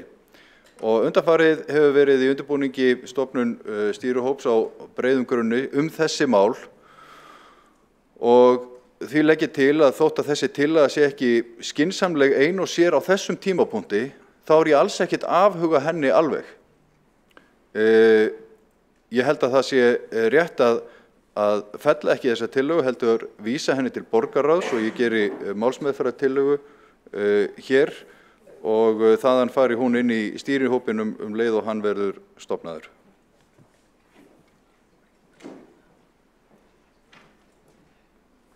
Borgarfulltrúi hefur lokið máli sínu en til þess að hafa skýrleika þá þætti borgarstjóra væntu það, forseta borgarstjórnar, væntu það að fá að vita það var borgarfulltrúin að vísa báðum tillögum með sama hætti eða bara annarrið, báðum?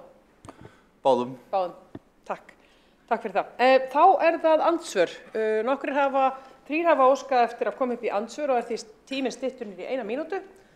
Röðin þessi, Hildur Björnsdóttir, Ragnhildur Alda og Kolbrún Baldursdóttir. Hildur Björnsdóttir, gjör svo vel. Forseti ágæti borgarstjórn, ég þarf að tala hratt, 1 mínútu. Vísað var í ummæli úr kosningasjónvarpi, þar tókust fulltrúar á lausn leikskólavandans. Það sem ég sagði metnaðarlaust af oddvita Framsóknar var að þora ekki að setja sér markmið að bjóða leikskólapláss á 12 mánaða aldri og það var nú ekki minni minningu sérstaklega rætt haustið, það var allavega ekki hluti af okkar kosningaloforðum. En ég get alveg sagt það að ef Sjálfstæðisflokkurinn hefði komist í meirihluta þá var enginn vafi á því að við hefðum verið öllu sumrinu.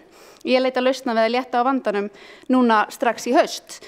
Talandi kerfisbreytingar, það hefur engin flokkur þórað að tala eins stórar kerfisbreytingar og Sjálfstæðisflokkurinn. Við töluðum að hliðra grunnskólanum, hefja hann jafnvel við 5 ára aldur og opna þá umræðu.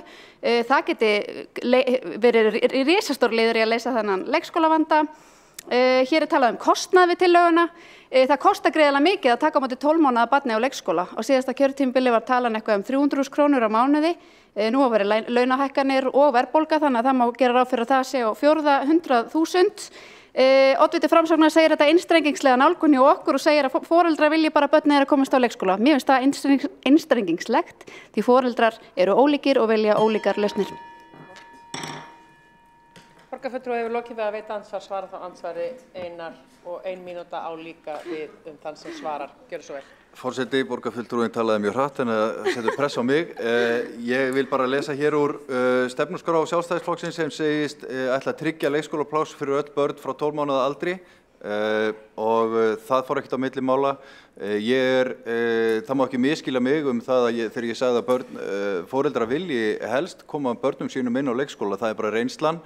En ég alveg sammála því að það eru margir sem að vilja dvelja lengur með börnunum sínum og fá þá eitthvað stuðning við það.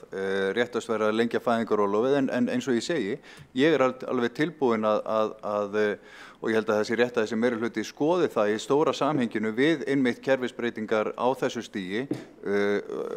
Mér finnst fullkomlega eðlilegt að ræða það, að hliðra leikskólanum, leita samtals við leikskólakennara og fræðasamfélagið og fleiri. Það akkurat vegferðin sem þessi meirihluti í og það mjög metnaðarfullt verkefni.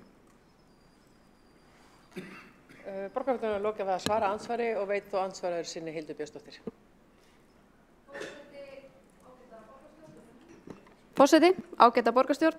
Það algjörlega hárrétt að það okkar stefna að bjóða börnum við 12 mánaða aldur leikskólapláss en við vorum ekkert sérstaklega að gefa loforð að það myndi raungerast haustið þó ég ítreki að við hefðum alltaf varið öllu sumrinu í að reyna að finna lausnir sem hefðu létt á vandanum strax haustið.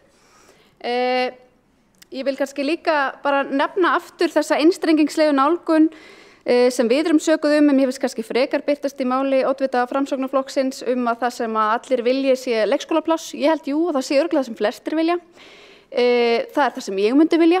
Ég þekki hins vegar konur, vinkonur til að mynda, við fyrir bara persónulegu nóturnar sem að gætu bara vel hugsa sér að dvelja lengur heima, sem að dreymir að fá að vera heimavinnandi húsmaður. Ég tengi ekkert við þann veruleika en svona erum við ólík og við þurfum að geta mætt þessum margbreytilegu þörfum fólks hérna í Reykjavík. Og það má alveg ræða hvaða fjárhæð er rétt í þessu samhengi, það þarf ekkert að festa sig í því.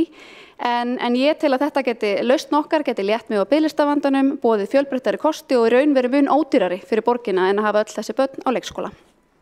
Borgarfulltrúinn hefur lokið við að veita andsvar og svara þá andsvar öðru sinni borgarfulltrúi Einar Þorsteinsson. Forseti, ég held í grunninn séum við ekkert voðalega ósammála.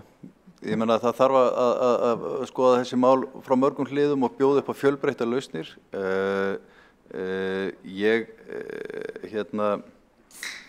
þekki líka fólk sem að myndi vilja vera lengur heima. Og ég held reyndar að það mætti nota þetta úrræði til þess að styðja við ekki bara foreldra, heldur líka ömmu og afa og fleiri sem að vilja taka þátt í því að hugsa börnin í fjölskyldunum og þetta er bara hluti af þessari stóru stefnumótun sem þarf að fara í.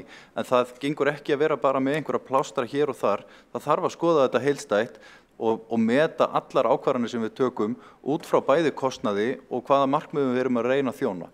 Og þess vegna vil ég taka þessa tillögu inn í þessa vinnu en ekki samþykkja hana eins og hún er núna.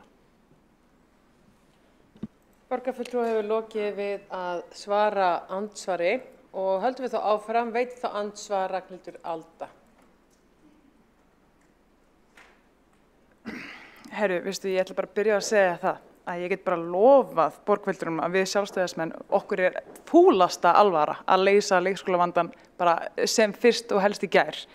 Og það er bara einfallega vegna þess að ég og kollegi minn viljum báðar mæta hér í vinnuna.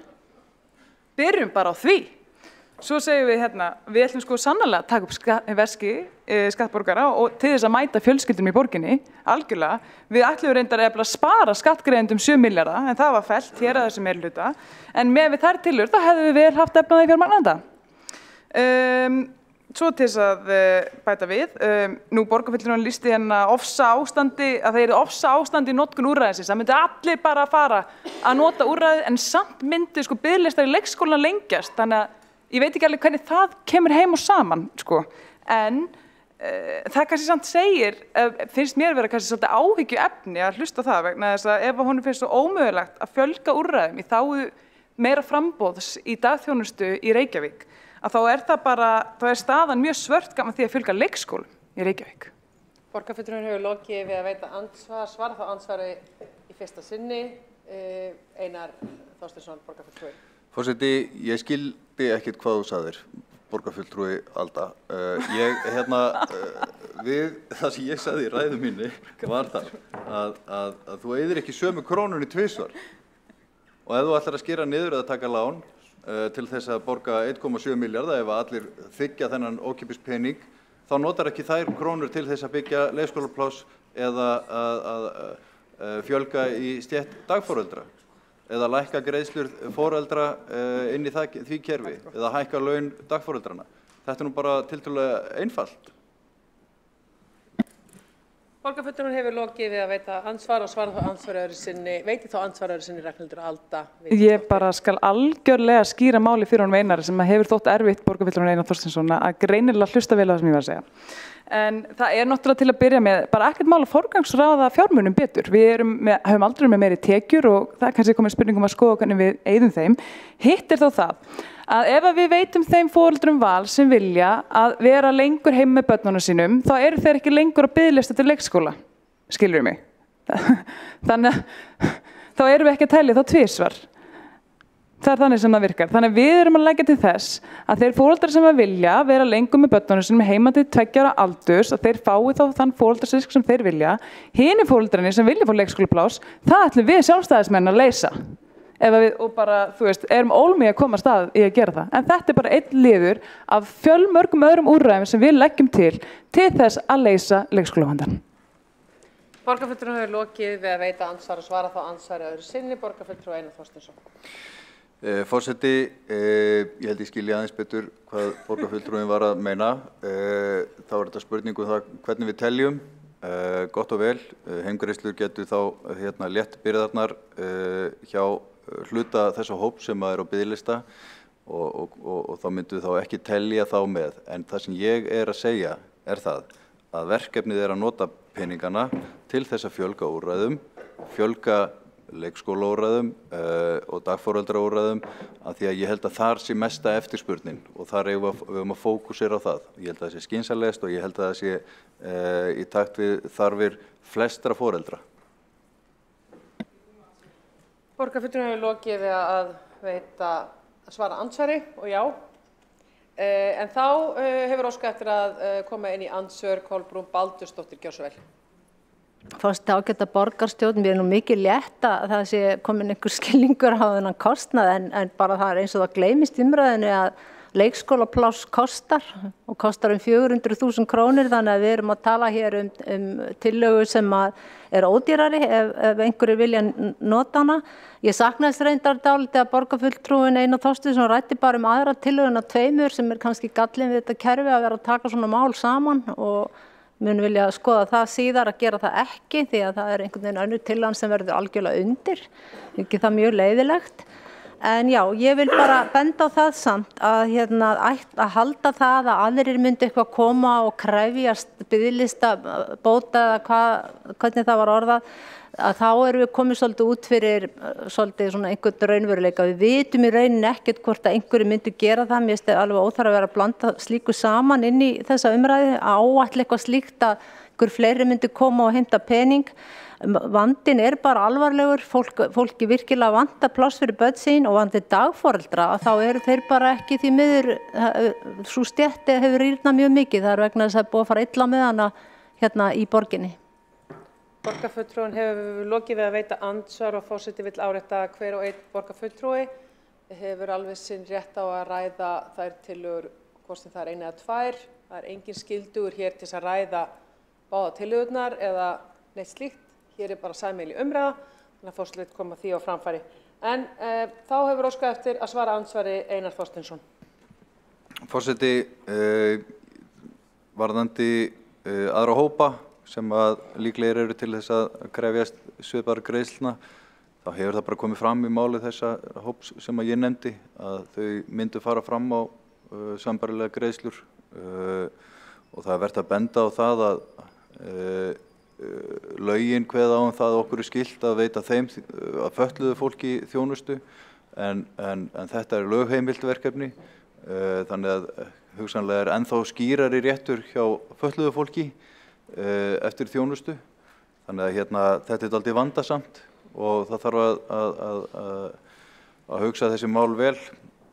Varðandi, ég bara leit svo á að tillögur þessara tveggja flokka væru í eðli sínu mjög sambærilegar en ég hef kannski verið aðeins svo upptekinn af Sjálfstæðisflokki sem hefur haft sér mjög fram í þessari umræðu með frekar ósanngjörnum hætti.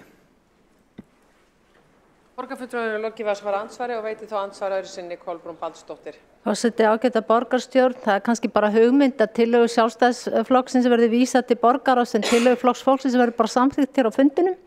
En það má alveg skoða það, þetta eru tvær tillögur, það er ekki eins. En varðandi dagforeldrana, við erum að tala að veita foreldrum þetta val. Við erum ekki að tala að veita þeim val að fara með barn sitt dagforeldra. Þannig að mér finnst að setja fjármagni frekar í að fjölga dagforeldrum, það er einhvern veginn röksemdafærsla sem passar bara ekkert hér inn því að við erum einmitt með þessa tillögu til þess að fjölga auka val hjá foreldrum fyrir þá foreldra sem eiga þess kost og vilja og geta verið aðeins lengur heima með börnum sínum.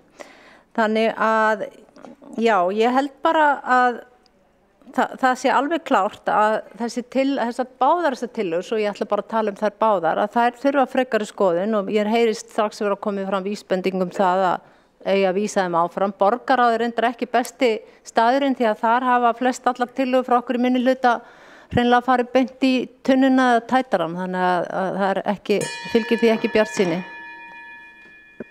Borgarfulltrúinn hefur lokið við að svara andsvari. Og þá höldum við áfram með mælendaskrá. Næsta mælendaskrá er Marta Guðjónsdóttir, borgarfulltrúi, gjörðu svo vel.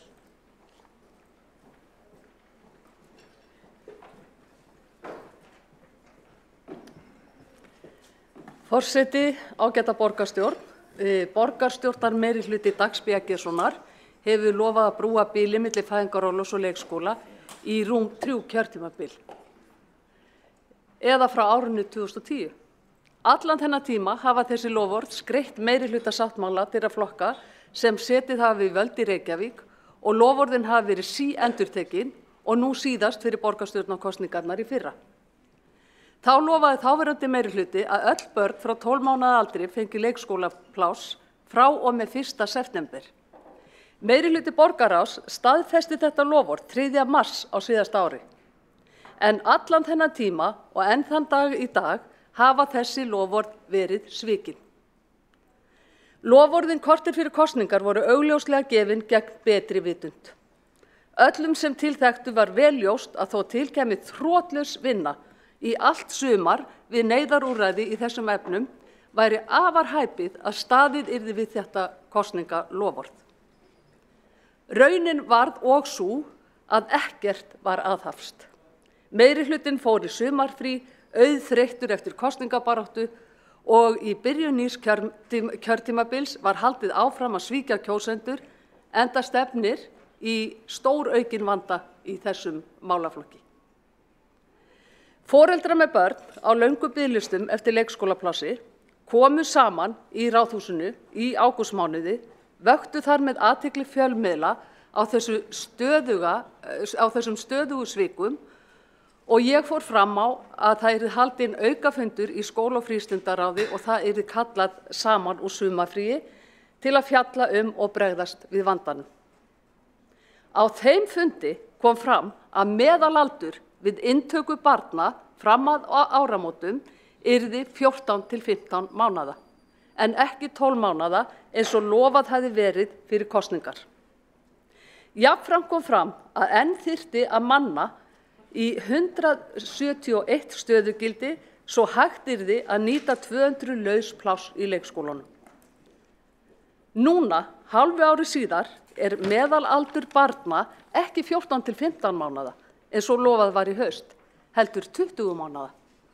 Og enn hefur ekki tekist að nýta þau 200 lausu pláss sem í leikskólanum og enn hefur ekki tekist að ráða í þessi 171 stöðugildi. Á fundinum í ágúst lögðum við sjálfstæðismenn fram 7 tillögur til úrbóta sem sneru að því að mæta manneklu og húsnæðisþörf leikskólana við þetta ófremdar ástand. Við bentum til dæmis á að til að fullmanna skólan mætti koma á bakvarðarsveit, svipað og gert var í heilbrigðisstéttum í COVID, og leitað yrði eftir undanþágu fyrir rekstrarleyfi nýrra leikskóla þar sem húsnæði er fullbúið þó lóðin sé ekki frá gengin. Einnig lögðum við til að komið yrði fyrir færanlegum kennslustofum á lóðum þeirra leikskóla þar sem aðstæður leyfa meðan unnið væri að varanlegum lausnum. Allt eru þetta tillögur sem við höfum áður lagt fram á síðasta kjörtímabili án þess að meirihlutinn sýndi þeim minnsta áhuga. En nú þegar foreldrar og fjölmiðlar stöppuðu niður fæti, fékkst meirihlutinn loksins til að skoða tillögur okkar. Þann 18. ágúst lagði meirihlutinn svo loksins fram sínar eigin tillögur, meðal annars byggðar á okkar tillögum, og kynnti með pomp og pragt. Og þessar tillögur áttu að vera til þess fallnar að stytta biðlistana sem enn hefur ekki tekist, vegna þess að hægt hefur gengið að koma þessum tillögum í framkvæmd. Það leið hins vegar ekki á löngu eftir að þessar tillögur voru kynntar þar til foreldrar barna í leikskólanu Bakka í Staðarhverfi voru boðaðir á fund til að tilkynna þeim að til stæði að loka skólanum þegar allir stóðu í þeirri góðu trú að það ætti að fjölga leikskólaplássum en ekki fækka þeim. Síðan báru stöðugt fréttir af lokunum á leikskólum vegna myglu en á síðasta ári fannst raki og mygla í 30 leik- og grunnskólum. Marg ítrekuð myglutilfelli í skólum og leikskólum borgarinnar ber svo að rekja til þess að eftirlit og viðhald með skólahúsnæði hefur verið mjög ábótavant langt árabil. Meirihlutinn hefur því ekki bitið úr nálinni með leikskólavandann á meðan fjöldi barnafjölskyldna greiðir fyrir klúðrið með miklum tekjumissi. Leikskólavandi verður ekki leystur með einni lausn. Þar þurfa að koma til fjölbreytt úrræði, samanber það úrræði sem við erum að leggja til hér í dag, eins konar foreldrastyrkur eða heimgreiðslur eða hvað sem við viljum kalla það. Við þurfum að efla dagforeldrakerfið, fjölga sjálfstætt starfandi skólum og sjálfstætt starfandi skólum með mismunandi rekstrarformi, svo sem með foreldrareknu leikskólum og þar fram eftir götunum. Rekstrarformið á ekki að skipta máli ef fé fylgir barni á leikskólaaldri. Þannig hefðu foreldrar raunverulegt val dagvistunarúrræði fyrir börnin sín.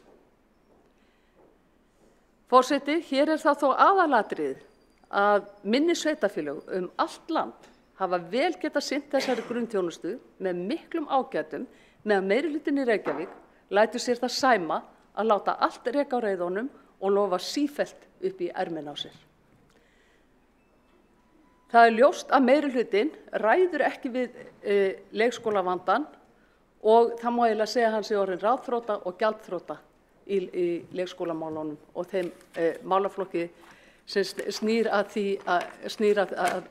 mestu grunnþjónustu sem við sinnum hér í borginni.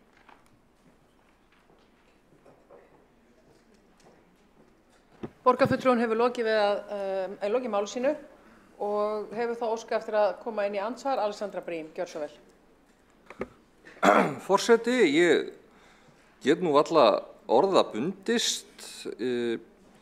Umræðan hingað til hefur verið ágæt en ég eiginlega get ekki annað en bara kvartað undan því að borgarfulltrúinn Marta Guðjónsdóttir hafi ekki bara verið óuppbyggileg í ræðu sinni heldur, ég myndi jafnvel segja óheiðarleg. En það er ljóst og það hefur komið fram í umræðun undir þessum lið að enginn lofaði því að börn sem varu 12 ára fengju pláss frá og með 1. september. Ekki Píratar, ekki Samfylking, ekki VG, enginn. Það lofaði því ekki nokkur maður. Það var hins vegar það voru flokkar sem lofuðu því að börn sem voru orðin 12 mánaði í september myndu fá pláss á haustmánuðinum og ég talaði það að það væri búið að fjármagna uppbyggingu sem ætti að duga fyrir því að útvega slíkan plássafjölda. Það var eitthvað sem við öll sem vorum í brúum bilið hópnum trúðum að væri rétt, bæði fulltrúar meirihluta og minnihluta, en Sjálfstæðisflokkurinn átti fulltrúa í þeim hóp. Það komi auðvitað í ljós eins og við vitum að það gekk ekki eftir, en það er að mínu viti ekki uppbyggilegt innlegg í umræðuna að halda því fram að við höfum bara vitað vel að þetta gengi aldrei upp og höfum verið vísvitandi að ljúga. Ég kann ekki að meta slíka umræðu í borgarstjórn og ef það á að halda slíku fram þá myndi ég bara í rauninni frábíða mér að taka þátt í slíku samtali. Ef það á að saka okkur einhverja slíkar lygar og ég á ekki að venjast slíkur umræðu frá borgarfulltrúanum Mörtu Guðjónsdóttur. Við erum oft mjög ósammála en ég hef ekki oft átt sögótt við hana að hún sé beinlínis að fara með ósannindi með slíkum hætti, en þetta eru ekki hlutir sem við lofuðum, sannarlega ekki hlutir sem ég lofaði og það sem við gerðum var byggt á þeim gögnum sem við höfðum á þeim tíma. Planið átti að bjóða upp á að þessi pláss yrðu til. Það komu hlutir til sem að gera það verkum að það gekk ekki eftir, en ég kann ekki meta þess ásökunum lygar. Takk. Borgarfulltrúinn hefur lokið við að veita andsvar og svara þá andsvari Marta Guðjónsdóttir, gjör svo vel. Forseti, ágætu borgarfulltrúar, borgarfulltrúinn Alexandra Brím notar hér stór orð eins og ósannindi og óheiðarleika.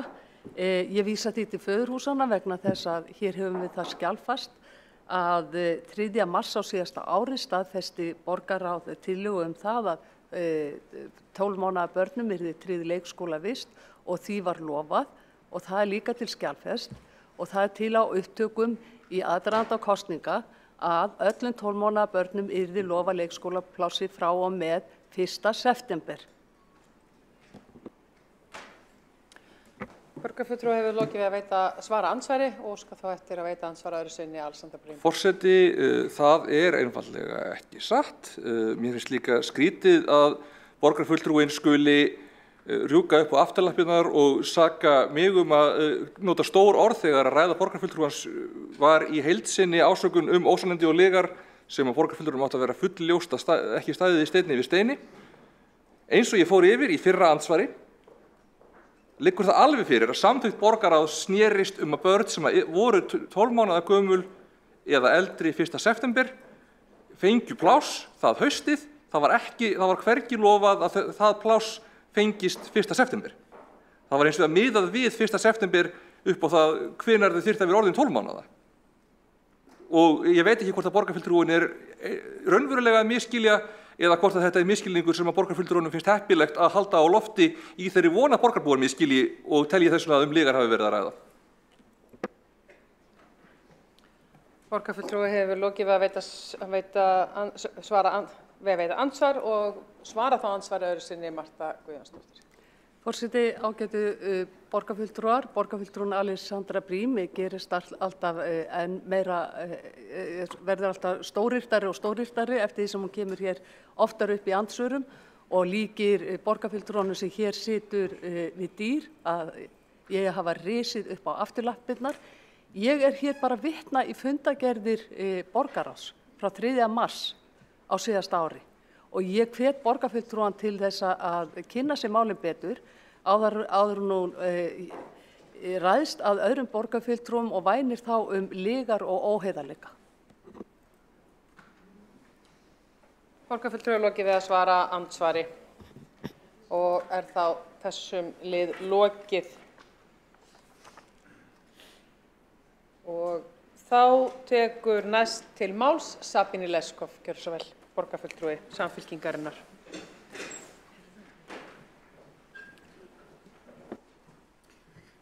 Forseti, ágætu borgarfulltrúar. Hér liggja fyrir 2 tillögur svokallað heimgreiðslur. Á mínu móðumáli kalla elhert-prémie. Beinni þýðingu væri þetta kalla eldvélarálag eða einfaldlega húsmæðralaun. Sem betri þýðing vegna þess að konur á bak við eldavélina eru á þýsku táknrænar fyrir það viðhorf að konur eigi að vera heima að passa börnin og ekki blanda sér inn í heimkallana sem utan heimilis. Við erum hér búin að hlusta á rök með og á móti í stóru samhengi við leikskólapláss en þá kannski stundum líka gott að staldra við og taka þröngan vingil. Sem ég ætla að gera hér í minni ræðu og kom kannski nú þegar aðeins fram.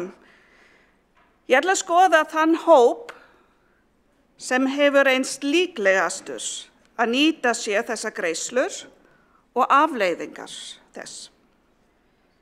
Það hefur verið rætt Norðurlöndin en þetta fyrirkomulag hefur verið reynt víðar. Í Þýskalandi var þetta skammvinn tilraun en tölurnar voru skýrar. 95% þeirra sem nýttu sér þetta voru konur. Þannig að ég tel okkur óhætt, jafnvel skyldu, að tala hér ekki foreldra almennt, það gefur einfaldlega ranga mynd, heldur mæður eða konur. Og af þeim mæðrum sem það nýttu sér greiðslurnar voru tæplega 80% konur af eldri uppruna. Oft í láglaunastörfum og oft með mörg börn sem þýddi að þær sendu jafnvel eldri börn ekki í leikskóla til að spara pening, þar sem þær voru hvort sem heima með yngsta barnið. Þetta svo sem ekki einungis tengt þessum greiðslum. Við höfum þekkt munstri í áraraðir. En við erum örugglega sammála að þetta styður ekki konur af eldri uppruna að finna leiðina aftur á vinnumarkaðinn í störf við hæfi. Sem náttúrulega stóra máli hér á Íslandi, eins og ég nefndi í umræðin hér áður að konur af eldri uppruna eru með hærri þátttöku á vinnumarkaðnum almennt en ekki í störfum sem hæfa menntun þeirra.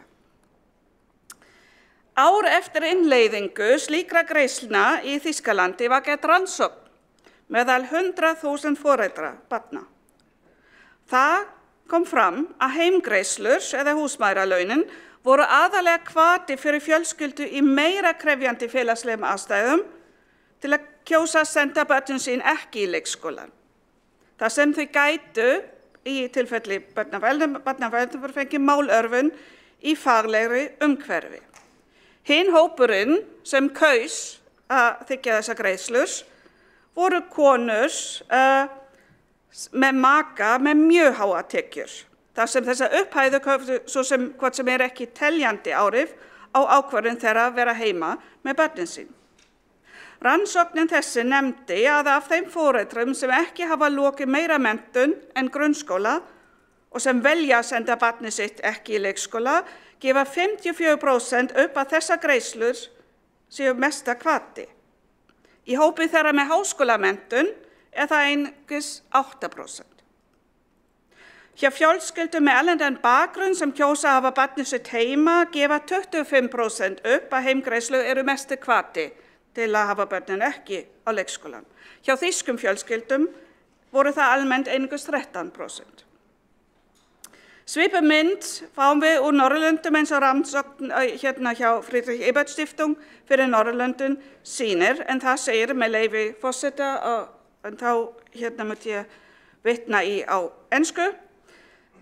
Parents with low income and education, immigrants from Asia and Africa, and mothers with weak labor market attachment are overrepresented. Women with high incomes and high levels of education are less likely to receive the cash for care benefit, and the decline has been largest in this group. The smallest decline was found among mothers with no income. The relative value of the cash for care benefit is higher for mothers with low income. Þannig að aðal áhrif sem þetta hefur að þær konur sem eru nú þegar í viðkvæmustu hópi á vinnumarkaðnum vera í enn erfiðari stöðu. Lengri fjarvera frá vinnumarkaðnum þýðir minni möguleika til starfsþróunar. Jafnvel fyrir konur sem hafa ekki enn eignast börn, minnka það atvinnumöguleikana ef vinnuveitandi reikna með fjarveru þeirra í nánustu framtíð.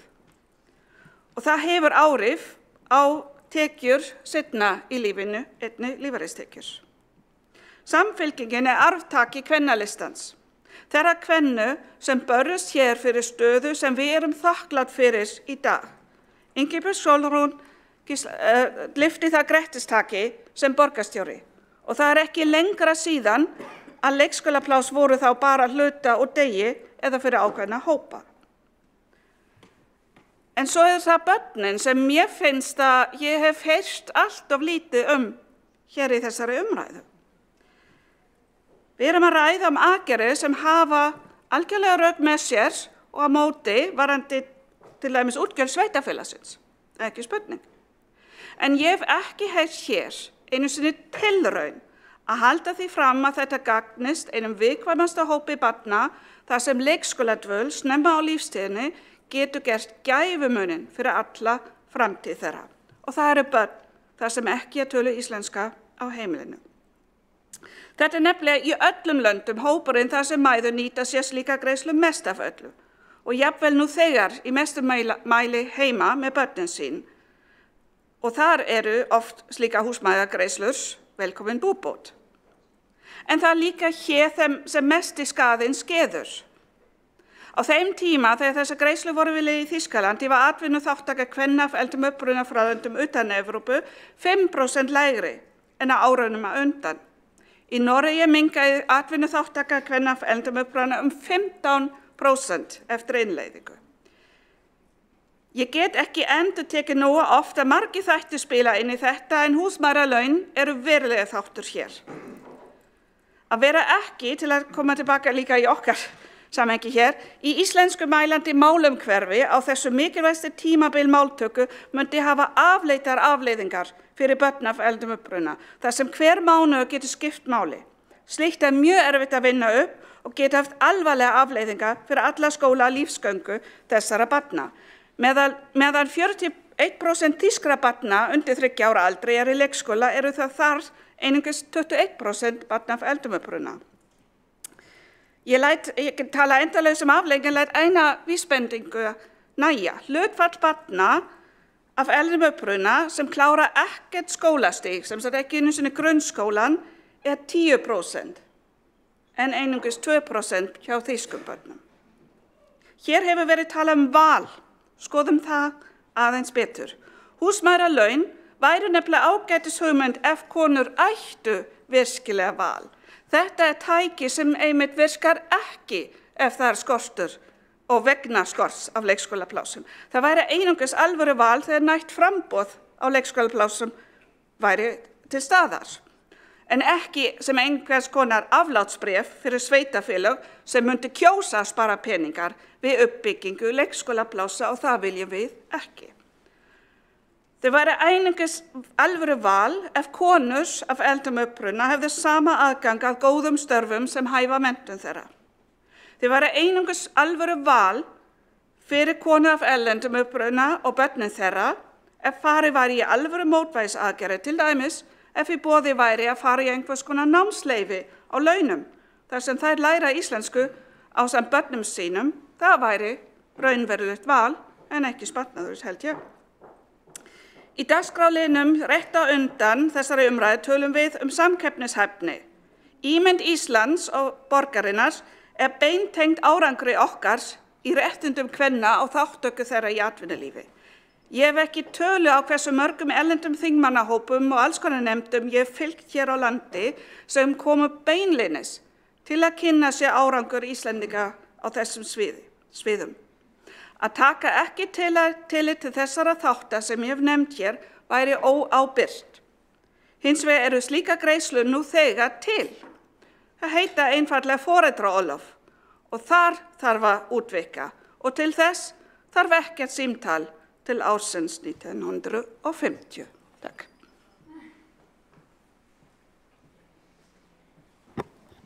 Borgarfulltrúinn hefur lokið við sína ræðu og tveir hafa óskað eftir að koma í andsvar.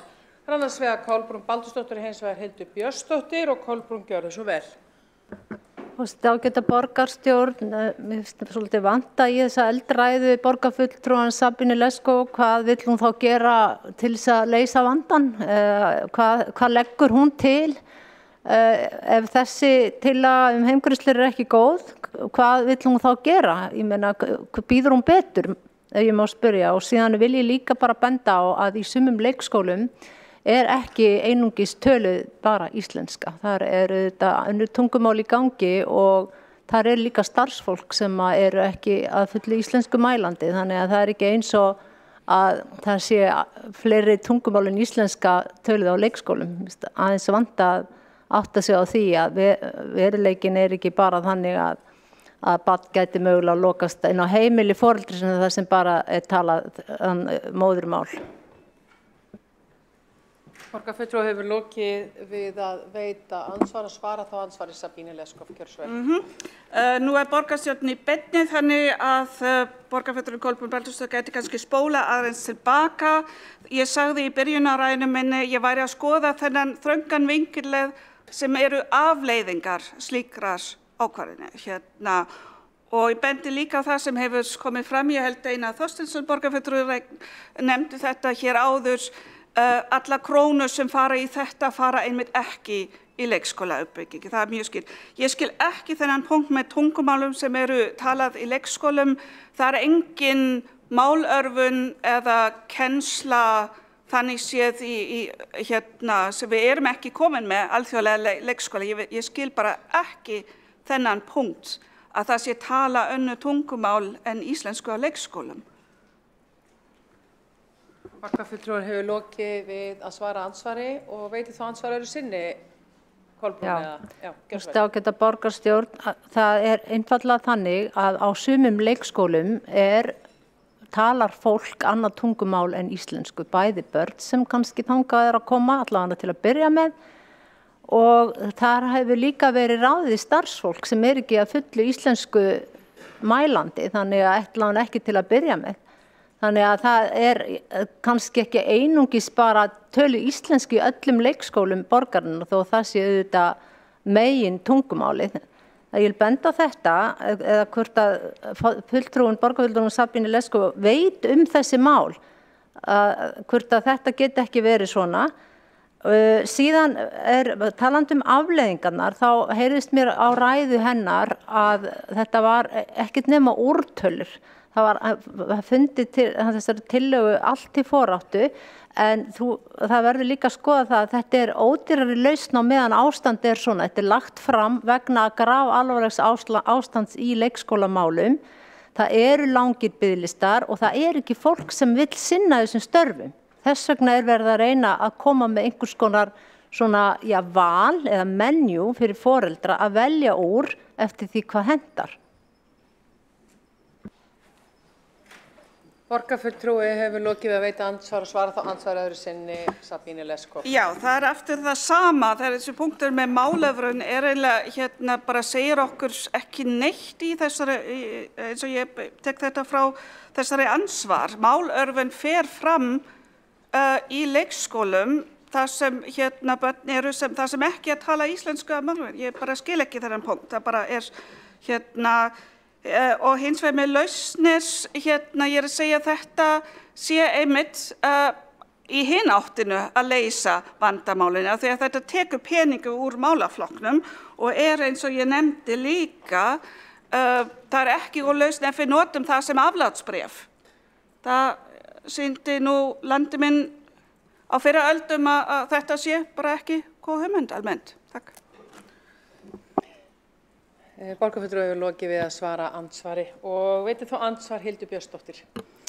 Forseti, ágæta borgarstjórn, ég vil byrja á að taka undir þá eitt og annað í ræðu borgarfulltrúan Sabine Leskov sem hægt að taka undir og ekki síst þegar hún undirstrikaði mikilvægi þess að fólk af erlendum uppruna fengi störf hérlendis sem hafa menntun þeirra og bara get ekki alveg heilshugar undir með henni hvað það varðar og eitthvað sem ákast ekki síst við umræðefni hér fyrra á fundunum í dag.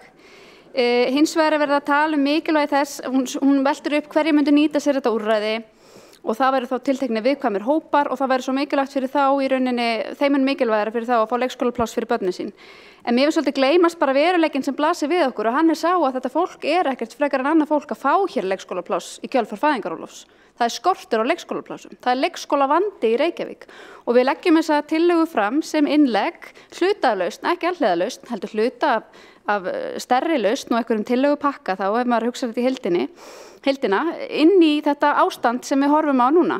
Við trúum því og stöndum algjörlega með því sjónarmiði að leikskólinn sé sannarlega fyrsta skólastigið og það sé mjög mikilvægt fyrir börn að fara á leikskóla og fá þá menntun og taka út þann þroska sem fylgir því að fara á leikskóla. Þess vegna tekur til á okkar mið af því að þessi styrkur væri einungis aðgengilegur á aldursbilinu 12 til 24 mánaða. Og það eru reyndar margir og ég ætla ekki að gera annan skólan að mínum í þessu en að það má nefna að það til að mynda þeir sem að tala fyrir fyrstu 5, þau þekkja það kannski mörg og það að tala fyrir því að börn byrja ekki á leikskóla fyrir nefnt við 2 ára aldur. Það eru margir sem trúa að það þjóni hagsmunum barnanna best. Hér erum við að leggja til í raun að fólk geti aðeins lengt í veru sinni heima með börnum sínum í kjölfar fæðingarorlofs og við erum ofta að tala um að lengja fæðingarorlof og þá er litið til Norðurlanda. Og þá má geta þess að í rauninni, þegar við lítum í kringum okkur, á löndinni í kringum okkur, þá er það gjarnan þannig að eftir 12-13 mánuði að þá á fólk áfram orlofin greiðslurnar eru töluvert lægri. Og jafnvel bara eitthvað í líkingu við það sem við nefnum hér, þó talan sé sannarlega ekki heilög hér í umræðunni. Þannig ég velti fyrir mér, þetta innlegg borgarfulltrúans finnst mér svolítið bera þess vott að hún væri þá á móti lengingu fæðingarorlofs eða myndi það ekki þjóna hagsmunum barna að fá að vera lengur heima með foreldrum sínum þar sem það hendar.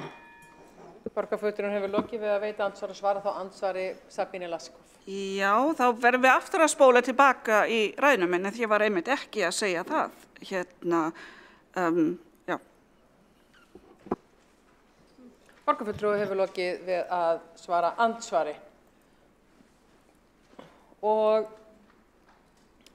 þá ætlar forseti að vekja athygli á því að enn eru það bil 8-9 ræður eftir sem þegar eru á mælendaskrá og forseti mun loka fyrir mælendaskrá að lokinni næstu ræðu. En næstur tekur til máls borgarfulltrúi Magnea Gná Jóhannsdóttir.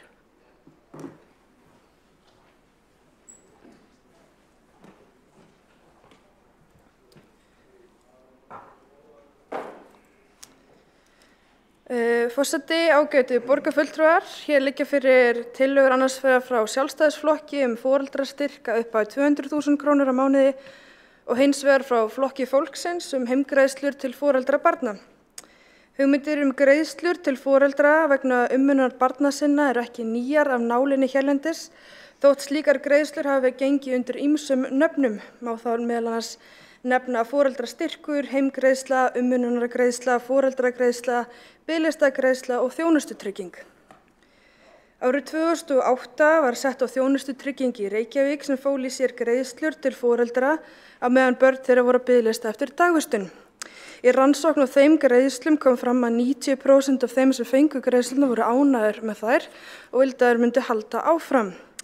Og megin ástæða fyrir því að fólk nýtti þessa greiðslu var einmitt biðlisti eftir leikskóla. Nýlega hafa nokkur sveitarfélög tekið upp umönnunargreiðslur til að brúa bilið á milli fæðingarorlofs og leikskóla. Í dæmaskyni má nefna Hafnarfjörð, Garðabæ og Hveragerði. Í Hafnarfirði og Garðabæ miðar upphæð greiðslunar við upphæð og almennri niðurgreiðslu til dagforeldra og í Hveragerði er upphæðin 110.000 krónur á mánuði. Umræddar umönnunargreiðslur eiga þó það sameiginlegt að falla niður þegar barn fær dagvistun. Umönnunargreiðslur eru einnig vel þekktar á Norðurlöndunum, markmið þeirra hafa verið að auka val foreldra. Í Noregi voru umönnunargreiðslur leikskóla lögfestar árið 1998. Það er mögulegt að börn séu hluta dags í leikskóla og foreldrar fái umönnunargreiðslu að hluta á móti. Markmið með því er að auka samveru foreldra og barna og var það eftir umræður þar í landi að börn og foreldrar voru ekki að verja nógu miklum tíma saman. En greiðslurnar falla það niður þegar barn byrjar í fullu í leikskólanámi. Greiðslurnar hafa þó verið umdeildar. Þau sem eru á móti þeim hafa meðal annars bent á möguleg áhrif á jafnrétti kynjanna og jafnrétti barna en sjónarmið hafa verið uppi það séu börnin sem mest þurfa því að halda að vera í leikskóla sem séu heima, til dæmis börn innflytjenda sem þurfa að tileinka sér tungumál þess land sem þau búa í. Þau sem hafa verið hlynnt greiðslunum hafa bent á að það sé almennt betra fyrir börn að vera lengur heima í umönnun foreldra eða annarra aðila sem þau eru tengd en að vera í dagvistun hjá ókunnum. Margir foreldrar vilja dvelja lengur með börnum sínum eftir fæðingu, meðal annars vegna þess að þau ætla að eignast færri börn og eru eldri þegar þau eignast börnin. Það á að vera ábyrgð ríkisins að þróa fæðingarorlof í samræmi við vilja og óskir foreldra og sveitarfélaganna að bjóða upp á dagvistun til að foreldrar geti stundað vinnu. Hins vegar geta heimgreiðslur auðveldað foreldrum sem eru tilneyddir til að lengja fæðingarorlof vegna þess að fá ekki dagvistun, svo að þeir lendi ekki í fjárhagskrísu vegna þess að þau eru utan vinnumarkaðs á meðan. Umönnunargreiðslur sem tímabundin ráðstöfun getur brúað þetta bil og tryggt greiðslur til foreldra sem verða annars tekjulaus eftir lok fæðingarorlofs fram að dagvistun barna. Ólíkt við umönnunargreiðslur á Norðurlöndum hefur yfirlýst markmið þeirra hérlendis ekki verið að auka val foreldra, heldur frekar að brúa bilið á milli fæðingarorlofs og dagvistunar. Og mér langar í þessu samhengi að koma inn á munin á milli biðlistabóta og heimgreiðslna því hér hefur rætt annars vegar biðlistabætur sem er þá meðan að barn er að bíða eftir leikskólaplássi og heimgreiðslur sem val í staðinn fyrir leikskóla. Og rannsóknirnar erlendis og þessar greiðslur erlendis eru yfirleitt að miða við heimgreiðslur sem fólk velur þá í staðinn fyrir leikskóla en hérlendis hefur þá aðalega verið að tala biðlistagreiðslur þar sem börnin eru nú þegar heima og væri hvort þau er heima þegar foreldrarnir njóta þessar greiðslur. Þannig að þarna er verið að veita foreldrum tekjum sem hefur annars ekki verið með tekjur og heima með börnin. Þannig að börnin hefur hvort er verið heima af því þau eru ekki komin með dagvistunarpláss.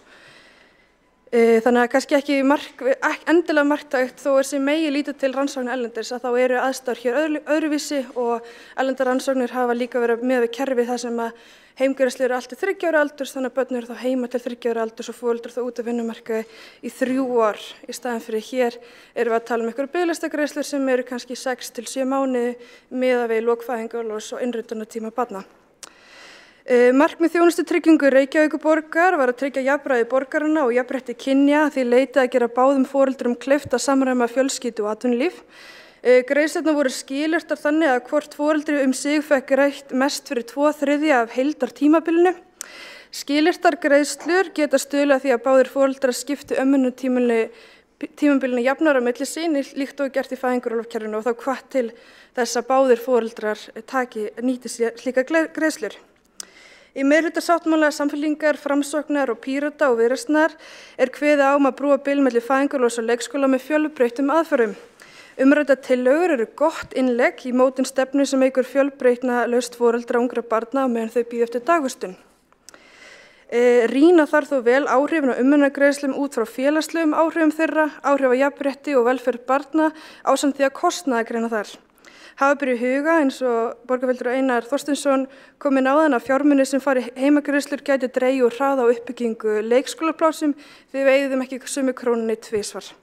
Mikilvægt þó að vinna hratt og vel og gæta þess að missa ekki sjónar á markmiðunum að bjóða upp á nægilegt framboð af dagvistun að fæðingarorlofi loknu.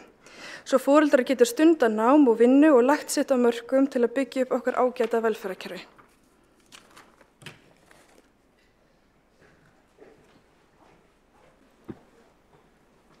Borgarfulltrúi hefur lokið máli sínu og næstur á mælskrá Skúli Helgason.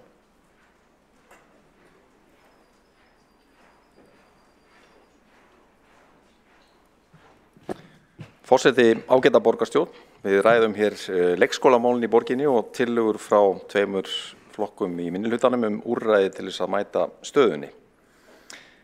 Áður en ég kem að tillögunum vil ég aðeins fara yfir forsögun og byrja á því að bregðast við því sem haldið hefur verið fram í umræðunni að fulltrúar fyrrverandi meirihluta borgarstjórnar hafi sagt ósatt og jafnvel vísvitandi sagt fólki ósatt á vormánuðum 2022 væntanlegan inntökualdur barna þá haustið.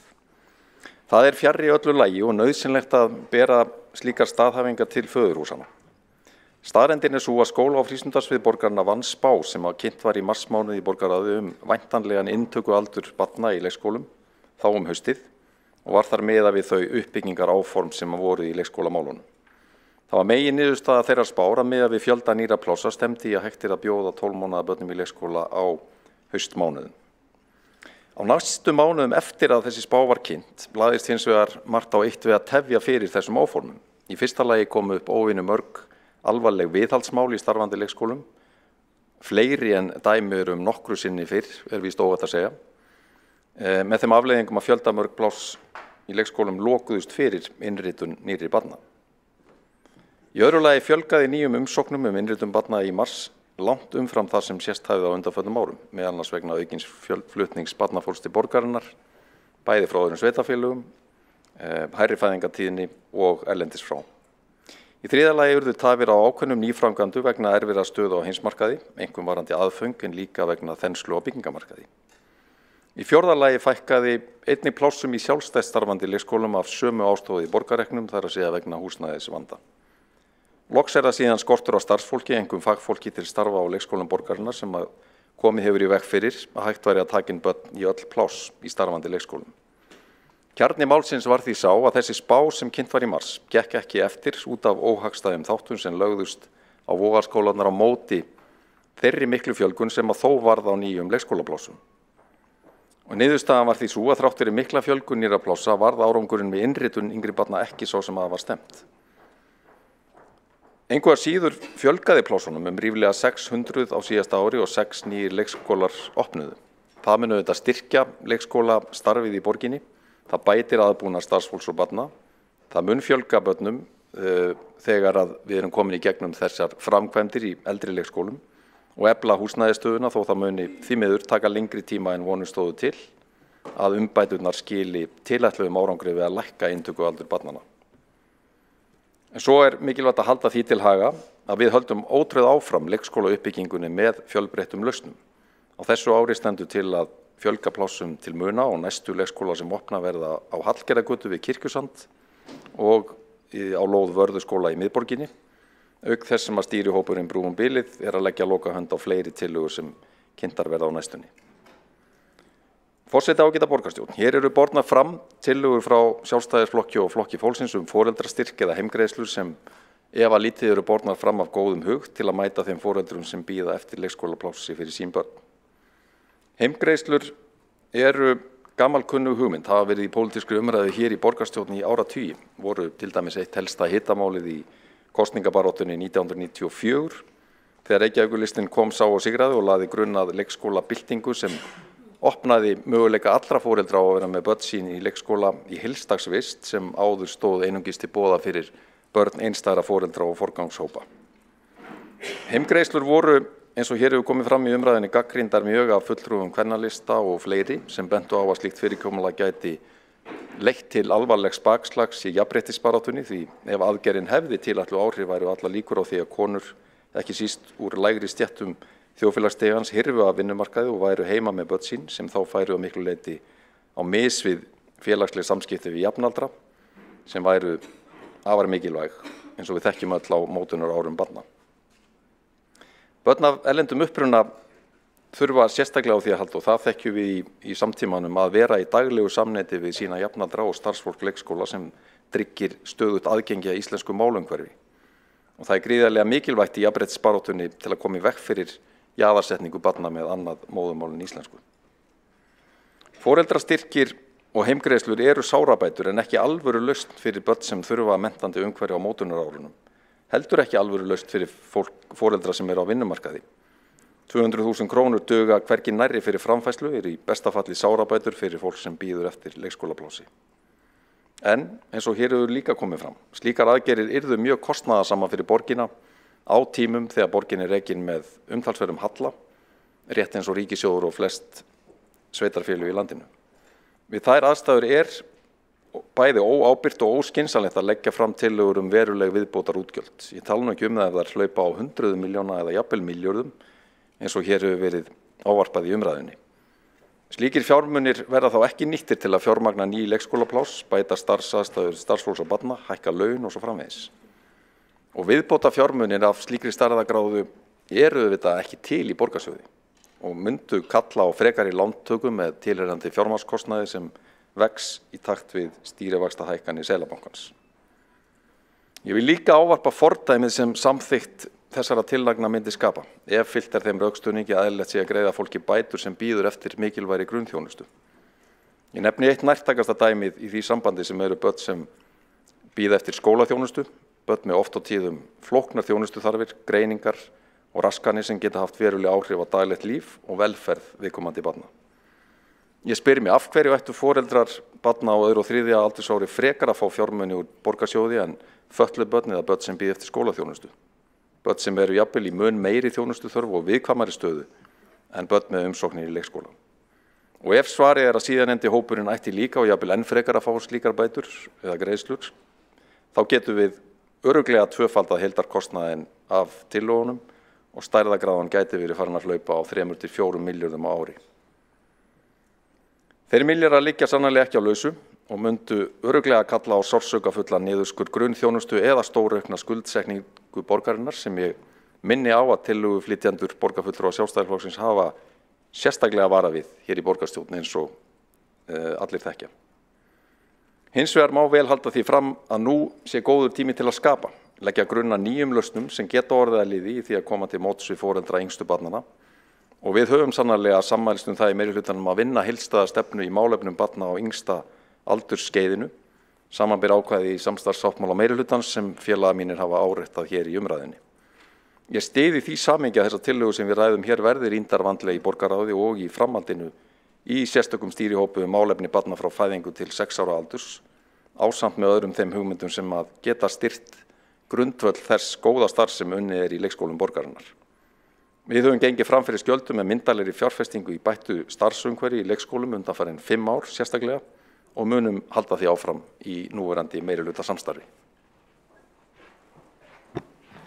Þá hefur Skúli Helgason, borgarfulltrúi, lokið máli sínu og mælendaskrá er lokuð og einn borgarfulltrúi hefur óskað eftir því að koma upp í andsvör og það er Friðjón R. Friðjónsson, borgarfulltrúi. Þú ert búið með þín andsvör. Borgarfulltrúi mega einungis fara upp undir hverjum lið í andsvör við 2 ræður borgarfulltrúa. Friðjón, gjörðu svo vel. Þakka þér fyrir. Getur borgarfulltrúin útskýrt aðeins betur fyrir okkur sem að sitjum hérna af hverju það rataði ekki í spá skóla- og frístundasviðs sem gerð var í mars að hans sögn þegar umsóknum ný pláss fjölgaði svo mjög í mars að hans eigin sögn. Þannig hvers vegna gerðist það að það rataði ekki í spána að samkvæmt því sem að borgarfulltrúin var að segja núna rétt áðan að umsóknum hefði fjölgað mjög í mars á síðasta ári og það hefði komið bara fólki ofboðslega mikið á óvart. Þannig að spáin sem gerð var í mars reyndist ekki rétt. Þannig að hvernig stendur á þessu? Þá hefur Friðjón R. Friðjónsson borgarfulltrúi lokið við að veita andsvar og svara andsvari Skúli Helgason. Já, forseti ágæta borgarstjórn. Ég ætla að lesa aftur upp það sem ég sagði í minni ræðu og þá útskýri vonandi stöðuna. Ég var að nefna þessar aðstæður sem að lögðust gegn eða grófurinn og verið undan því að þessi spá sviðsins í mars næði fram á ganga og nefndi þar að í öðru lagi fjölgaði nýjum umsóknum eftir innritun barna í mars og rétt að útskýra hvað átt við með þessu. Það sem sagt sérstak tímabil á árinu sem kallað stóra innritunin. Hún hefur yfirleitt farið fram í mars. Það sem þá úthluta plássum fyrir börn sem koma síðan inn í leikskólana haustið. Og þetta stóra innritunin og fjölgunin, hún á sér ekki stað í mars, hún á sér stað eftir mars mánuð, eftir að þessi stóra innritun henni lokið. Þannig að ég vona það útskýri munin, fjölgunin á sér stað næstu mánuði eftir stóru innritunina og reynist vera miklu meiri heldur en dæmi voru á undanförnum árum, nálægt til að vera tvöfalt meiri. Og þetta hefur veruleg áhrif á þá spá sem að sviðið hafi lagt fram í mars. Þá hefur Skúli Þór Helgason borgarfulltrúi lokið við að svara andsvari og veitir þá andsvari öðru sinni Friðjón R. Friðjónsson borgarfulltrúi. Þannig á engum tíma frá og með að stóru innrituninni var lokið, fram að til dæmis kjördegi, datt neinum í skóla- og frístundasviði eða pólitískri forystu skóla- og frístundasviðs það í hug að uppfæra spána og jafnvel segja satt hvernig staðan væri, svona rétt fyrir kosningar. Ég get ekki svara fyrir það, forseti ágæta borgarstjórn. Já, ég ætla að minna borgarfulltrúa á að hið minnsta ávarpa forseta þegar taka til máls og kalla borgarfulltrúa borgarfulltrúa. Skúli Þór Helgason borgarfulltrúi svara þá andsvar öðru sinni. Forseti kæra þakkir, byrst forláts, forseti ágæta borgarstjórn. Ég get ekki svara fyrir þá sem að starfa inn á sviðinu, en það liggur fyrir að þessi heildarmynd sem að ég hef hér rakið, hún lá ekki fyrir en í júnimánuði, ég held að það verið í kringu 10. júni sem að sviðið tekur saman stöðuna, leggur á borðið hvað hefði verið að gerast í húsnæðismálunum og sömuleiðis dregur fram þessa þætti sem að tengjast mun fleiri umsóknum heldur en við höfum séð á árunum þar á undan.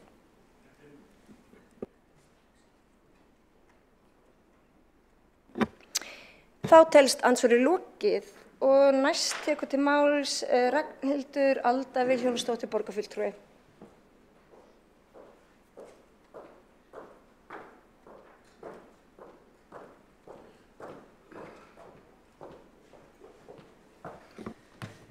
Já, forseti og ágæta borgarstjórn. Meira frjálslyndi og minni forræðishyggja, takk. Meira val og meira frelsi ef við vitna nú í flutningskonu tillögunnar. Og í þessum einföldu orðum kjarnaskildi okkar og hugmyndafræði okkar sjálfstæðismanna. En okkar viðhorf við þetta. Við erum öll ólík, við höfum öll mismunandi drauma, óskir og þarfir og sem betur fer. Því það er einmitt þessi fjölbreytileiki og þegar hann fær að þrífast og dafna sem að samfélög blómstra. Þetta er bara einn af hornsteinum frjálslyndis og því eigum við sem förum með völdin og tökum ákvarðanir. Já, því við sem förum með völdin og tökum ákvarðanir erum að gera það í umboði Reykvíkinga. Það er okkar að mæta þeirra þörfum en íbúar eða Reykvíkingar eiga ekki að þurfa að beygja sig til þess að mæta okkar þörfum. En bara þannig er kerfið núna, því miður. Íbúar hafa lítið sem ekkert val dagþjónustu í Reykjavík af því að fámennur hópur hér í Ráðhúsinu ákvaði eitthvað tíman að það skildi bara helst vera ein borgarreikin lausn fyrir foreldra með fastan opnunartíma, algjörlega þeirra forsendum, að einkareikniskólunum væru einungis svona þolanlegir á meðan allt væri voli annars staðar og að dagforeldrar væru óæskilegir og allar aðrar mögulega dagþjónustu lausnir líka. Því miður hefur bara oft verið einstakt áherslu atriði hér að kæfa allar aðra lausnir og halda öllum þeim frá sem vilja leggjast á árarnar með okkur til þess að leysa vandan. Og málið þetta bara hroki. Því forræðishyggja eðli málsins samkvæmt bara gegnsýrð af hroka og eins og venjulega skilar litlum sem engum árangri. Staðreyndin bara einfaldlega sú að fámennur hópur hér í Ráðhúsinu mun seint geta séð fyrir eða látið sér detti í hug alla framtíðar og kennslu og þjónustu möguleika málaflokksins. En þegar við rekum málaflokkin af frjálslyndi þá þurfum við ekkert að vera alvitur. Af því þá erum við bara að tryggja að kerfið sé þannig að frumkvöðlar og fagmenntaðir geti lagt sitt á vogarskálunar með því að greiða leið þeirra sem vilja til þess að bæta framboð dagvistunarþjónustu í borginni. Frjálslyndi tryggir að samfélagi geti krafti fjöldans og fjölbreytileikans sér til þess að hver fái þjónustu við sitt hæfi. Þó að við sjálfstæðismenn séum bara einstaklega hugmyndarík, klár og brimbrjótar með meiru, þá sóttum við reynda fyrirmynd þessara tillögu til Norðurlandana og í Noregi til dæmis kallast svona fóldrastyrkur, Cash for Care, og hefur verið við lýði síðan 1998. Þá óttuðust margir að þetta eins konar mömmugildra. En þegar Norðmenn tóku saman gögn yfir notkun fóldrastyrkja þessa 2 áratugi aftur í tíma, þá bara kom í ljós að notkun úrræðisins var sannarlega háð framboði leikskólaplássa. En þegar Norðmenn réðust í átak til þess að tryggja öllum börnum sem vildu leikskólapláss, þar sem að þeirra fyrsta verk var að láta fordómum gagnvart rekstrarforminu og greiða leið þeirra foreldra sem vildi til með sjálfsetta á fót sinni eigin leikskóla í minnibæjum, þá bara einmitt vissulega hríðlækkuðu umsóknir fóldrastyrki. Af því viti menn að þegar fólk hafði raunverulegt val, gat fólk valið það sem því fannst best henta sínum aðstæðum. Og fyrir flesta var það vissulega leikskólapláss. En þó voru margir sem völdu að vera heima og þetta auka ár með börnunum sínum. En þetta bara fegurðin við frjálslyndi. Þá það bara hlutverk borgarinnar, fyrst og fremst, að tryggja að allir finni eitthvað við sitt hæfi.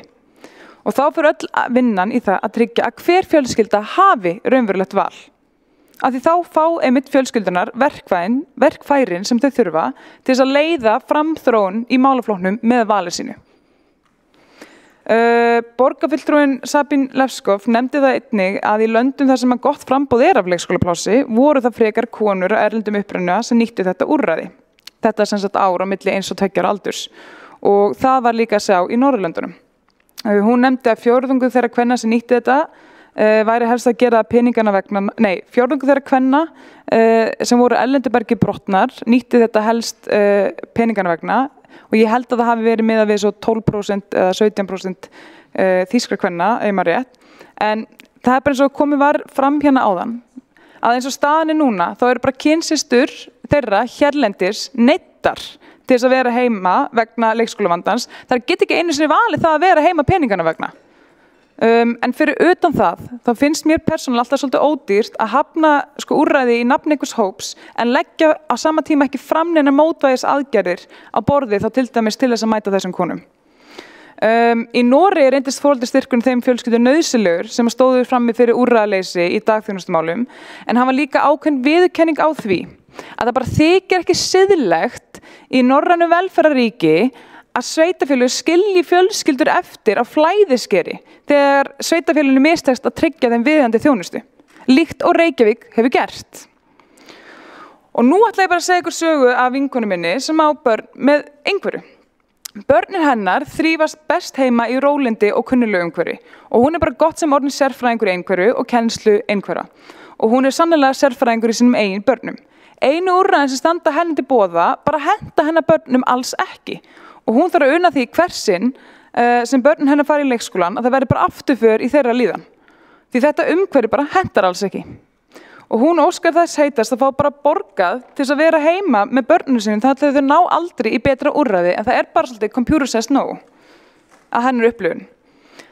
En það þekkti til dæmis meðal foreldra í Noregi að nýta foreldrastyrkinn til þess að leggja saman í púkk og ráða til sín fólk. Og foreldrar þá eins og vinkunum mín gæti þannig saminast með styrkinn til þess að ráða til sín þá sérmenntun sem þeim vantar handa börnunum sínum. Og aftur, þetta bara fegurum við frjálslyndi í dagþjónustumálum. Það bara leggur til þess að við sem að valdefla foreldra í þá þess að bæta þjónustuna eða veita þeim þá þjónustu sem að þeim finnst þeir vanta. Annars þessi upphæð náttúrulega lægri en svo sem að Reykjavíkurborg greiði með hverju barni í leikskóla og sem þýðir að ef að þessi meirihluti hefur raunverulega ætlað sér að brúa þessi meirihluti eða hinn á undan við samfélkingunni hafi raunverulega ætlað sér að brúa bilið öll þessi ár að þá myndi þessi tillaga náttúrulega því að sparnað fyrir borgina. Sveitarfélög eru líka niðurgreiða dagforeldraþjónustu en þeim fer því miður bara ört fækkandi í Reykjavík og mun færri sem komast að hjá dagforeldrum en vilja. En með að skilja þá allan að þjónustryggingunni aftur til foreldra, þá fá þeirra að minnstakosti tækifæri til þess að nýta einkaframtakið til þess að brúa bilið. Verða þá með að púka saman til þess að ráða til þess daggæslu eftir því sem þeim hentar eða bara eitthvað annað.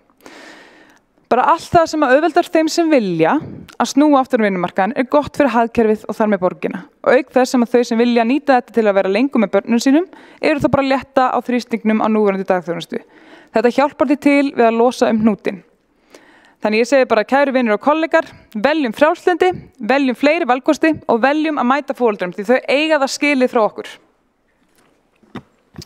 Þá hefur Ragnhildur Alda Vilhjálmsdóttir borgarfulltrúi lokið máli sínu og einn borgarfulltrúi hefur óskað eftir því að koma upp í andsvör við ræðu borgarfulltrúans, það er Sabíne Leskopf borgarfulltrúi. Já, forseti, það algjörlega ekki það sem ég sagði í minni ræðu, bara borgarfulltrúi Ragnhildur Alda María Vilhjálmsdóttir að skalda þetta til að ég hefði verið að tala löndin þar sem stöðu í leikskólamálum væri í fullkomlega lagi, það sagði ég bara alls ekki. Þvert á móti, sérstaklega í Þýskalandi, það var þetta einmitt notað sem aflátsbréf fyrir sveitarfélögin að standa sig ekki og það ekki heldur rétt að ég hefði ekki komið með neina lausnin. Það einmitt lausnin að setja þessa peninga frekar í uppbyggingu á leikskóla. Takk. Þá hefur Sabíne Leskopf borgarfulltrúi lokið við að veita andsvar og telst andsvörinu lokið. Og næst tekur til máls Kolbrún Baldursdóttir borgarfulltrúi.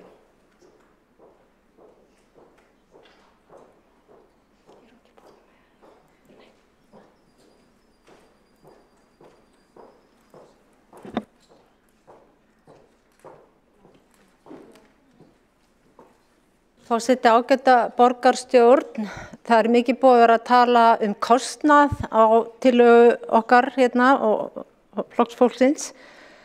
Mér finnst kannski bara allt til að ræða svolítið hvort ekki sé nú í lagi að fara forgangsraða meira í þágu viðkvæmra hópa barna, fjölskyldufólks og annarra. Það verið að setja mjög mikið fé í alls konar fjárfrek verkefni og ég áður nefnt til dæmis Grófarhús sem ég hef lagt til að verði sett á bið en mér sýnist ekki eiga að gera það. Þarna bara dæmi hvernig forgangsraða hér í borginni. Það eins og gangi sífellt fyrir alls konar svona eitthvað flotta byggingar og ég hef oft nefnt torg og það verið að þrengja götur og það alls konar hlutir sem að geta alveg beðið í einhver tíma og þess í stað að nota fjármagnið meira í þar sem skóginn kreppir eins og í þessum málum. Við í Flokki fólksins hefum kannski ekki verið með þessa tillögu nákvæmlega svona núna nema vegna þess að það bara mjög erfitt ástand í þessum málum. Þessi heimgreiðslur, það má alveg tala biðlistagreiðslur og heimgreiðslur, við vitum alveg hvað við erum að tala, við þurfum ekki að flækja okkur í hugtökum. Auk þess rýma bara mjög vel við þessa umræðu sem hefur verið í samfélaginu núna mikilvægi tengsl og samveru barns og foreldra fyrstu árin og þar sem ekki leikskólaplásin fyrir að fara að þá alveg tilvalið að setja þessa tillögu núna í virkni. Ég vil núna aðeins nefna líka bara hvernig foreldrun líður, hvernig það að fara til vinnu eða til náms og síðan kannski klukkutíma seinna foreldrar beðnir að koma og sækja barnið sitt vegna þess að það hefur orðið einhver veikind og ekki tekist að manna leikskólan. Þetta gerist daglega í hinum ýmsu leikskólum og núna nýlega þá fekk stór hópur foreldra bréf frá leikskóla sem í rauninni bara átakanlegt að lesa vegna þess að þá sér maður bara hvernig staðan hjá starfsfólkinu, hversu erfitt að halda sjó í þessu. Mér langar að lesa með leyfi forseta aðeins úr þessum bréfum, það ekkert í þeim sem segir hvaðan þau koma. Kæru foreldrar, okkur þykir það miður en við þurfum að bregðast við og loka deildum eins og við gerðum í síðustu viku. Vonandi fer þess að linna. Við erum að reyna að gera okkar allra besta til þess að auglýsa eftir fólki og skipta fólki sem hér við störf á milli deilda. Og svo segir í niðurlega bréfsins: ég þakka ykkur kæru foreldrar fyrir þolinmæðina. Við vitum að þetta er mjög erfitt fyrir ykkur. Því ekki annað að gera í stöðun en að leggja fram áætlun með minnsta næstu viku, en hugsanlega verðum við að halda þessu eitthvað áfram. Við ætlum að halda áfram þessu plani og loka deildunum á sömu dögum og í síðustu viku. En það kemur sér best fyrir okkur og við getum þá betur sinnt þörfum barnan ykkar. Og úr fleiri bréfum sem við borgarfulltrúar, allavega ég og við í Flokki fólksins erum að fá send. Kæru foreldrar, við erum í miklum vandræðum með mönnun þessa dagana, eins og þið hafið eflaust orðið vör við höfum við þurft að vera að bregðast við hvern dag og höfum verið að senda börn heim ýmist allan eða hálfan daginn. Af þessum ástæðum þurfum við að bregðast við fram í tíman og setja upp skipulaða skerðingu sem ég held að verði að gilda í næstu viku. Svo auk veikinda þurfa starfsmenn að komast í sína vinnustyttingu og enginn til að leysa af, og þá komum við að þessum styttingu vinnuvikuna sem ekki mátti fylgja króna. Við sjáum bara hvernig þetta að koma út fyrir heildina, þó að sé yndislegt að stytta vinnuvikuna.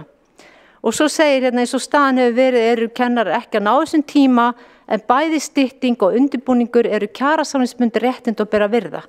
Okkur bráðvantar hér 5-6 stöðugildi, bara hér í þetta hús til þess að geta sinnt starfinu eins og lög og reglur gera ráð fyrir. Hverslags þetta eiginlega?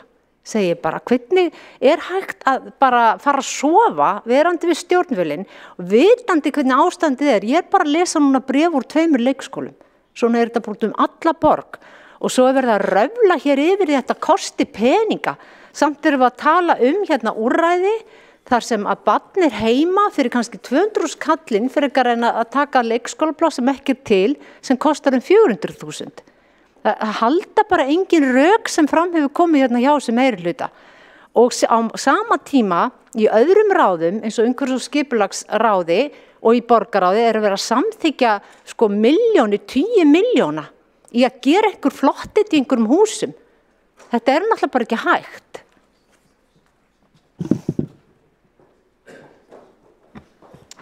Þá hefur Kolbrún Baldursdóttir borgarfulltrúi lokið máli sínu. Ég ætla að minna borgarfulltrúa á að þegar við vitnum og erum með beinar tilvitnanir í texta, þá gerum við það með leyfi forseta. Í öllum tilfellum skal það gert. Það gott að minna borgarfulltrúa á skyldur sínar, óháð síðasta ræðumanni.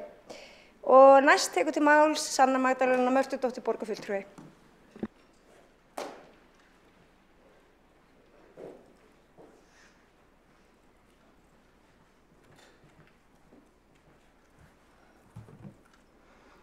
Forseti og borgarstjórn, við viljum búa til barnvænt samfélag og hugsa allar aðgerðir út frá stöðu barna. Og við þurfum að gera allt sem í okkar valdi stendur til þess að tryggja að börn geti notið sem flestra gæðastunda með foreldrum og fjölskyldum og að þau séu laus við óþarfa álag í sínu lífi. Og nú staðan þannig að margir foreldrar byggust við ýmsu frá borginni, en það hefur ekki staðist og eru því erfiðri stöðu varðandi það að láta dæmið ganga upp. Það að segja að vinna nóg til að greiða fyrir húsnæði og ná að kaupa mat en ná samt að slaka á og njóta með fjölskyldu. Foreldrar hafa mótmælt stöðunni í leikskólamálum þar sem væntingum þeirra var ekki mætt og þá situr eftir spurningin hvernig ætlum við að búa til góðar aðstæður fyrir barnafjölskyldur í borginni og mæta þeirra þörfum.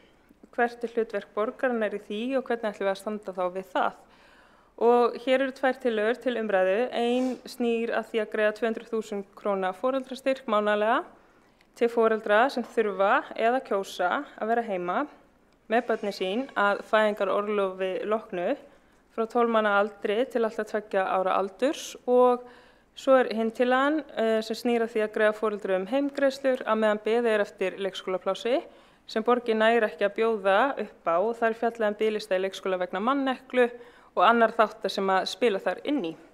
Og ég ætla að nefna kost og galla sem ég sé við þetta fyrirkomulag eins og birtist okkur sósíalistum í borginni og það er auðvitað gott að setja fram leiðir sem gera foreldrum kleift að vera lengur heima með börnin sín. Við vitum að það er mikill streituvaldur fyrir marga foreldra að láta dæmið ganga upp. Það er að segja að vinna því að eiga nægan pening fyrir útgjöldum, fyrir helstu útgjöldum, en að ganga samt ekki nærri sér á kostnað hvíldar og gæðastunda með fjölskyldunni. En að upphæðinni sem hefur verið nefnt hérna sem viðmið þá er 200.000 krónur mánaðarlega sem er nefndur í tillögu Sjálfstæðisflokksins ekki að fara að leysa vanda allra þeirra foreldra sem búa við erfiðar aðstæður og sem þurfa einmitt að láta þetta dæmi ganga upp. 200.000 krónur dugar ekki alltaf til þess að sleppa vinnu, þannig að það er ljóst að þetta myndi henta sumum en ekki öðrum ef að það yrði þessi upphæð sem yrði samþykkt. En fyrir þau sem gæti nýtt sér þetta, þá er einn kostur sá að þetta getur þá ýtt undir að meiri tími skapist til þess að efla tengsl á milli barna og foreldra og það er jákvætt, býður upp á fleiri gæðastundir. En til þess að þessar samverustundir verði sannlega gæðastundir að þá þarf staða foreldra að vera góð, að þau sé ekki með áhyggjur af afkomu sinni, hafi nóg að bíta og brenna og búi við húsnæðisöryggi og þannig á það svo sannlega ekki við í öllum tilfellum. Ef það er vilji borgarstjórnar að auðvelda foreldrum að vera lengur heima með börnum sínum að fæðingarorlofi loknu að þá þarf að skoða ýmsa þætti og ólíka stöðu foreldra eins og þá staðreynd að það er ekki val fyrir alla foreldra að geta að snúa aftur til starfa lausu leyfi loknu og þó að peningur kom inn, til dæmis upp að 200.000 eða 300.000 mánaðarlega, að þá bara búa ekki allir foreldrar við þá stöðu að það dugi. Eða þau geti þá snúið aftur til sinnar vinnu að loknum fæðingarstyrks borgarinnar og hafa til dæmis haft mikið fyrir því að finna starf sem hentar fjölskylduminstri og öðrum þáttum og geti ekki sagt í lausu og sem sagt vilja vera heima en bara geta það ekki með við núverandi aðstæður. En svona að öðru jákvæðu þá í þessu að þá væri með þessu mögulega hægt að losa þrýstingi vegna biðlistavanda. Leikskólar sem eru nú opnir eru ekki að ná að taka á móti öllum börnum sem eru að bíða eftir leikskólaplási, þannig að greiðslur gætu verið jákvæðar í því samhengi.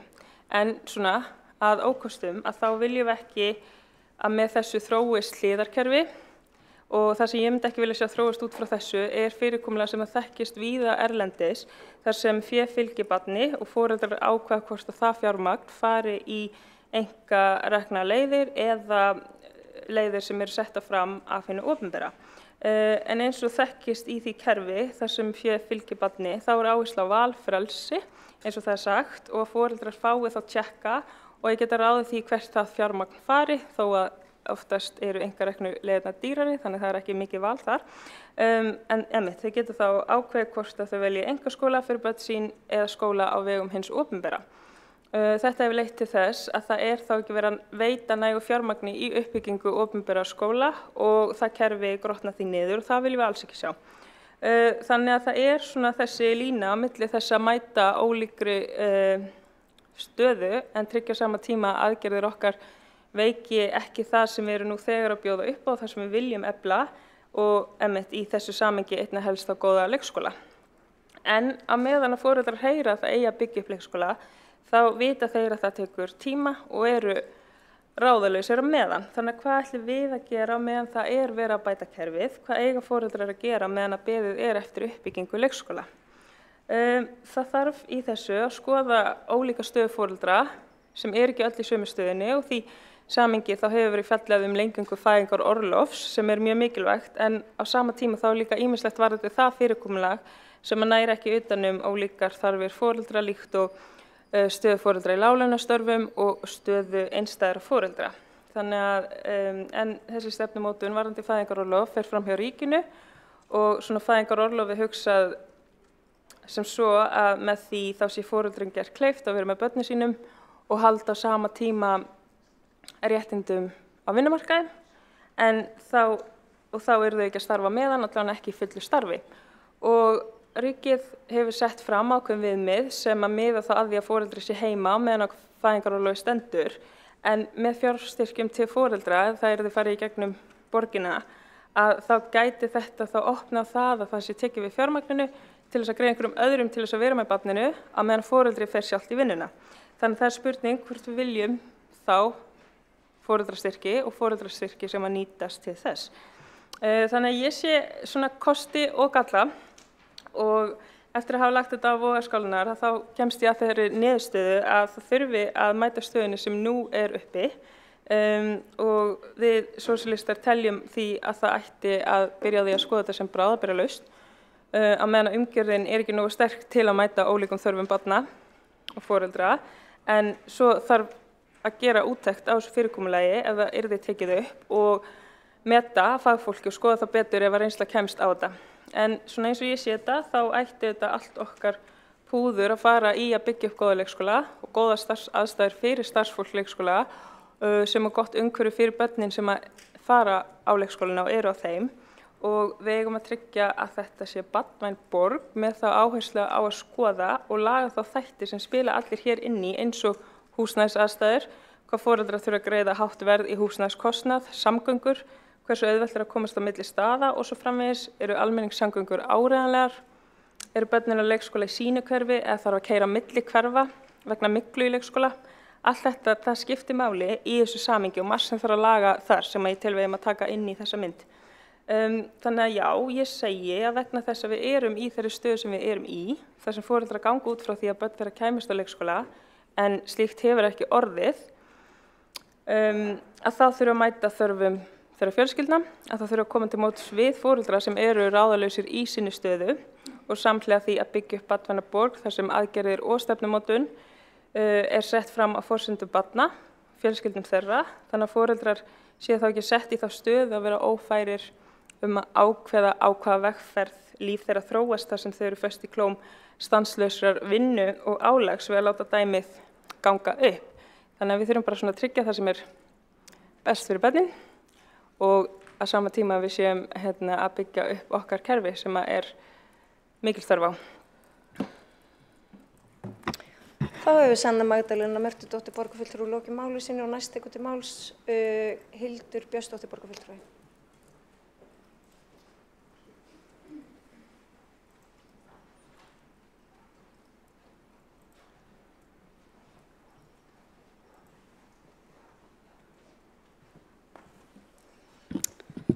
Forseti, ágæta borgarstjórn, ég vil byrja á að þakka fyrir ágæta umræðu tillögu okkar sjálfstæðismanna foreldrastyrk og samhliða tillögu Flokks fólksins heimgreiðslur. Ég vil árétta í upphafi að stefna okkar sjálfstæðismanna snýr að því að bjóða fjölbreyttar lausnir í leikskólamálum. Og við erum auðvitað að horfa á stöðuna eins og hún og fyrirliggjandi vanda eins og hún og það ekki við honum nein ein lausn sem hentar öllum. Við viljum vinna áfram að því að hægt verði að bjóða öllum 12 mánaða börnum leikskólapláss. Við viljum styðja betur við sjálfstætt starfandi leikskóla og styðja við fjölgun þeirra. Við viljum efla dagforeldrastéttina og að dagforeldrum fjölgi í Reykjavík og við viljum bjóða foreldrastyrk sem valkost. Við lítum ekki í tillögu okkar á foreldrastyrk sem sérstaka bætur, eins og hefur komið fram í máli einhverra og ekki heldur sem einhvers konar aflátsbréf, vegna þess að við viljum einmitt þvert á móti að framtíðarsýnin sé sú að allir þeir sem eiga 12 mánaða barn og vilja koma því inn á leikskóla eigi þess kost, en foreldrastyrkur sé jafnframt valkostur. Við höfum talað í okkar tillögu 200.000 krónur sem upphæð í þessu samhengi. Nú á að vísa tillögunni til borgarráðs og taka hana til frekari umræðu og mér finnst alveg að fjárhæðin megi líka vera til umræðu, hún ekki heilög í þessu samhengi.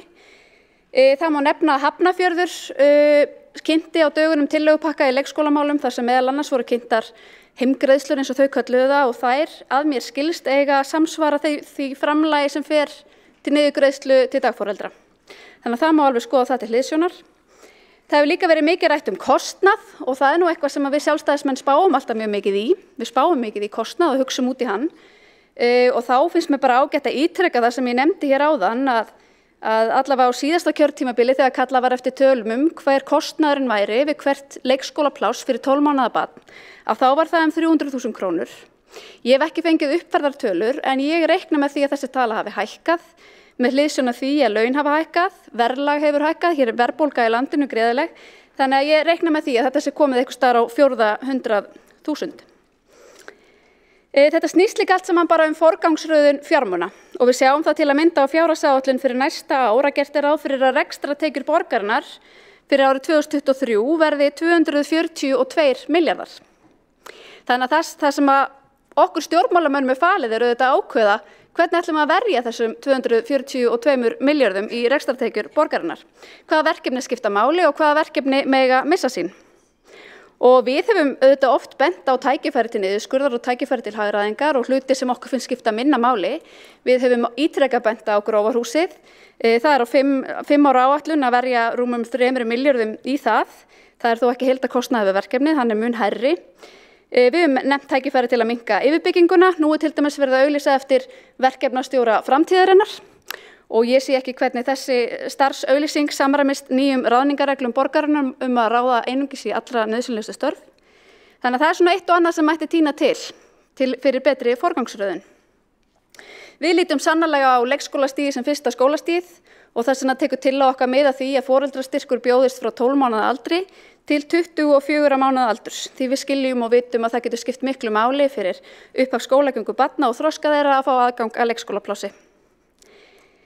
Hér er líka töluvert talað jafnréttismál og mér finnst það svolítið kaldhæðnislegt vegna þess að hér er verið að tala hverjir myndu nýta sér þetta úrræði og það væru kannski konur og ekki síst konur erlendum uppruna jafnvel eða konur í lágtekjuhópum en málið er að þessar konur eiga bara ekkert val í dag hvort heldur sem er. Því að langflestir fá ekki leikskólapláss í kjölfar fæðingarorlofs og það er vandinn sem við stöndum frammi fyrir. Ábyrgð Reykjavíkur er líka bara gríðarlega mikil í því samhengi að tryggja úrræði fyrir börn í kjölfar fæðingarorlofs og fyrir fjölskyldur. Við sjáum það á síðasta kjörtímabili þá var ákveðið að stytta leikskóladaginn þannig að leikskóla loka 4:30. Við fórum fram á að þetta færi í jafnréttismat og niðurstaða þess mat sýndi að þessi skerðing kom verst niður á vinnandi mæðrum, lágtekjuhópum, fólki af erlendum uppruna og fólki með lítið bakland. Og tillagan og breytingin fór samt í gegn. Meira hlutanum stóð nokkurn veginn á sama þetta og fóru í einhverju svona plástralausnir við að bæta úr stöðunni sem ég get ekki séð að hafi góð áhrif og allar síst á börn í viðkvæmum hópum að þau þurfi að færa sig set á aðra leikskóla og allt það rask sem því fylgir. En þessu máli verður vísað til borgarráðs. Við höfum áður séð það gerast og málin daga þar uppi en við vonum bara umræðan verið þar tekin áfram. En okkar áhersla er alltaf á meira frelsi og meira val. Því í dag eiga langflestir foreldrar 12 mánaða barna í Reykjavík nákvæmlega ekkert val. Þá er Hildur Björnsdóttir borgarfulltrúi lokið máli sínu og einn borgarfulltrúi hefur óskað eftir því að koma upp í andsvör við ræðuna og það er Magnús Davíð Nordal. Já, forseti virðulegur borgarfulltrúi Hildur Björnsdóttir. Borgarfulltrúi nefnir að sjálfstæðismönnum sé annt það að huga að kostnaði og í ræðu borgarfulltrúans nefndi hún að kostnaður á leikskólabarn hefði verið metinn síðast þegar það var metinn 300.000 krónur með hliðsjón af þróun verðlags, þá væri þetta á 400.000 og er þá væntanlega að bera þessa tölu saman við 200.000 krónunar sem að það kostar þá að greiða foreldri fyrir að vera með barnið heima. Er það þá skilningur sjálfstæðismanna að þetta sé í rauninni sparnaðar til og að þær tölur sem að hér voru reifaðar áðan meðal annars í máli Einars Þorsteinssonar að þetta myndi kosta 1,7 milljarða að það sé rangt?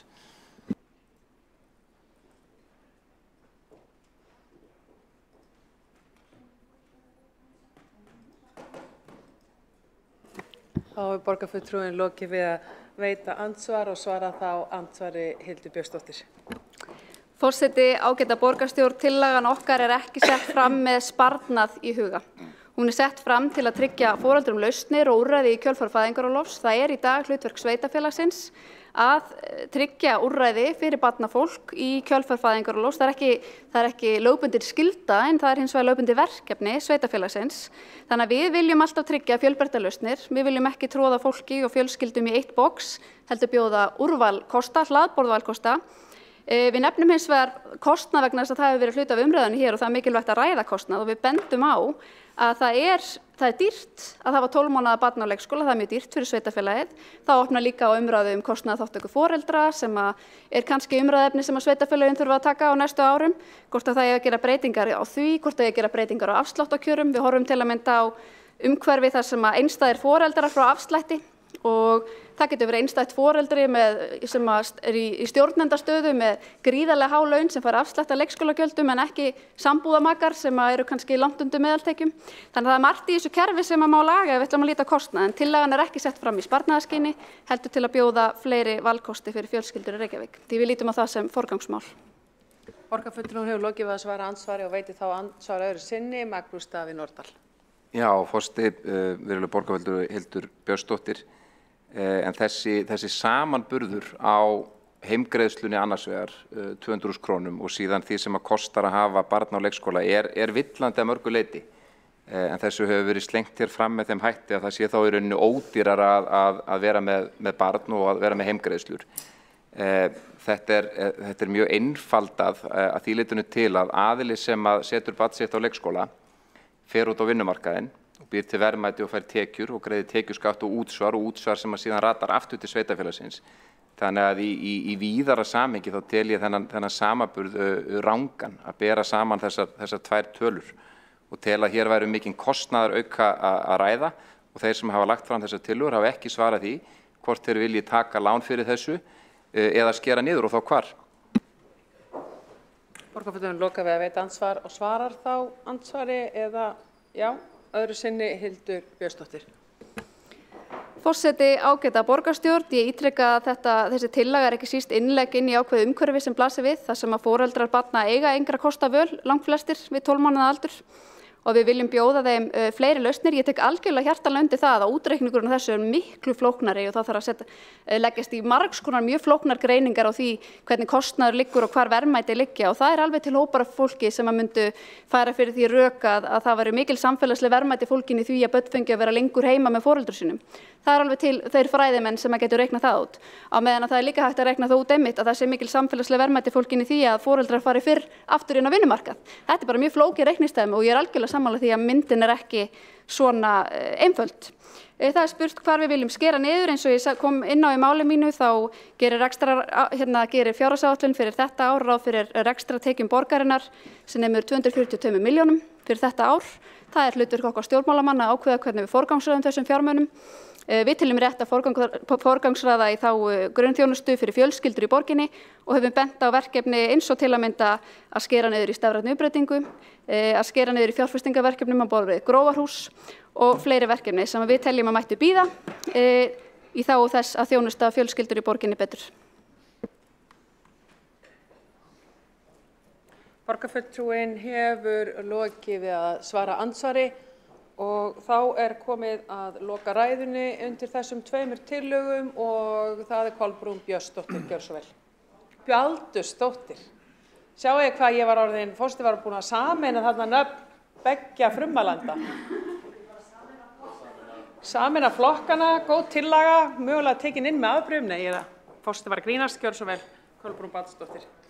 Fólksins er alltaf með mikinn húmor, þannig að forseti ágæta borgarstjórn. Já, ég vil líka byrja á að þakka fyrir þessa umræðu. Liggur við að það sé skárra að vera tveir saman með tillögu, allan upp á það að gera að það kom einhver á mælendaskrá því að oft hefur flokkur fólksins ekki oft en okkur sem lenti því að meiri hlutin hann hefur bara hallað sér aftur og í staðis að koma á mælendaskrá þegar að flokkur fólksins er með málefni fólksins á dagskrá en allavega stóð það ekki til boða núna. En við erum búin að fara vítt og breytt og við stæðum ekki hér kannski með akkurat þetta mál endilega í dag nema vegna þess að það er bara mjög alvarlegt ástand í þessum málum í borginni og foreldrar og leikskólakennarar og starfsfólk kalla og hrópa eftir að eitthvað sé gert. Starfsfólk leikskólana er í óbærilegum aðstæðum nánast dag hvern þá þurfum við að reyna að redda málum og því að slík er manneklan sem að bara einfallega virðist, já eins ég hef sagt vera orðið eitthvað rótgróð megin sem enginn vill einhvern veginn bera ábyrgð á og mér finnst ansi langsótt að vera að kenna því að árið hér þá var nám kennara lengt en við getum bara ekki alltaf verið að fela okkur á bak við svona hluti, hvort það er COVID eða verðbólga eða lenging kennaranáms. Það er alltaf verið að finna einhverja svona afsakanir fyrir hvernig hlutirnir eru, það þarf náttúrulega bara að leysa þessi mál.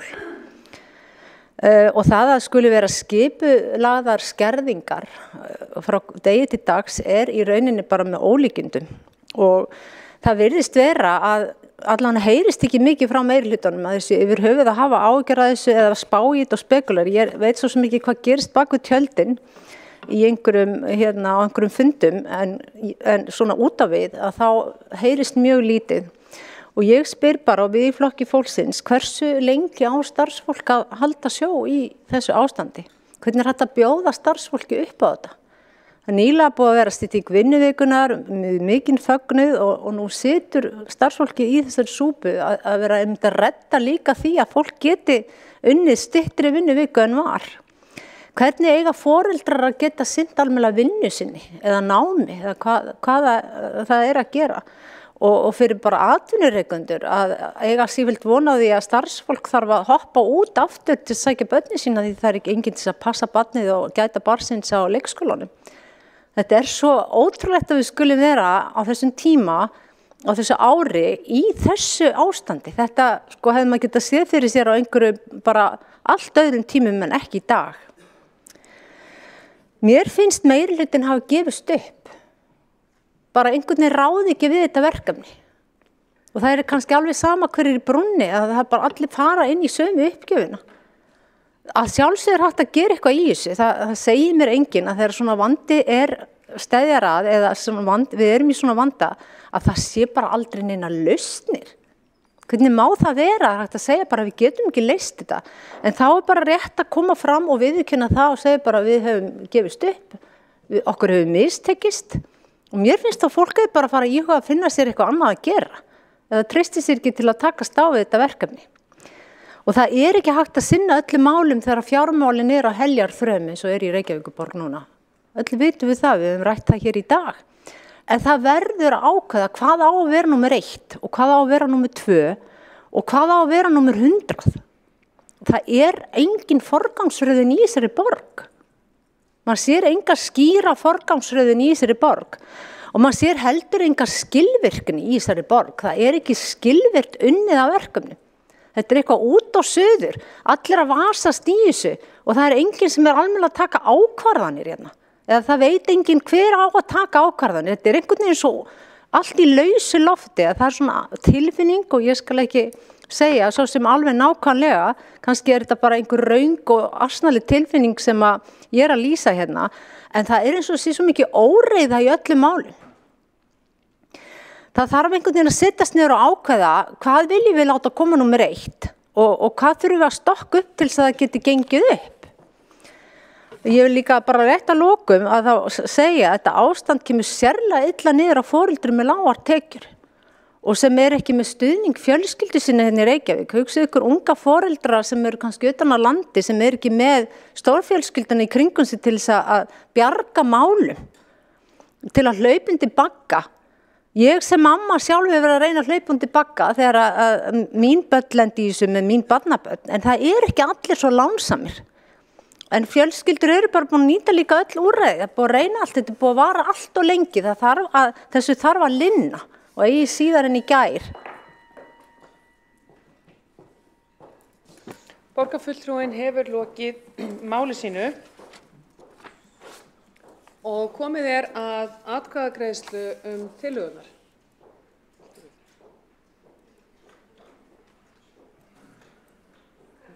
Vildur þú pása núna?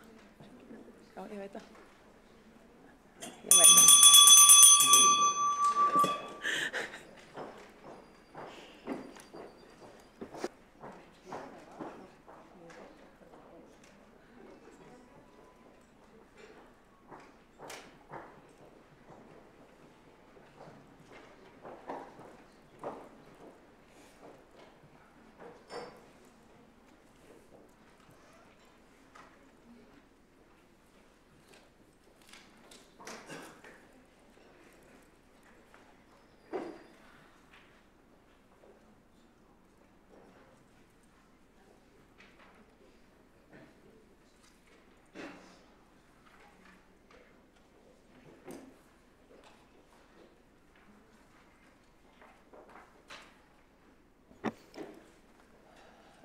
Þá erum við fullmönnuð, er það ekki, allir á sínum stað.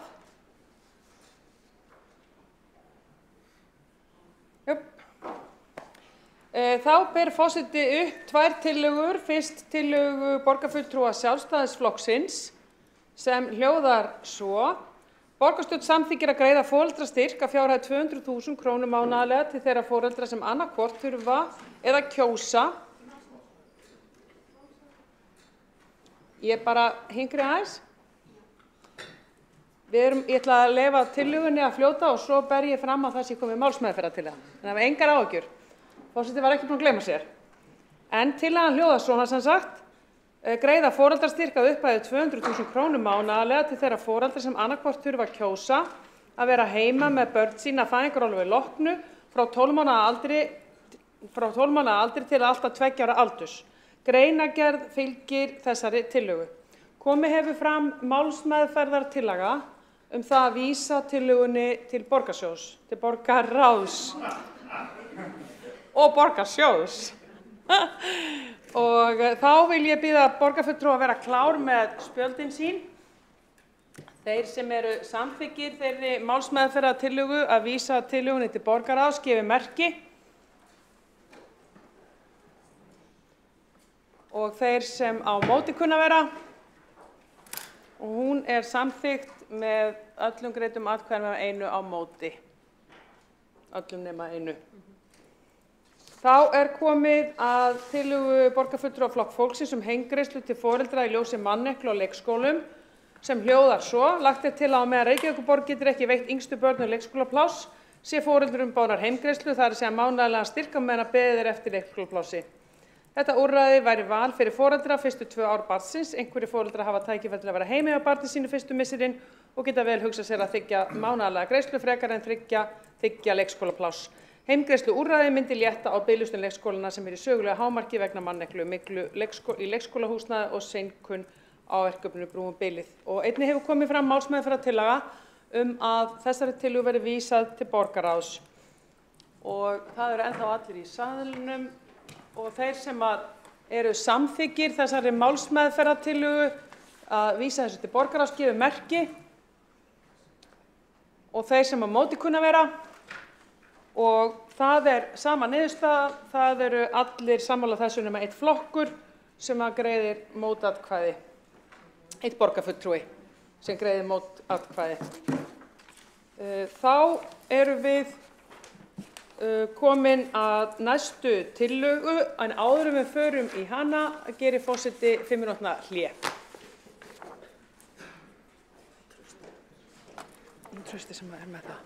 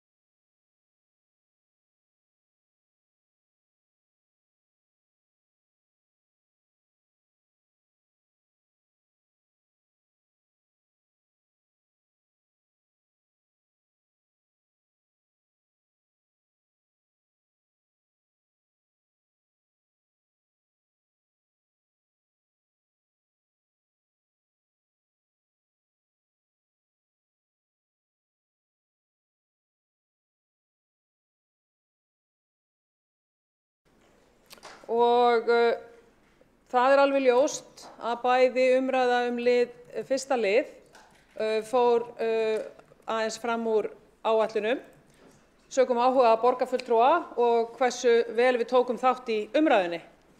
Einnig var hér tvær tillögur sem voru teknar til umræðu saman, sem að einnig fóru fram úr áætlunum tíma, en þó var forseti búinn að lýsa því yfir að þar sem tvær tillögur væri að ræða, að þá myndum við líta til þess að gefa því rými. Vanalega þá höfum við verið að ræða það að hvert mál geti mestalagi tekið 2 klukkustundir, svo ég vísi nú í hvaða tímaramma við höfum verið að ræða. Eftir eru 4 mál á dagskrá. Það eru tillaga borgarfulltrúa Sósíalistaflokks Íslands vinnu gegn útvistun hjá Strætó og tillaga borgarfulltrúa Vinstri grænna friðlýsingu Esjuhlíða. Einnig eru hér á dagskrá umræða klapp, greiðslukerfi Strætó og umræða orsakir skólaforðunar og viðbrögð skólayfirvalda og fagfólks. Samkomulag sem að allir flokkar nema Sjálfstæðisflokkur stóðu að, sem var samþykkt í forsætisnefnd í byrjun nóvember, snýr að því að á almennum fundum eins og hér stendur yfir í dag, að þá hættum við umræðu tillögur og umræður klukkan 18:30. Eftir það verði farið í frágang, kosningar og farið yfir fundargerðir borgarráðs og forsætisnefndar. Það er alveg ljóst á þeim tímaramma sem við höfum nú að við getum ekki klárað þessi 4 mál á þessum 3 korterum.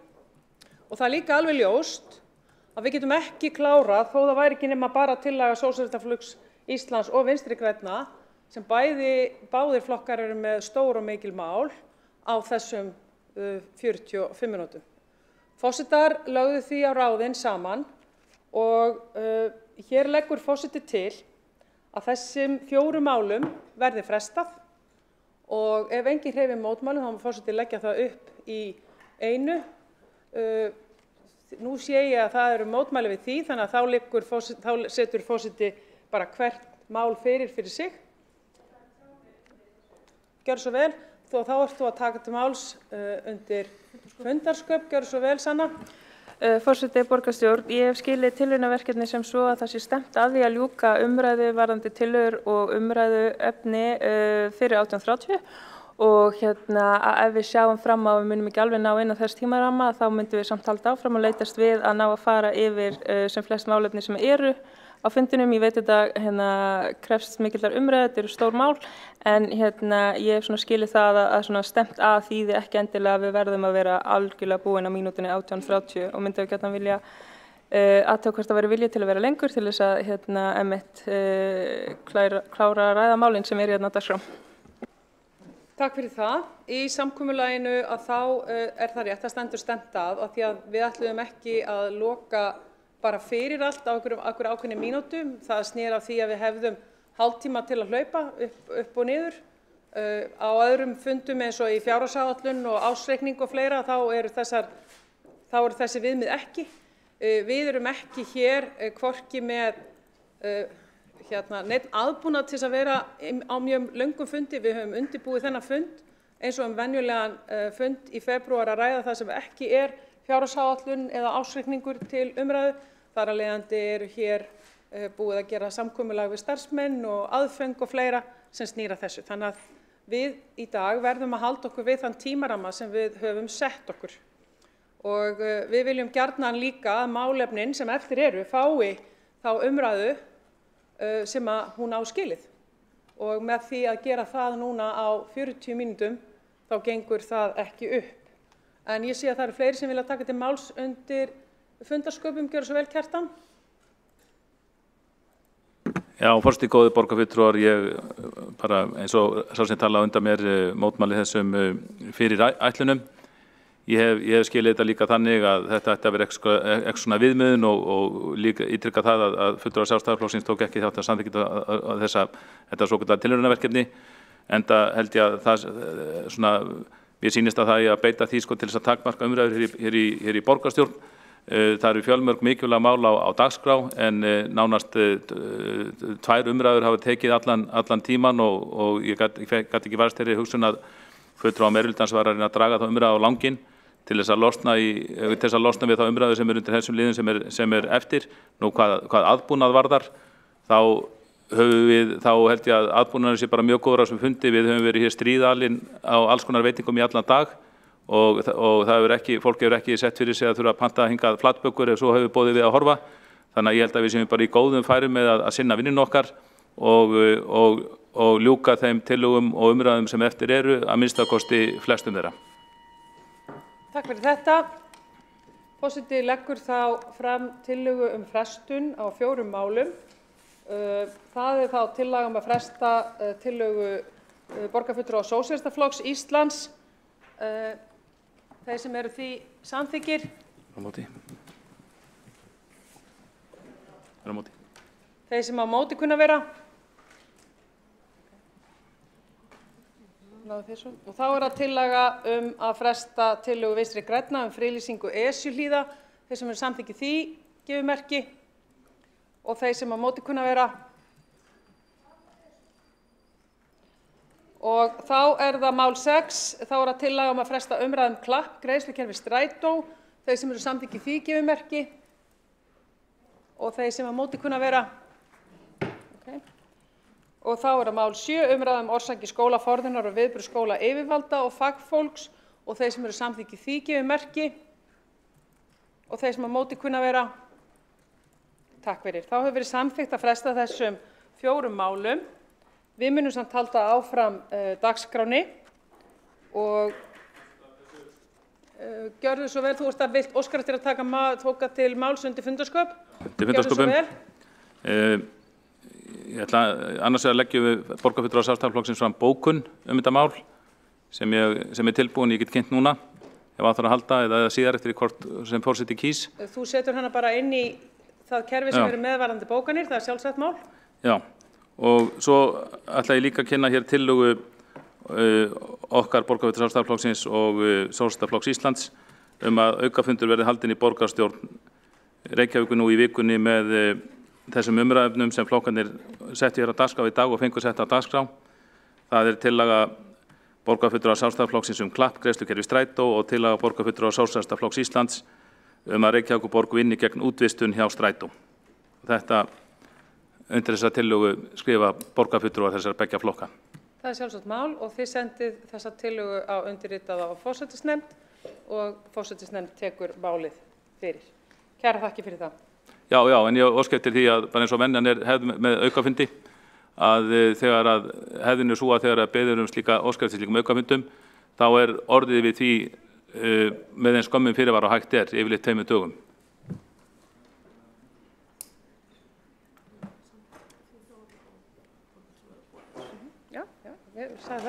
Við förum bara eftir samþykktunum hvað það varðar og borgarfulltrúar verða boðaðir í forsætisnefnd. Það er bara alveg eðlilegt. Við bara fáum þessa tillögu frá okkur, það er sjálfsagt mál. Það fer bara í sinn eðlilega farveg sem er alveg niður skrifaður. Þá erum við komin að málefni númer 8 og það eru kosning í ráð og nefndir. Er þetta ekki þetta? Og það er þá kosning í skóla- og frístundaráð og það er lagt til að Birna Hafstein taki sæti sem varafulltrúi í skóla- og frístundaráði í stað Söndru Hlífar og Kares og ef enginn hefur mótmælum að þá líti svo á að það sé samþykkt. Takk fyrir það og þá er það málefni 9 sem er þá kosning í heilbrigðisnefnd og það er lagt til að Egill Þór Jónsson taki varafulltrúa í heilbrigðisnefnd í stað Róberts Arons Magnússonar. Og ef enginn hreyfir mótmælum við því, þá lít ég svo á að það sé samþykkt. Þá er það kosning í öldungaráð, það er lagt til að Egill Þór Jónsson taki sæti í öldungaráði í stað Helgu Margrétar Marílíusardóttur. Og ef enginn hreyfir mótmælum, þá er það samþykkt. Marselíusar, það er rétt, ég gleypi r-ið. Þá er það kosning í íbúðar á Kjalnes og það er lagt til að Egill Þór Jónsson taki sæti í íbúðar á Kjalnes í stað Þorkels Sigurlaugssonar og jafnframt er lagt til að Þorkell taki sæti sem varafulltrúi í ráðinu í stað Helgu Margrétar Marselíusardóttur. Og ef enginn hreyfir mótmælum, þá er það samþykkt. Þá erum við komin að fundargerðum og það er fundargerð borgarráðs frá 19. janúar. þar eru undir nokkri liðir. Það annars vegar einn liður undir fundargerð borgarráðs 19. janúar og hins vegar 3 liðir sem samþykkja þarf undir fundargerð borgarráðs frá 2. febrúar. Og við byrjum á fundargerð borgarráðs 19. janúar og það 10. liður samningur við stofnun stjórnsýslufræða og stjórnmála. Og enginn hefur óskað eftir að taka til máls.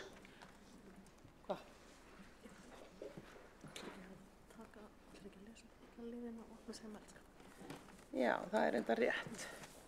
Það best að forseti geri þetta aðeins á annan hátt. Ég ætla að lesa upp þessa liði og opna umræðu fyrir liðina og borgarfulltrúar munu þá segja undir hvaða liði vil taka til máls ef svo En það fundargerð borgarráðs frá 19. janúar, það 10. liður, samningur við stofnun stjórnsýslufræða og stjórnmála. Við erum síðan með fundargerð borgarráðs frá 27. janúar og síðan erum við fundargerð borgarráðs frá 2. febrúar. Það eru nokkrir liðir sem við munum þurfa að samþykkja. Það 5. liður Vesturbæjarlaug, deiliskipulag. Það 6. liður Einimelur 1820 og 426, hækkun lóðar og afsal lóðarleiguréttinda. Og 7. liður Rofabær 39, aðilaskipti. Og vilja einhverju taka til máls? Já. Helga og Trausti. Þá ætla ég bara að bjóða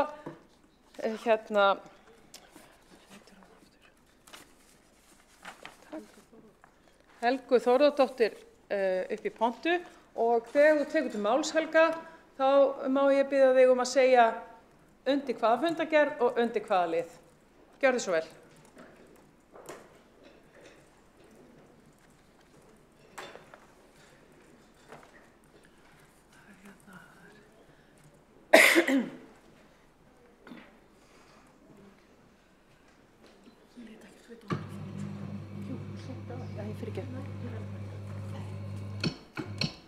Frú forseti, ágætu borgarfulltrúar, ég ætlaði bara að lesa hérna upp bókun, þetta var örstutt, varðandi að það 1. liður í fundargerð heilbrigðisnefndar.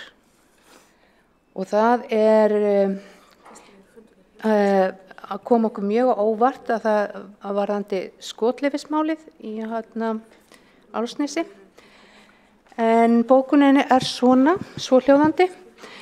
Reykjavíkurborg hefur nú... Má ég aðeins stoppa viltu aðeins fara betur, þetta undir fundargerð borgarráðs, hvaða borgarráðs segirðu? Þetta 2. febrúar, það ekki? Þetta vitleysa hjá mér? Þannig að það var, þetta heilbrigðisnefnd frá fundargerð 2. febrúar. Já. Hvaða liður það? 1. liður. Ekki. Ok, þá stendur vitlaust hérna. Hún sagði 2. febrúar, fundargerð borgarráðs. Ég var ekki 2. febrúar síðast 50 dagur? Já. Má ekki tala undir því eða? Jú. Þetta 15. liður. 15. liður. Það bara rátt skráð hérna fyrirgefið hjá... Þetta hefur að gera með fundargerðina okkar hérna. Allt í góðu. Þess vegna verður þetta alltaf að vera kristaltær. Allt í góðu. Takk fyrir það. Þá bara lesi ég upp örstutta bókun. Reykjavíkurborg hefur nú enn og aftur gefið út starfsleyfi fyrir skotfélags Reykjavíkur og skotreinar á Álfsnesi þrátt fyrir úrskurðarnefndar umhverfis- og auðlindamála eftir kærur 2 hópa íbúa frá 24. september 2021 þar sem starfsleyfi var fellt úr gildi. Kjalnesingar töldu að þeir veru endanlega búnir að fá úrlausn málsins með birtingu úrskurðar kærendum í Haag. Íbúar hafa sent samtals 7 kærur til úrskurðarnefndar umhverfis- og auðlindamála og hafa allir úrskurðir fallið kærendum í Haag. Það var ekki meira. Takk fyrir.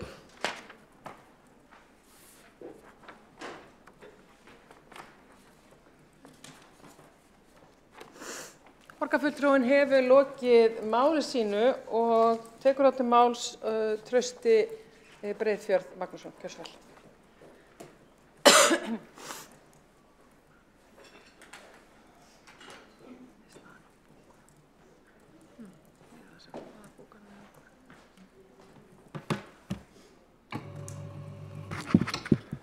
Forseti og borgarbúar, ég að tala undir 7. lið fundargerð borgarráðs frá 2. febrúar. Hér erum við að fara að kjósa það hvort að borgin ætla að setja fram fordæmi og það slæmt þegar kemur að lóðamörkum. Hér lagt til að samið verði við eigendur lóða þar sem sett hefur verið girðing yfir svæði í eigu borgarbúa. Það var gert án leyfis eða samþykkis borgarinnar. Það mjög sérstakt að ekkert hafi verið viðhafst allan þennan tíma frá því á 7. áratugnum þegar girðingin var settu upp. Í stað þess að grípa inn í og einfaldlega taka girðingunni í burtu, sem fullkomlega eðlilegt, ætlar borgin að gefa eftir. Það ljóst að með því að stækka einkalóð sína yfir á svæði borgarbúa hægt að koma sér í samningsstöðu gagnvart henni. Hér borgin reiðubúin til þess að minnka svæði borgarbúa vegna þess að með frekju tókst að þvinga hana til þess. Svona ætti ekki að vera boðlegt. En meirihlutanum mjög annt að gæta það sem kalla meðalhófs. Á fundi skóla- og frístundaráðs í gær var verið að samþykkja breytingar á reglum þjónustu frístundaheimila. Þó nokkru var breytt, sem var gott, en hins vegar þótti ekki ástæða til þess að breyta því ákvæði að börnum sem meinuð dvöl á frístundaheimili séu foreldrar þeirra í vanskilum við skóla- og frístundasvið. Foreldrar leika sér ekki að því að borga ekki í frístund fyrir börnin sín, þarna fátækt að ræða. Hvar meðalhófið gagnvart fátæku fólki? Jafnframt ákvæði í reglunum innheimtuferli vegna vanskila, með leyfi forseta. Ef gjöld ógreidd 10 dögum eftir inndaga fær greiðandi sent ítrekunarbréf. Hafi skuld ekki verið greidd 50 dögum eftir gjalddaga hún farið í milliinnheimtu. Þegar krafa hefur verið send innheimtufyrirtæki eingöngu hægt að semja greiðslu við það. Krafa skuldagreiðslu sem ekki innheimtist í milliinnheimtu fer í löginnheimtu 120 dögum frá gjalddaga. Auk dráttarvaxta sem reiknast af höfuðstól kröfu frá gjalddaga fram að greiðsludegi sé krafa greidd eftir inndaga. Bætist kostnaður við útsendingu ítrekunarbréfa og innheimtu á greiðanda. Tilvitnun lýkur. Enn og aftur spyr ég, hvar meðalhófið? Hvers vegna ekki hægt að mæta foreldrunum og semja? Það var hægt í þessu lóðamáli sem hér rætt Þar var ekki fátækt fólk að ræða, heldur eigendur einbýlishúsa sem tóku verðmæti af borginni. Það var ekki fólk í neinni neyðarþörf eins og foreldrar í fátækt eru. Það augljóst að borgin sýnir þarna ákveðna stéttafyrirlitningu og stillir sér upp með þeim efnuðu. Það eitthvað viðhorf það ef að borgin fari í máli gegn þeim efnameri muni orðspor hennar verða fyrir hnekkjum. Það galin hugmynd, en því miður virðist staðan vera þannig. Stálhnefi gagnvart fátækum borgarbúum silkjanskar fyrir þá efnameri. Þarna sjáum við það svart og hvítu. Hér hefur verið talað mikið jafnrétti og það hvað borgin sé að standa sig vel þar. En jafnréttið ekki að finna eftir því hvað stétt og stöðu fólk í. Sá vinkill mætir alltaf afgangi þegar kemur að jafnréttismálum. Hvaða fordæmi borgin líka að sýna í þessu máli? Við vitum að í Reykjavík hefur á fjölmörgum einkalóðum verið farið yfir mörk borgarinnar. Nú ljóst að Reykjavík hefur markað sporin og ljóst má vera að ef þú ferð yfir hennar mörk ertu búin að koma þér í samningsstöðu. Borginni finnst of mikið vesen að setja fólk í mörk þegar kemur að lóðu sínum, en mörkin mæta fátækum foreldrum eins og blaut tuska þegar kemur að vanskilum á frístundaheimilum. Borgaryfirvöldum finnst það ekki neitt vesen, mæta vösk til leiks með engan samningsvilja og fara í innheimtu aðgerðir með dráttarvöxtum. Mikið vildi ég að í þessu máli myndi borgin sýna hið svokallaða meðalhóf, en ekki bara þegar kemur að eignafólki sem tekur lóðir borgarbúa. Og við þetta má bæta að í fréttatilkynningu borgarinnar kom fram að almenningsrými sé að stækka, en raunin sú að hún að minnka.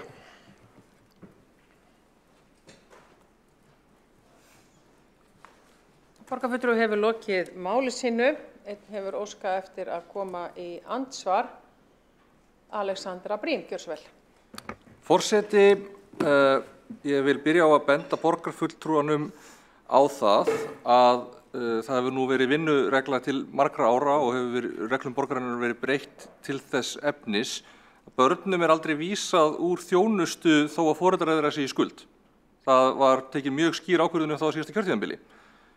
Það líka alltaf í boði að koma til að semja við þau svið sem að skuldin myndast við og í ítrustu dæmum hefur verið þannig að velferðarsvið hefur greitt niður skuldir og gert það sem stuðning.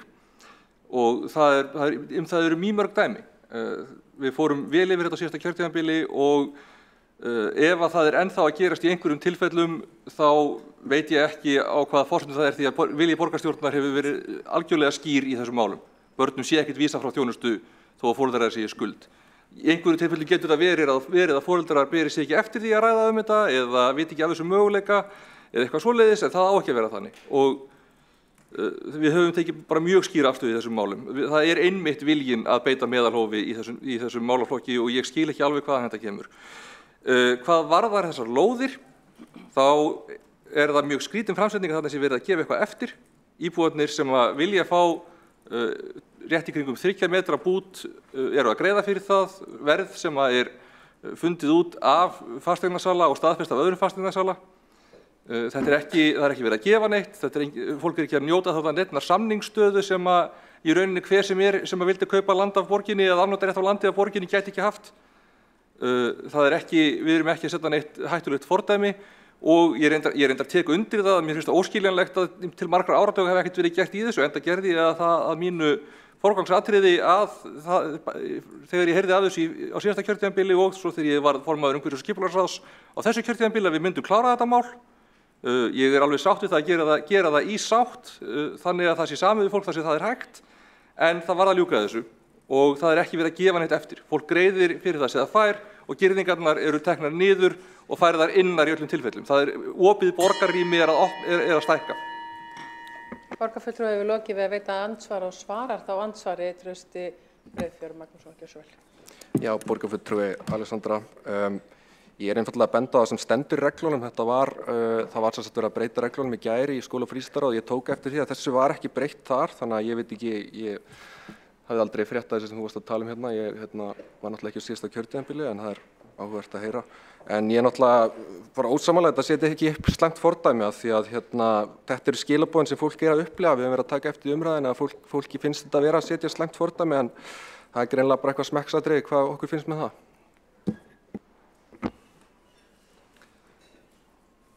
Borgarfulltrúi hefur lokið við að svara andsvari og veiti þá andsvari sinni Alexandra Brím. Forseti, ég get alveg samþykkt það ef að borgarfulltrúin vissi ekki af þessu, en ég veit ekki hvaða slæma fordæmi það að það sé hægt að ganga til samninga við borgina að kaupa afnotarétt af landi borgarinnar samkvæmt markaðsvirði. Það ekkert hættulegt fordæmi þar. Það hefur verið þannig eins lengi og nokkrir muna held ég, að hægt sé að ganga til slíkra samninga. Borgarfulltrúi hefur lokið við að veita andsvar og þá andsvörum lokið.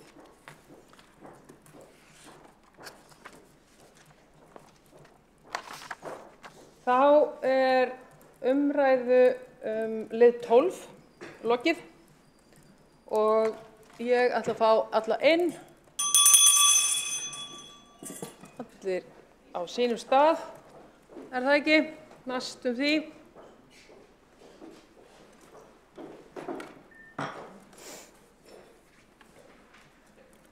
Og þá það fundargerð borgarráðs frá 19. janúar, 10. liður, samningur við stofnun stjórnsýslufræða og stjórnmála og þeir sem eru því samþykkir gefið merki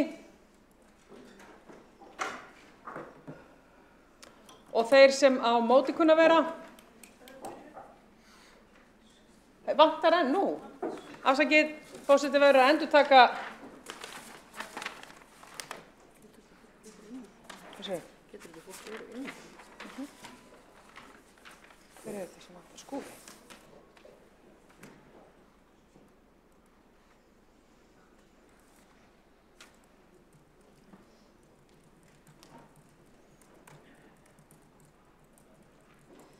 Hver það sem sendur út linkin?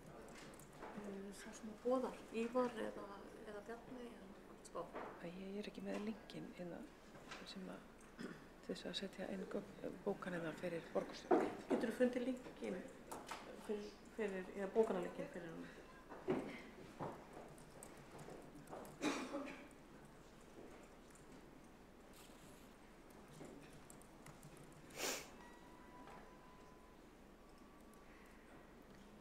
Finnst Skúli ekki?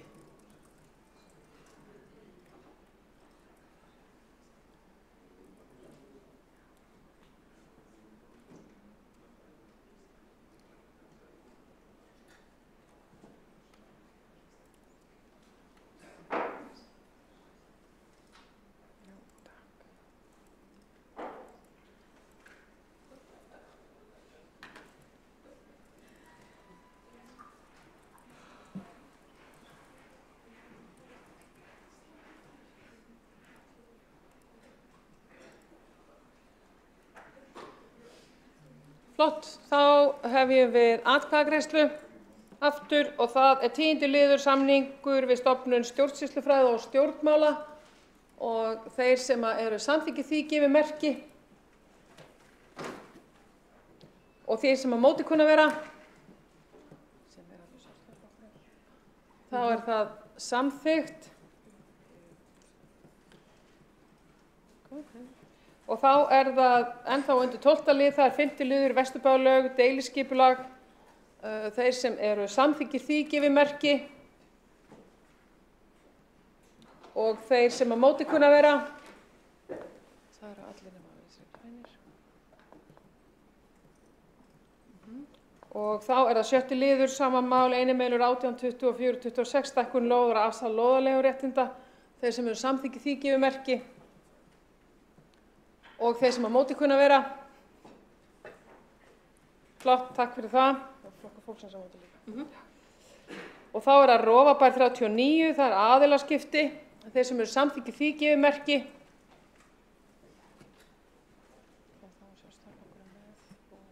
Þeir sem að móti kunna vera. Þetta er ekki gott, þetta er svona bein lýsing. Mér finnst það gott að lesa þau. Lóa.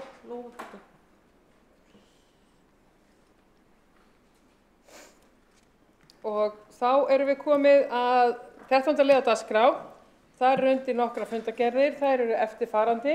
Fundargerðir forsætisnefndar frá 3. febrúar, fundargerðir mannréttinda- og ofbeldisvarnarnefndar frá 12. og 27. janúar, fundargerðir menningar, íþrótta og tómstundaráðs frá 27. janúar, fundargerð skóla- og frístundaráðs frá 16. janúar og fundargerð stafrænsráðs frá 25. janúar, fundargerðir umhverfis- og skipulagsráðs frá 18. og 21. janúar og 1. febrúar og fundargerð velferðarráðs frá 27. janúar og 1. febrúar. Og það er einn óskað eftir að taka til máls þar undir.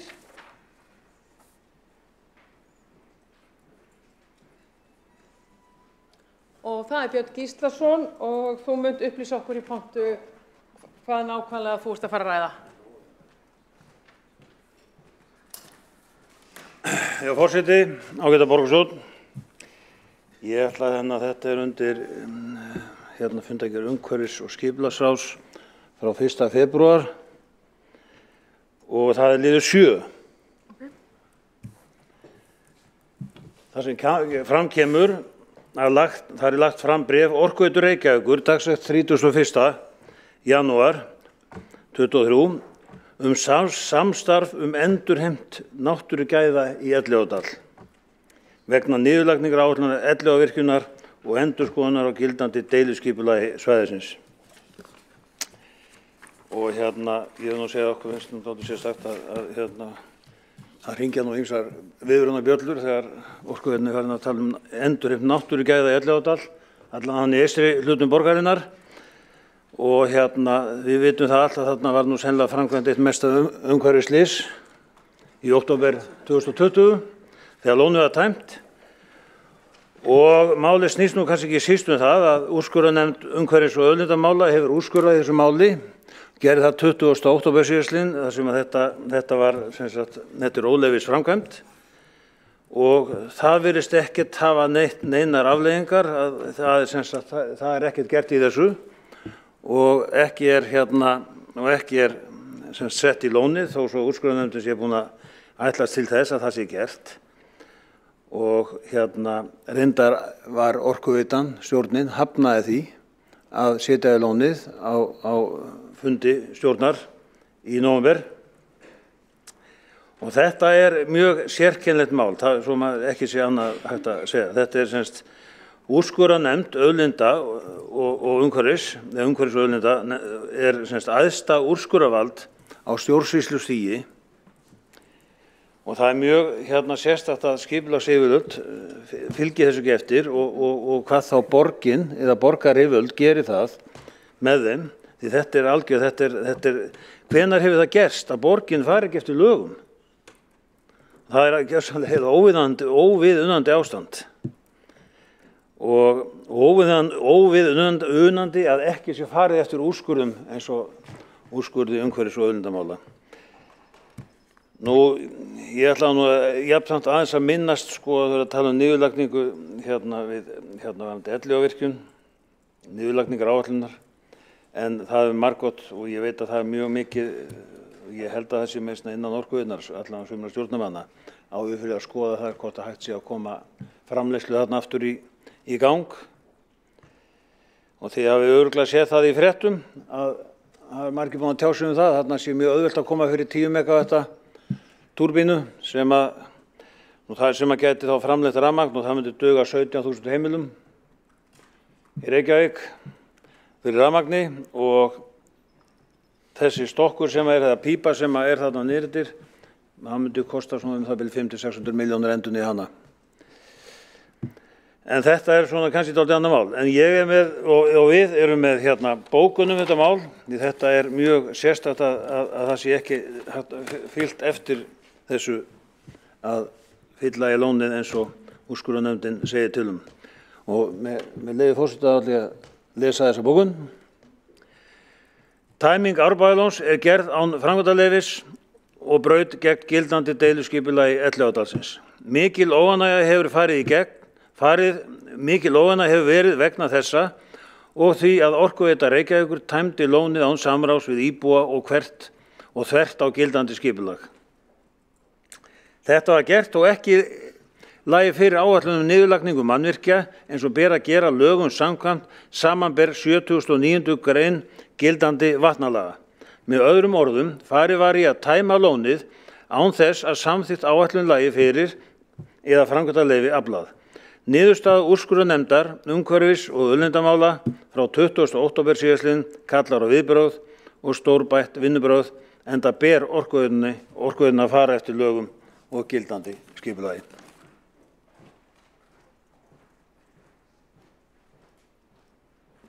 Borgarfulltrúinn hefur lokið máli sínu og 2 hafa óskað eftir að koma í andsvar. Það annars vegar Alexandra Brím og hins vegar Magnús Davíð Nordal. Alexandra, gjörðu svo vel. Já, forseti, mér það ljúft og skylt að upplýsa borgarfulltrúan það að í úrskurði umhverfis- og auðlindanefndar sem að honum tíðrætt borgarfulltrúanum Birni Gíslasyni, vissulega tekið fram og úrskurðað að framkvæmd Orkuveitu Reykjavíkur hefði átt að fá leyfi og það gerði hún ekki. Það hins vegar ekki þannig að úrskurðarnefndin taki nokkra einustu afstöðu til þess hvort að það eigi þar með að loka aftur gátunum og hleypa vatni aftur í dalinn eða ekki. Það einfaldlega ekki, það ekkert í þessum úrskurði sem að skikkar Orkuveituna til þess. Það verður að vera alveg kristalskýrt. Ef það væri, þá væri að sjálfsögðu farið að því, en það bara einfaldlega ekki sæmandi að láta eins og úrskurður sé að skipa okkur að gera eitthvað sem einfaldlega kemur hvergi fram í úrskurðinum. Það bara rétt skal vera rétt. Í þeim lið sem að hér til umræðu, þá það þannig að Orkuveita Reykjavíkur sendi erindi á einhverju skipulagssvið og bað að sviðið myndi taka þátt í áframhaldandi vinnu sem Orkuveitunni skylt að fara í samræmi við vatnalög niðurlagningu mannvirkis og það var ákvörðun ráðsins að ekki yrði staðið gegn því að umhverfis- og skipulagssvið tæki þátt í þeirri vinnu í samræmi við lög. Borgarfulltrúinn er lokið við að veita ansvar og svara þá ansvari Björn Gíslason. Forseti, ágæta borgarstjórn. Já, við tókumst nú á þetta í haust í nóvember ef maður rétt. Þá var þetta líka, en ég held að það sé alveg augljóst mál að auðvitað ætlast til þess að Orkuveitan setji lónið aftur. Þau þurfi ekki að tala endilega það er svo augljóst mál, bara svona, hver skynsemi sem segir það. En síðan út af því að þú ert að tala þetta að Orkuveitan sagði sér nú reynda frá dalnum þarna 2013, en ok, hvað það? Þess vegna kom þetta líka spánstur í sjónir að þeir væru að fara í þetta núna. Þar sem þeir voru búnir að koma sér burt frá öllum verkefnum. Þeir sögðu sig frá þessu á aðalfundi hollvinasamtakum Elliðaárdalinn og þar sem stjórnandi Orkuveitna kom og tilkynnti þetta sérstaklega. En varðandi þetta atriði þarna með að tæma lónið, það kom fram til dæmis í svari Náttúrufræðistofnunar að hún teldi óeðlilegt að það sé verið að taka svona hluta úr dalnum og sem sagt ganga í það Það verður að skoða dalinn heildrænt frá Ósum til Elliðavaðs. Það þurfa að setja upp einhver áætlun varðandi það, ekki að taka svona eitthvað eitt ákveðið út úr og ganga frá því.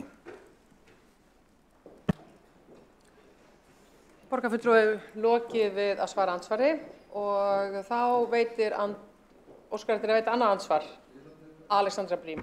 Forseti, já, við tókumst á þetta hér áður, þar fór ég skýrt og greinilega yfir þetta og úrskurðurinn hefur ekki breyst síðan, þannig að það vekur furðu mín að við séum hér aftur að láta eins og það hef ekki komið skýrt og greinilega fram að ekkert í úrskurðinum skikkar okkur til þess að skikka Orkuveituna til þess að loka aftur gáttunum. Borgarfulltrúi lokið við að veita ansvar og svara, þá ansvari eru sinni Björn Gíslason. Já, forseti ágæta borgarstjórn, það bara vekur athygli að Orkuveitan sé að fara í þessi endurheimt náttúrugæða. Ég held að það er með það sem á undan er gengið, þá er það mjög athyglisvert og menn spurðu sig býtu hvað ætla þeir að gera, setja í lónið aftur. Þetta er spurningi sem að sumir voru að velta fyrir sér, þeir sá fundargerðina. En það er náttúrulega pottitt alveg örugglega ekki. Borgarfulltrúin hefur lokið við að veita andsvar. Tekur þá til máls borgarstjóri Dagur Bjarkeytsson.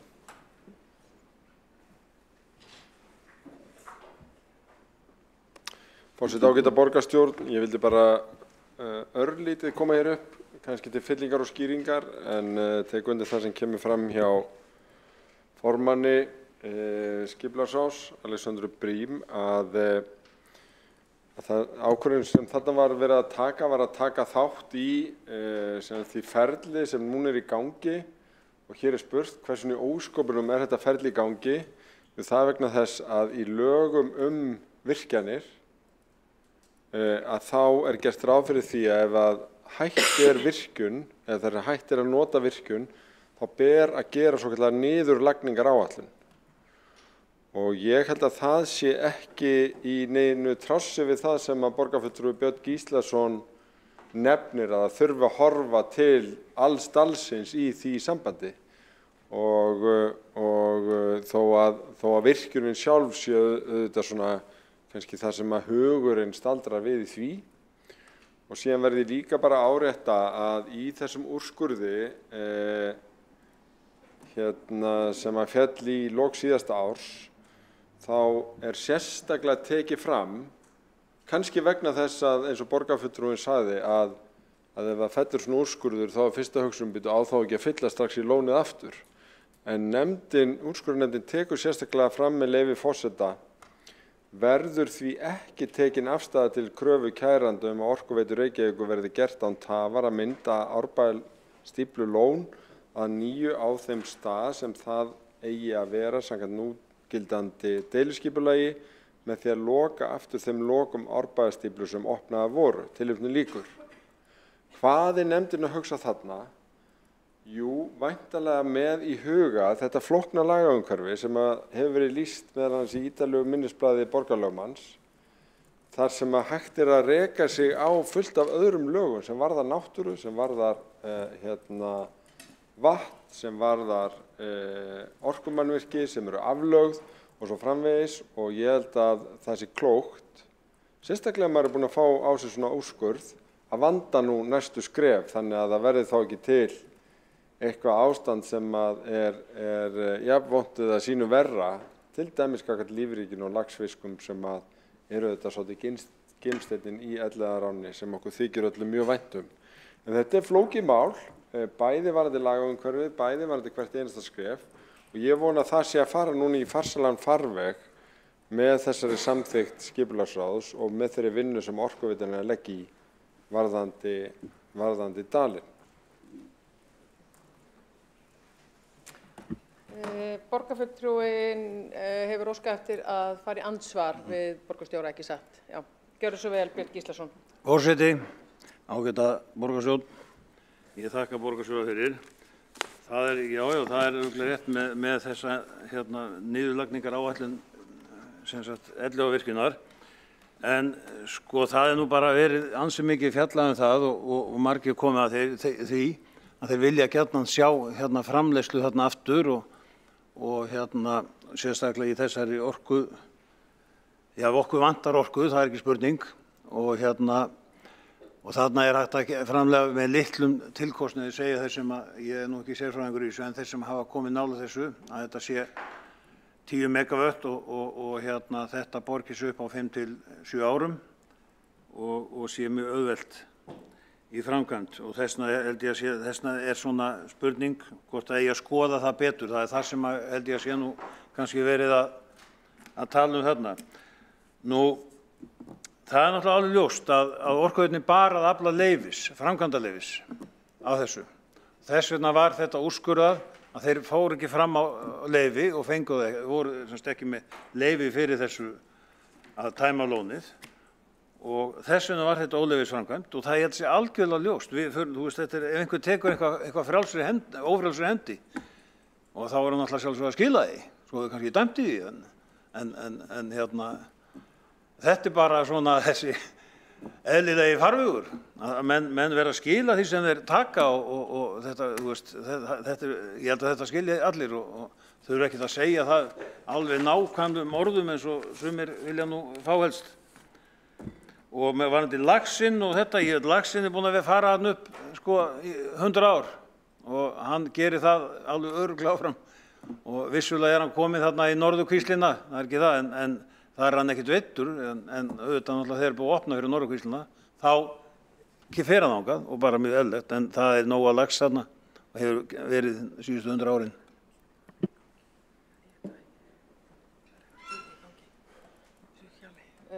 Borgarfulltrúinn hefur lokið við að veita andsvar og óskar þá eftir að svara andsvari borgarstjóri. Forseti, ágæta borgarstjórn. Það sem til umræðu er niðurlagningar áætlun vegna þess að fallið hefur verið frá því að virkja í dalnum. Ég heyri í máli borgarfulltrúans að hér ýmsu slegið fram, til dæmis því að hægt sé að virkja fyrir 10 megavött í Elliðaánum, sem þó meira en þrisvar meira en gert hefur verið í 100 ár vegna þess að Elliðaárvirkjun var aldrei meira en 3 megavatta virkjun og allar hagkvæmni greiningar sem á henni hafa verið gerðar undanförnum árum sem hafa verið nokkrar að þær hafa því miður leitið þeirra niðurstöðu að það sé ekki arðbært að virkja í ánum. Til þess að það hefði verið arðbært hefði Landsnet þurft að væntanlega gefa eftir svokölluð tengigjöld fyrir að setja raforkun inn á heildarkerfið og var ekki tilbúin til þess af prinsippástæðum og þetta hefur verið skoðað svona ítarlega vegna þess að það var vilji til þess að halda virkjun áfram sem nokkurs konar svona sagfræðileg svona til þess að bara virðingu við söguna og hugmyndin var svo að láta tekjurnar af því greiða fyrir alls konar umhirðu og þrif á dalnum. Þetta er svolítið falleg hugmynd sem fyrst komin frá Andrasna Magnússon og mun vera eina dæmið virkjun sem hann hefur virkilega verið áhugasamur Þannig að það var meðal annars af okkar beiðni virkilega lagst yfir það hvort að þetta gæti gengið en út úr því kom bara tap og þú greiðir ekki fyrir umhirðu á Elliðaárdal með tapi eða neinu slíku. Svo þegar pípan féll saman að þá var þetta bara svolítið dýrt og búið spil þannig að því miður en það sem verið að gera niðurlagningaráætlun og ég vona að komi eitthvað fallegt út úr því. Og við skulum ekki gera lítið úr laxinum eða lítið á það sem eitthvað sjálfsagt mál. Þetta ein að fáum ef ekki svo eina, allavega gjöfulega laxveiða í höfuðborg í heiminum. Og það var ekki þannig, það voru miklu fleiri, en Elliðaárnar eru perl og við verðum að vernda hana. Og borgarstjóri hefur lokið við að svara andsvari og veitir það andsvar öðru sinni Björn Gíslason. Já, forseti, ágæta borgarstjórn. Já, þetta er svona, þetta er með þessa virkjun, þetta kom nú fram í miklum þætti Elliðaár vatn og umhverfi þess og þar var meðalans viðtalið við þennan aðila sem verkfræðingur og fleira sem nefndi það og ég tók sérstaklega eftir svo þetta nú töluvert rætt að tækniframfarir eru bara það miklar að þetta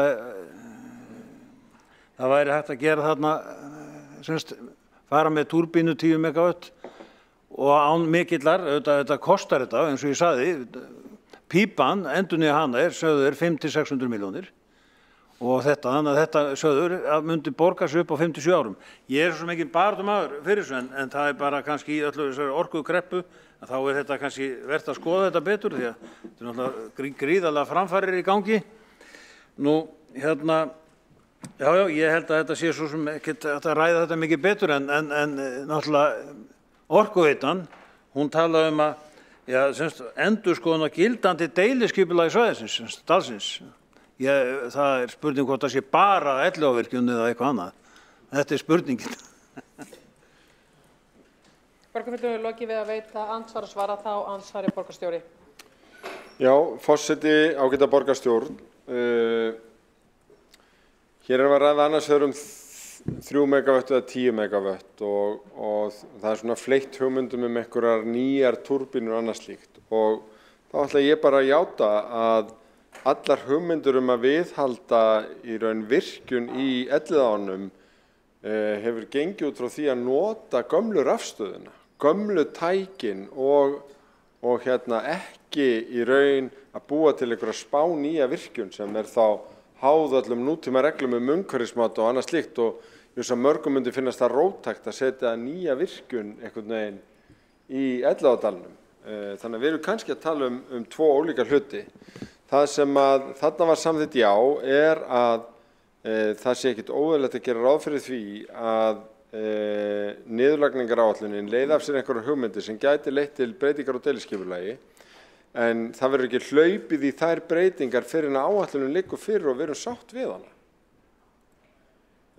Og það svo vinna sem að þá að fara af stað núna og ég bara ítreka, ég vona að þarna verði bara vandað til verka og af þeirri virðingu fyrir dalnum, fyrir sögunni og fyrir ánum og lífríkinu þar og ég ætla að leyfa mér að vera ósammála því að það sé ekki stór viðburður að í fyrsta skipti í mínu lífi, ég hef þekkt Elliðaárnar í tæp 50 ár, það hafa aldrei verið laxar í Norðurkvíslinni vegna þess að það var einfaldlega bara lokað þangað upp og það nú kvíslinn sem framhjá skólunum og leikskólunum og göngustígunum og dálítið mikið ævintýri að sjá þessar myndir af laxabreiðunum sem eru búin að koma sér fyrir þar. Það voru margir sem spáðu illa fyrir þessari breytingu og þetta myndi ekki gerast, en það var nú samt gerst og Árnar auðvitað sína styrk og laxinn að fara á nýjar slóðir sem auðvitað bæði tíðindi og spennandi en setur málið allt í nýtt ljós. Borgarstjóri hefur lokið við að svara andsvari og þá umræðum þetta lokið í bili. Nei, endanlega. Kæru félagar, þá erum við komin að því að ekki hafa fleiri óskað eftir að taka til máls undir lið 13 á dagskrá borgarstjórnar í dag og ég þarf að fá alla í salinn því að við erum að fara að... Nei, það ekkert sem hér þarf að taka afstöðu til. Það bara fundargerðir hér lagðar fram. Það að segja fundargerð forsætisnefndar frá 3. febrúar, frá mannréttinda- og ofbeldisvarnanefnd 12. og 26. janúar, fundargerð menningar, íþrótta- og tómstundaráðs frá 27. janúar, frá skóla- og frístundaráð frá 16. janúar, stafrænt ráð frá 25. janúar, umhverfis- og skipulagsráð frá 18. og 25. janúar og 1. febrúar og velferðarráðs frá 27. janúar og 1. febrúar. Og það þá lagt fram þessar fundargerðir. Nú hafa allir sett sínar bókanir inn í viðeigandi kerfi og þannig að okkur ekkert að vanbúnaði en að slíta fundi. Þannig að fundi slitið í borgarstjórn 7. febrúar klukkan 18:38. Ég bið skrifara að verða eftir og til þess að fara yfir fundargerð.